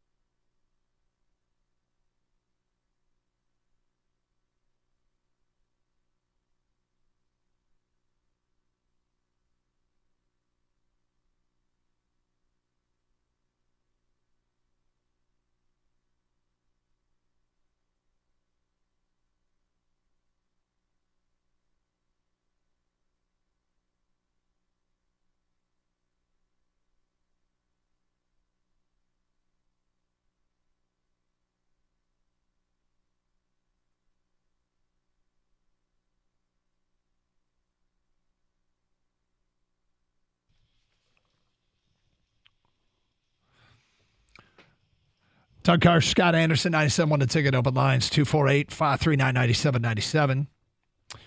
All right. Let's get to your open line calls. We go to Tony on 97 on the ticket. Hi, Tony. Hey, guys. How you doing? What's up? So here's my thought. I would put Gibbs in the slot position. You could put him in motion. You could use him for reverses. Every now and then you put two backs in the backfield, run him out for a pitch or run Montgomery up the middle. And the thing about putting him in the slot, now you got Porta, tight end. You can hit him. We got to get rid of the ball quick because Goff just not real scrambler in the pocket. So if we start to get pressure, it'll open up St. Brown. They won't know what direction to go because you can shoot the backs. You could put Montgomery in motion and give the ball off to Gibbs. So they have so many. I love it. Just out of curiosity, have you ever coached football? I did a little bit, but I played it. But yeah. Yeah. Because I like the idea that you're drawing up plays. Well, 100%. You could draw up plays. You could do, you fake a dive on one side and pitch the ball out. I mean, you're going to slow the linebackers up. They got to commit one way or the other, the backs. And you get the ball out on the outside to Gibbs. He breaks a tackle. He's gone. So he's gone. All right, let's start with the idea of Gibbs in the slot. I don't worry about the game planning offensively from a play calling standpoint. What about from play design? Or play design standpoint? The only, like I mentioned, I just want to protect the quarterback. At B_Johnson. You're right. I will trust Ben Johnson. Yep. To run this offense the way it needs to be run, or at least to lead, to show Jared Goff what they want to be accomplished here. That's fine. The offense has been pretty good for the Lions. So you've got now, with that said, one of the reasons why they drafted Gibbs and when they brought Gibbs in and they portrayed him as a quote unquote weapon, right? Is it not because he can catch the ball out of the backfield? And if they can or need or get a chance to use him in the slot, go for it. Now, how many times do they do that a game? 3, maybe 4 times a game, 5 times. When this offense becomes fully operational, when their rookies have caught up, when Porta. Don't. When Laporta, who, by the way, has set a record for the best. Did you see this? The best 8-game start in the history of the NFL for a tight end. Well, he's played awfully well. Yep. But as Laporta is getting up to speed, as Gibbs is getting up to speed, yes, as Jameson Williams is getting up to speed, there's probably untapped parts of the playbook that they'll be able to get into. And so I think my man who thought it through quite a bit is onto some stuff. The Lions did tweet out a edit today. Sam Laporta, only tight end in the history of the NFL to accumulate at least 40 catches, 4 touchdowns, and 400 receiving yards through their first 8 games. This looks like one hell of a pick. One hell of a pick. And we have sat here, and I spent the better part of, 3.5 years begging for TJ Hawkinson to start getting into that comparison with Kelsey and Kittle and Andrews and all the elites, right? He never quite did it. I think Laporta is trending to be that. Laporta is trending to be in that group of the elite tight ends. Yeah. Didn't even have to use a first-round pick to do it. No. And he's just getting started. Yeah. I love how he has hit the ground running. He's been fantastic. And should only get better. Yep. Bulk up a little bit, improve as a blocker. And he's a real weapon for this team and somebody that Jared Goff has hooked up with right away. And you can see that they spent some time in the offseason working together. Looks nice. Yep. So something to look forward to when they get back on the field on Sunday. And look, the fact that they're getting healthy, The one thing about them not being healthy is now if they do experience injuries in the future, I feel really good about their depth on the O-line. Sorsdahl did pretty damn good.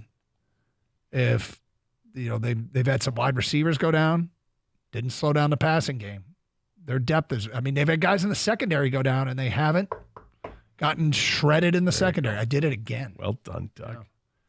Yeah, but the O-line being healthy right now for this upcoming game against the Chargers is huge. Because if you watched the game last night, and I know the Jets' offensive line sucks, but if you have a crappy offensive line or an injured offensive line, you can see what can happen to you. Zach Wilson was under duress all night, and not that Zach Wilson is good or anything, but it doesn't help that he had a lot of pressure from Bosa, Mack. Inside they had the linebacker blitzing up the middle, things like that. So to see that Ragnall's practicing, Jonah Jackson's back, right? Let's get healthy for at least this game. Yeah.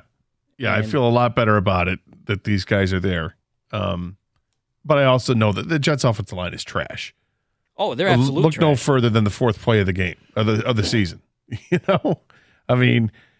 have an experienced quarterback like Aaron Rodgers, and he goes down right away because they can't protect him. So, I'm just losing last night's game. It's a terrible offensive line. To be cautious because this is a team that has outstanding pass rushers. Yeah. Proven guys in the NFL, all pro players. Let's see if we can contain them. So how'd your boy Wilson do? Zach did all right. He was a lot of short passes. Yeah. Had a couple that were dropped. He threw some scary passes that he got away with.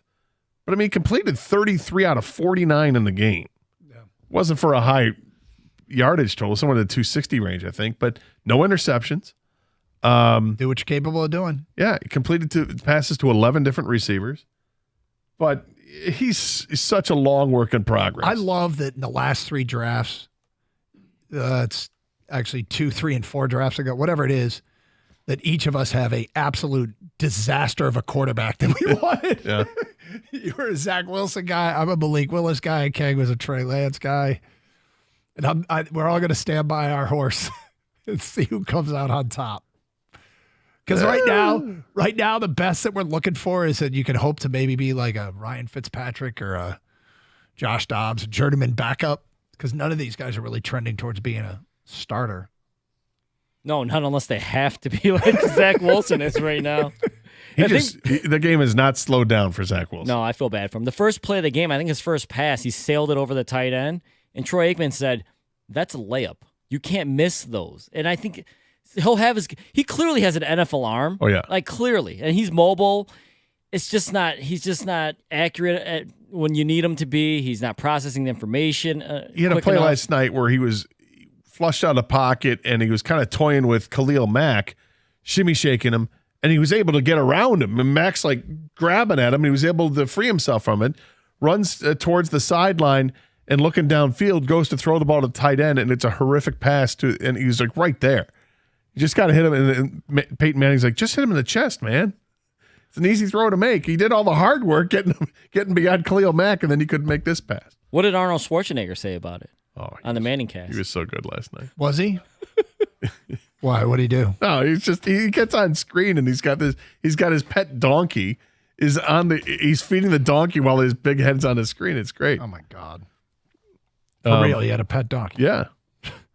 Hilarious. Rico Beard has made his way in studio and on deck here at 97.1 The Ticket. What's up, man? Doug Karsh, Gator. How are you? How you guys doing? I'm all right. We're good. All right. Got the Love You Blue hat. Everybody going loves on? that hat. Everybody loves Rico's hat. Shout out Earl Campbell and Haywood Jeffries. Yeah. Oh, 2 different eras there. Nice. Dan Pastorini and little Kenny Stabler. Eddie George. Yeah. He was the tail end, but yeah. Oh, it's good look. He was the bridge from Oiler to Titan. Yeah. We never got into how ridiculous it was that the NFL told the University of Houston stop wearing our colors. It pisses me off. It really pissed me off because it's dumb. But still, in theory, shouldn't the Texans be allowed to wear this? I think it belongs to the fans in the city, but anybody can wear whatever color scheme you want to go with is what color scheme you go with. They didn't use a Houston Oilers logo. No. But it just I think it was because they called them the Love You Blue uniforms. Oh no. I mean, the NFL's got a million things to worry about. Is that one that they need to worry about, a college team? No. Too much fun being had. I don't know. The Atlanta Falcons aren't calling up Groves High School for using the Falcon on the side of their helmet. But I guess maybe if somebody came out and, Rutgers did the Dirty Bird jerseys, or I don't know who. What do you guys got planned coming up next?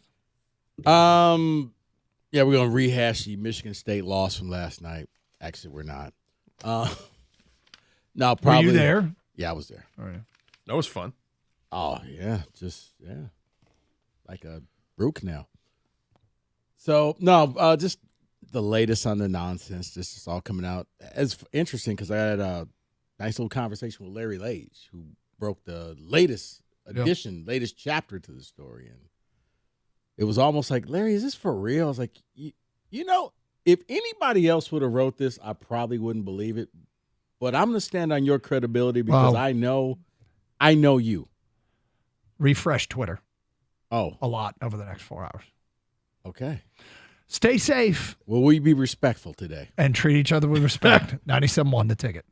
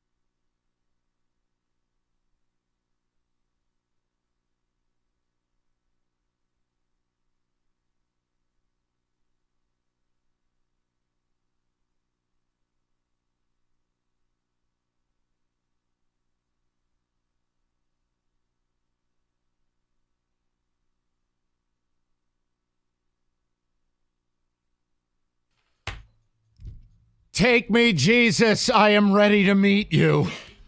We're back. It's a Tuesday. And once again, you know the topic. David, I want you to pray for us. I need this right now. Kill the music. I need you to pray.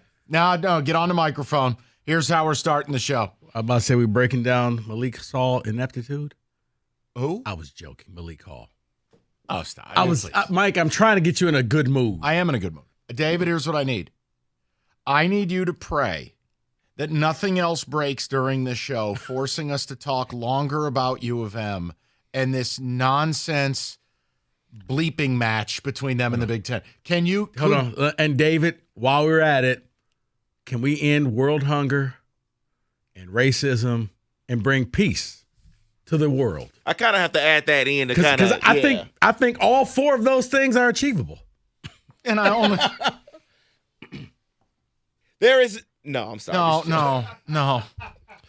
Now, for those of you who think, they loved. I said this to caller Sheldon yesterday. Shout out Sheldon if you're listening. This is not. I don't want to talk about this today. I'm going to do what I have to do. But this latest report, well, I don't know that you'll like what we have to say on it, but away we go. So, the Associated Press. Mr. Larry Lage. Rico, you have the details of the report. I know you've spoken to Larry. It is very simple. Well, we'll see. They're speeding too. That's what today is. Mm-hmm. So now, well, look, other coaches have signs. All right. Do we know if they illegally obtained them? Well, pepperoni? Well, other teams were conspiring against Michigan. Okay, great. Noted. Have you sent it to the NCAA? Is there an investigation? Here's what I'd like to tell you on today's day. Whatever Michigan thinks they have on other schools, I'd like you to send it to 700 West Washington Street, Indianapolis, Indiana, 46202, care of NCAA. Please, you're doing God's work. Turn it in.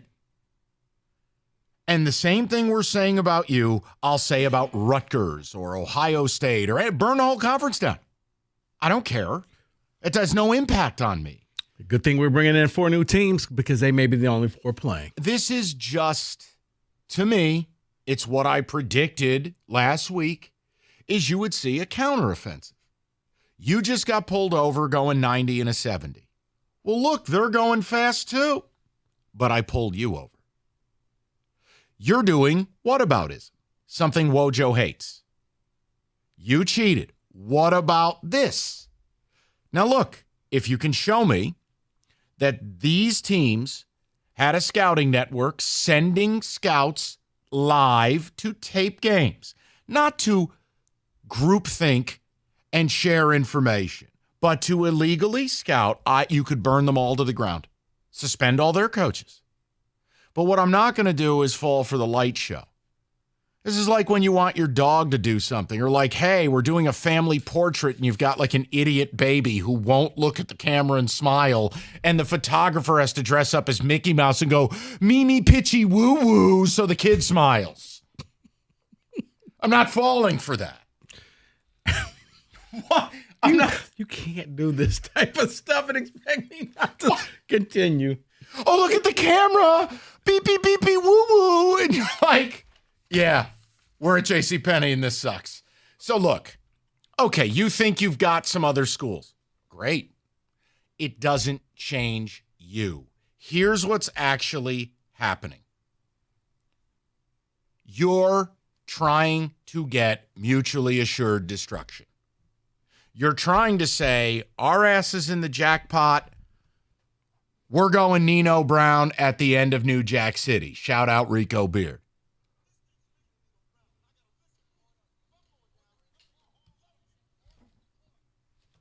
That's exactly what you're doing. That may as well be Santa Ono.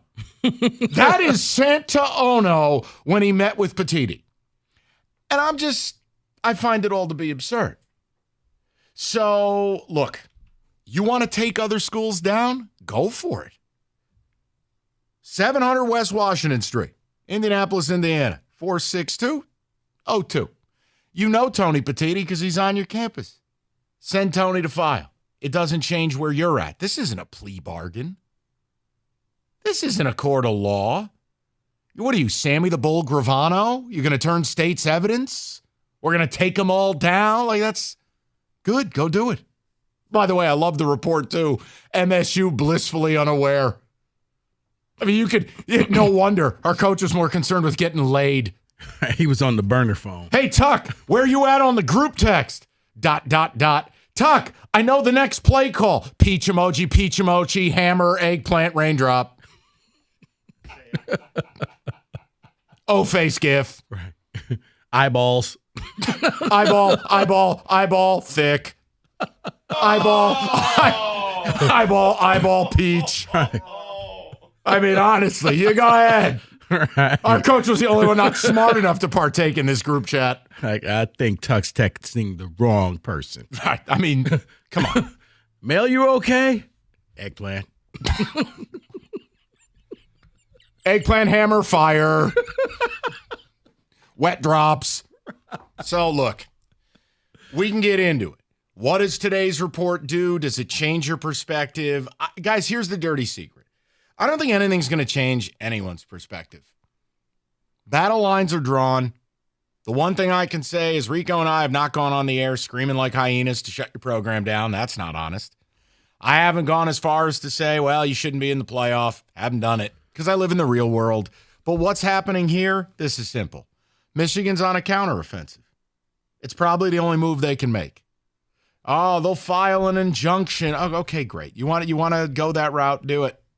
I think that ends badly for you. Yeah. But in the short term, you're doing what a little kid does. You got caught taking a cookie, and you're pointing over to little Jenny going, well, she took 2. All right. Then both of you are going to get punished. I don't care. It doesn't change what you did. So I can absolutely acknowledge, okay, do we have something we need to pay attention to at Rutgers? Do we have something we need to pay attention to at Ohio State? Show me. You think I like anybody in this conference? My team's terrible. I hate everybody. I don't know if I should be happy or sad that Tucker missed out on this. Peach, wet. Like, Mel, you be in trouble. You just be in trouble for different things. No, I mean, honestly, the coach is busy partying, flying to Vegas, doing whatever else he was doing that isn't out there. And then, yes, the ridiculous situation with phone sex. I'm just making a point. You can't blame us because we were too stupid to be a part of it. Right. But I guess my point would be, okay, you think these other schools are going down? Is that the plan? Did they obtain their information illegally? Yes or no? That is not a part of the report. True or false? That is true.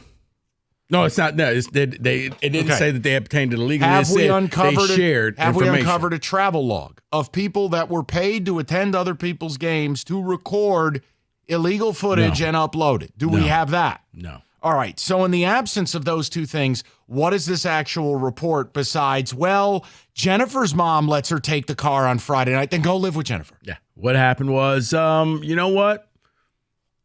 I think they found out that they stole our signal, so how about we just all get together and here's what we came up with, and here's what we came up, and here's what we came up with. If they did something illegal, guess what? Burn them to the ground. But I thought Michigan shared information with South Carolina. Michigan fans said that was no big deal.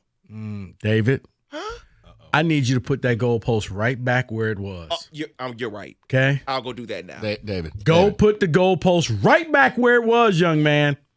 Don't move it. But no, it went from everybody does it, everybody breaks the code breaker and all that. Yeah, they broke your code. They shared it. That's nothing new. Yes, if I'm a head coach and Mike's a head coach and he's getting ready to play Kenny's team and Mike calls me, hey, didn't you just beat them? Yeah, this is what we did. Right. Okay, cool. Thanks. Appreciate it. Now, if you can make the connection here, much like you guys say, well, you haven't made a connection about Harbaugh. Again, all I've told you is he doesn't have to know to be punished. But I don't have that connection. Common sense would tell you he had to know. However, with this report, the timing of it is intentional, and it's smart by U of M. Who are we kidding? and it has one fatal flaw. You can't do a false equivalency that what was in the AP report is what Connor Stalions was doing for you. You can't do that. I mean, I don't want to break up a good narrative party. Now, I'm happy to watch the whole world burn from a good, safe distance because my team stinks. You want to take down Rutgers? Great. I don't even like the state of New Jersey. You want to take down Ohio State? Sounds good. We're going to lose them by 50 this weekend. But it doesn't change you. Like, I don't know what spy movie you're watching where you think if you dime out other people, you're now going to be free and go live in Yuma, Arizona under witness protection. No. You did what you did. No. Well, here's what they're hoping for. They're hoping that if we threaten to blow the whistle on everybody, that the other schools are going to say, oh, wait, you're going to talk about that Vegas trip we took a few years ago? Oh, you know what? Never mind. Hey, Petiti, it's all good. We're good. We don't want. That's what they're hoping for. It's the scare tactic. But you're too far down the road. This is true, but if they're Petiti saying dovetailed out now, he'd be gone. He'd lose the will of the other 13 schools, or 17 if you count the 4 schools coming in. Okay, here's your dirty little secret. Petiti and Central Michigan are going to get hit the hardest. CMU is going to get clobbered. When this is all said and done, Michigan will rise again. The other 13 teams in the Big Ten will be fine. Central Michigan will be buried. Petiti will be scapegoated and fired. Because in the end, none of the 14 teams are going to like him. Michigan's not going to like him because he went after him. The other 13 teams won't like him because they don't feel like they got justice. So he can't win right now. And Central, yeah, good luck with that. I don't know what your punishment's going to be. I mean, it's not like, you got to forfeit victories or whatnot, but something's going to happen. Rico said this, I don't know what, right when the story first broke. I've been saying it for a week. It's the same thing. Everyone wants the same goal. If you're a Michigan fan, you want to play for it all. The route to doing it would be putting this behind you quickly. How do you do that? You push Jim down the escalator. You basically you're gone for a few games. Who cares? We're going to win without you. But instead, you've chosen violence, which, again, you're doing the equivalent of what some of your East Coast students do. Do you know who my daddy is? That's what you're doing. Yeah. Do you know who my father is? Like, that's what this is. You can't do this to me. Right, because there's been a Duke brother on this stock exchange since the day it opened. This is Dookie Duke. Turn those machines back on. That's what you're doing. It is. So the report is fun. It doesn't show illegal scouting. It doesn't show a travel agency network. Now, if Larry's next report does, and you want to play the card of everyone's doing this brand new dance now, okay. But that's not what this report is. Yeah, and that's just it, that he said that this wasn't, what they did was nowhere near what Stallings did. This was just, okay, they're going to share information. They're going to do this to us. We're going to all come together. Here's what we know. Here's what we know. Here's what we know. Do it. Because here's the reality. If you want to burn, if you hate this conference so much, leave. Oh, that's next. No, I know. And it's why I'm saying it. Like, I've had Michigan fans joke about it, text about it. I've had people call in occasionally. So I'll be serious. Yeah. When you send the information about Rutgers and Ohio State to the NCAA, I encourage you to start calling around, leave. I'd help you pack. Right. Because here, we're going to stop payment on that $100 million check. And I just want you to know, it's cold out there. You sure you want to leave? Okay. No, I want them in the SEC East with Georgia. Go ahead. Leave. Like, that's my whole point, is what options are there? You don't hate the Big Ten. You get largely preferential treatment. You make a ton of money. Because but that's just it, Mike. Because they get preferential treatment, it's full Karen mode. Don't you know who I am? Don't you know who my dad is? You know what? I need to speak to your manager. 248-539-9797. I'll have Rico read some of the excerpts from the AP report. Does this change anything for you? Do you view it the way we do? I don't know. I don't really care. God help us. Can news break that ends this? When you're a business owner who needs health insurance, you purchase your own, it's time to shop for 24. You need to call Mike Papura. First move to make, maybe the only move to make. Mike will shop every insurance plan available. Make sure you and your employees get the best bang for your buck. He's been in the game for 30 years. He'll take time to see if your company qualifies for group coverage or if it'll be better to stay on an individual plan. He'll shop health insurance plans that are on and off the marketplace. He'll show you a variety of options. You getting the picture here, guys? 877-734-2200. That's 877-734-2200 or on the web at nbphealth.com. Remember, National Benefit Plans would like to be your health and life insurance agency for a lifetime.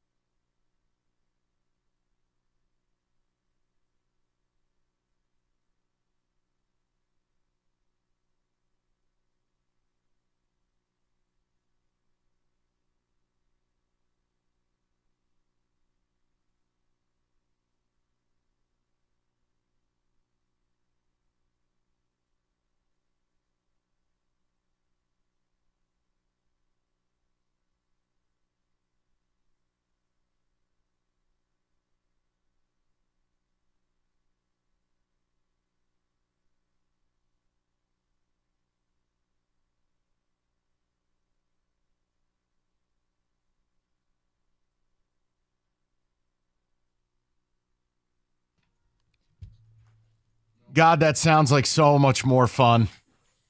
Wouldn't we? I'd so much be rather talking about the Red Wings. They're exciting. They're fun. They win games. It's actual sports. Great game against Boston over the weekend. Hell yeah. Down 3-2 going to the third. That's a hell of a win. That's a hell of a win for a young team. But bottom line, look, this Michigan thing is taking the air out of the room. But what I'm not going to do is just, I don't know, fall for the okie doke. All right, so we have a report now. The reports we've seen from the national media about you feature video evidence and feature this dossier of travel. It features Connor Stallions on the sidelines of Michigan State. Here's the bottom line. We know what we got over here. You basically now, well, here's what we've got. What do you have? What do you got? Thank you, Jim. Okay, so we think what, Rutgers, Ohio State, that coaches were sharing, thought pooling. Okay. Did they illegally obtain their information? That the report doesn't say that. Is there video evidence of it? Is there a travel log of it? No. Okay, so without those things, we're not talking about the same thing. Chips Ahoy over here, Oreo over here. While they're both cookies, they are distinctly different. So I'm not going to fall for a predictable light show. Your school's on the offensive. Respect. They're playing their card. But if you think somehow that's going to bring the conference to its knees, I don't personally feel that way. I could be out to lunch. My school was too dumb to even partake. David, what are your thoughts on it? I mean, again, if you go, Michael, you're a piece of Spartan garbage, I disagree. Say it. But did I read the report differently than you did? No, because when I first saw the report during yesterday's show, I was a little confused of what I was reading because it's coaches sharing information with other coaches. And as far as I know, I mean, I don't read all the bylaws, but that isn't illegal. What's illegal is what Michigan is accused of doing, sending out a guy or a group of people to go self-scout and record the video. That's illegal. I don't see that in this report. I just see coaches sharing information. And I get it. Michigan fans want to be upset because, they're coming at us. They're coming at us, only us.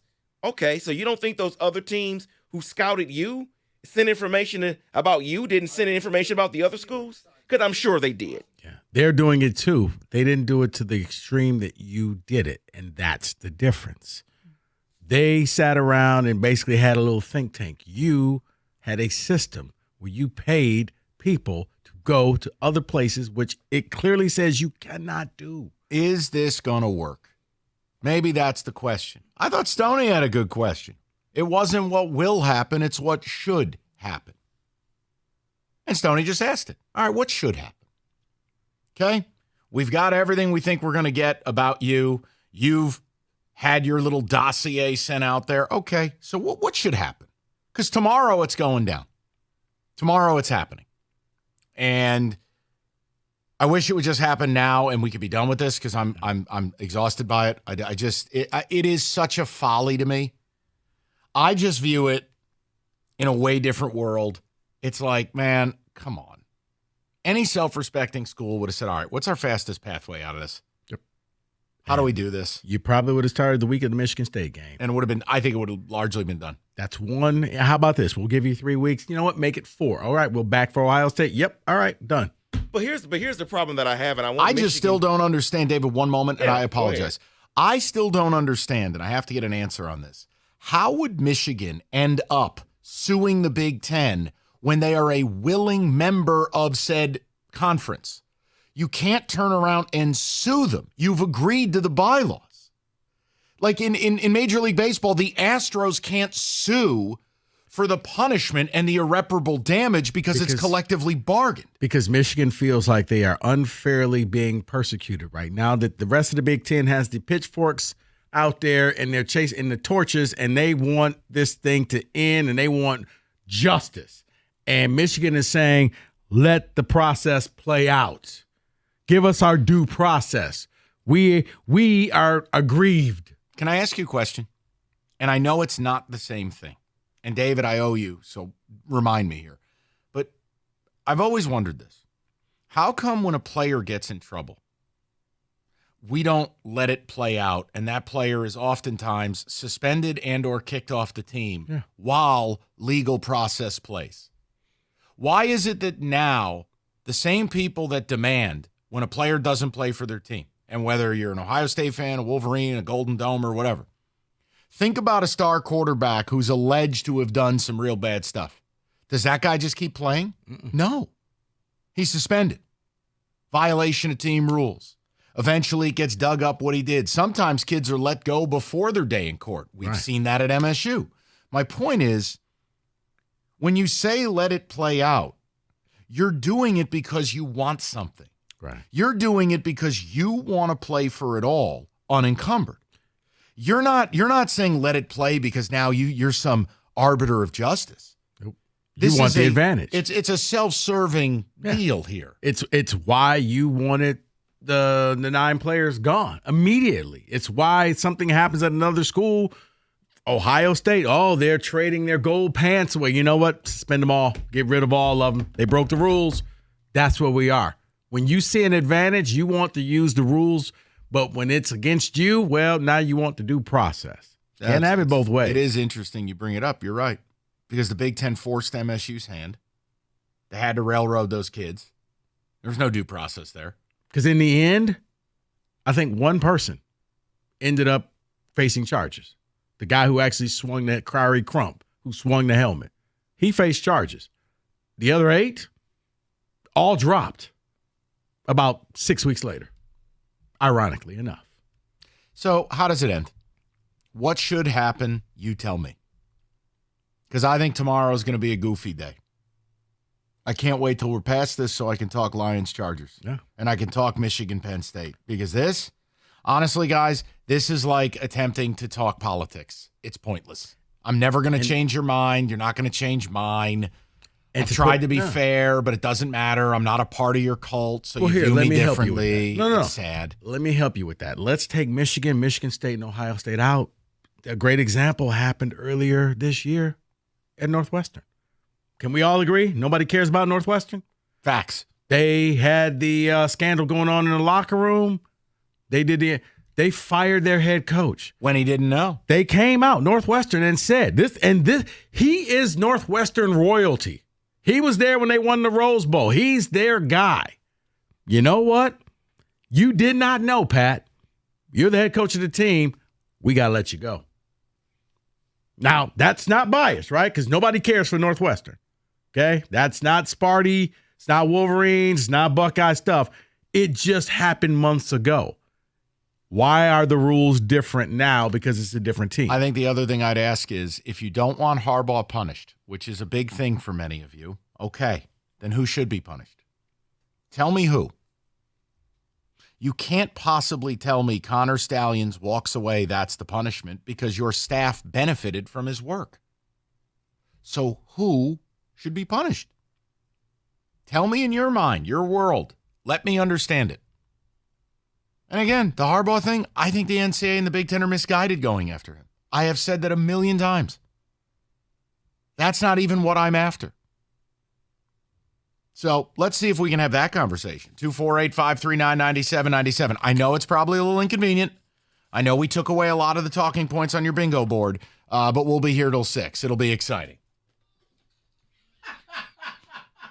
All right, holiday season coming up. Serta Mattress Black Friday sale, all the holiday parties, shopping, cooking. You need some rest, big time. New iComfort Eco mattress from Serta, $100 off Serta Perfect Sleeper as well. Serta mattresses, made right here in Michigan for the past 110 years. Serta Mattress Black Friday sale. Go to Serta.com to find a retailer near you.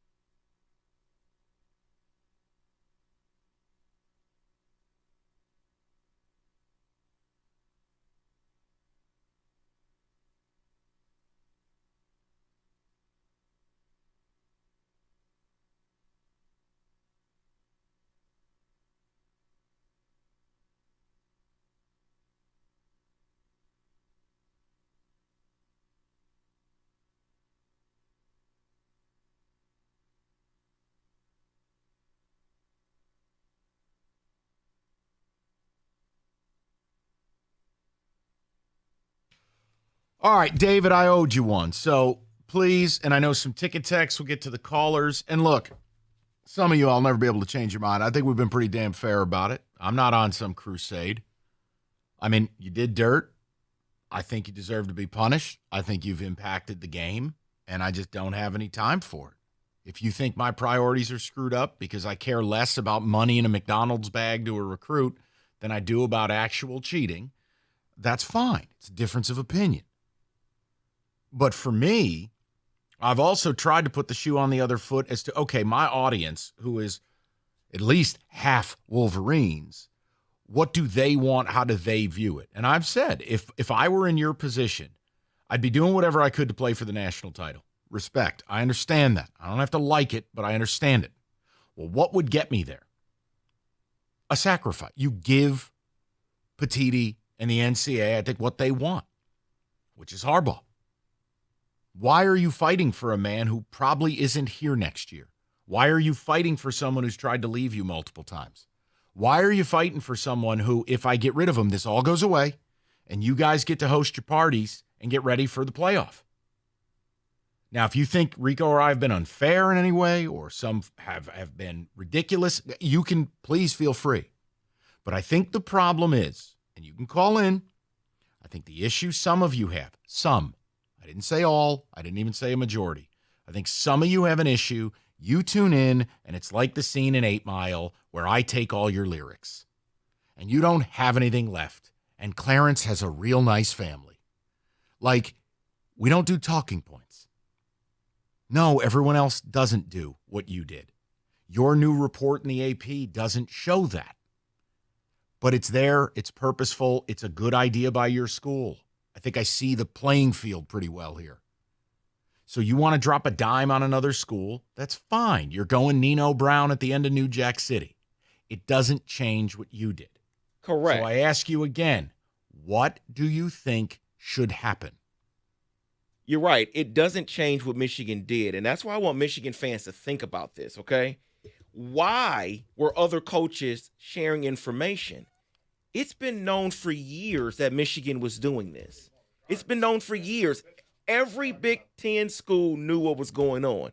So what do you think they're going to do? Just sit around and let it happen? No, they're going to probably come up with their own system to figure out, okay, can we get their stuff to share it with everyone else? Because they already have an advantage. Here's a lesson in parenting from someone who hates kids. 2 wrongs don't make a right. And you're right about that. So if you believe you have these schools up against it, if your school's going to begin doing the dirt, send it to the NCAA. Correct. If the Big Ten is such an awful conference and you think you get such a bad shake, leave. Those are your actual options. None of that changes how I feel about what you did. And I don't apologize for that. I don't think I have to. Let's go to the people, shall we? Let's kick it off. Let's do it. You got that beautiful Houston Oilers hat on. I am jealous of that thing. Let's go to Brent. He's going to lead off today on a Tuesday. Brent, how are you, sir? Good. How you doing, gentlemen? Good, Brent. What's up?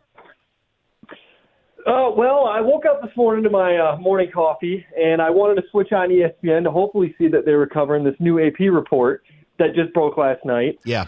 About how multiple schools were doing allegedly what Michigan, seen any evidence that shows that Michigan verbally or over email, something like that, text, that told Stalions to go to these schools to, I guess, to do what he's allegedly accused of. Yeah, but Brent, you don't have to. Brent, you don't have to. That's the problem with that argument, is that's not a necessary component to this. Then how are you connecting us back to doing? Because if I'm not mistaken, the bylaws don't say anything about sign stealing. Because apparently all the other big school tens were doing it, Okay, time and out. they still Slow have down. not been able to knock off Michigan in the last 2 years. Slow down. Let's just relax. I will explain this again. The bylaws say it doesn't matter if a coach knows he is held responsible. I think it's 11.6.9 dash whatever. That's real. All right, so the second part of it. You continue to say, well, everyone else is doing it. All right, 2 notes.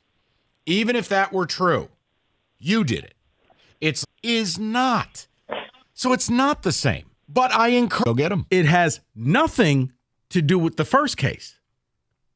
You understand that? Is Brent still? Oh, he's not there. And second of all, Stop saying they did exactly what you did. That's not what the report states. No. We have to stop with that stuff. Yes, David, you're putting your hand No, up. I was going to say, and maybe we'll get more later. Like, as it kept layering in the Michigan stuff, we'll find out that it was the same as Michigan. But as of right now, we don't see that. Let's go to Randy, 97.1. What's up, Randy? Hey, how you doing, guys? Good, Randy. It's not often I agree with you, but on the point you and Rico made, you're spot on. Okay? According to the rules, Michigan broke the rules, and I've been in jobs, and I've been fired from jobs in my lifetime for not knowing what all my people were doing and something was being done wrong. So I paid the price. And everybody in life today, people use the same type of excuse, like blame the other people. They're doing it, so why are you bothering me? And we can have long kind of conversations about everything. I'll drop this on you. That coach, Urban Meyer, Michigan State's courting him. He caused all sorts of stuff. He was bad for football and bad for college sports. But now we've got schools that are courting for him. So there's a lot of Of course there are. Going on. Oh, I mean, look at Hugh Freeze, who's coaching again. Now, at least Hugh Freeze had the personal integrity to admit what he did wrong versus other people. I mean, Lane Kiffin, not a good guy. Steve Sarkisian, not a good guy. I can keep going. Oh my God, the pretty much hypocrisy's every huge. coach, not a good guy. The problem is one school purports itself to be the leaders and best. Everyone else just sits here and says, I want to win. That's the problem. You don't get to say those things because you're operating like a renegade program. Now, again, you got a good football team. I want to know what you think should happen. If you don't like what Rico and I have suggested, which is just give them their pound of flesh and go play, Make it then what's yours? Right. Sir, make it go away. Because obviously they're not going to, they're like a dog holding on to a bone. Like this is going to keep going and going and going. Plus, Petitti's a Harvard law grad. I think this idea that Petitti is some kind of half a moron or something, I'd like to believe he understands the punch and counterpunch of the dance he's about to enter. I'm just saying.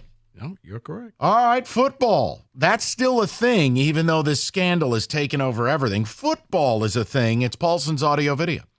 65-inch 4K OLED TV. You can watch James Franklin's mind-numbing stupidity in crystal clear 4K. Because Saturday, no matter what's going on with this scandal, you're watching football. You're going to watch Michigan Penn State. PaulsonsAV.com. Go get a new TV. Hell of a lot cheaper than buying tickets. And I'll tell you one thing, I wouldn't want to be at Michigan OSU. That's going to be toxicity to the hill. Go to Paulson's. Price is always as low or lower than Amazon Prime and Best Buy. Great install team. The best AV store in the state. It's Paulson's Audio Video. It is the toy store for grown-ups.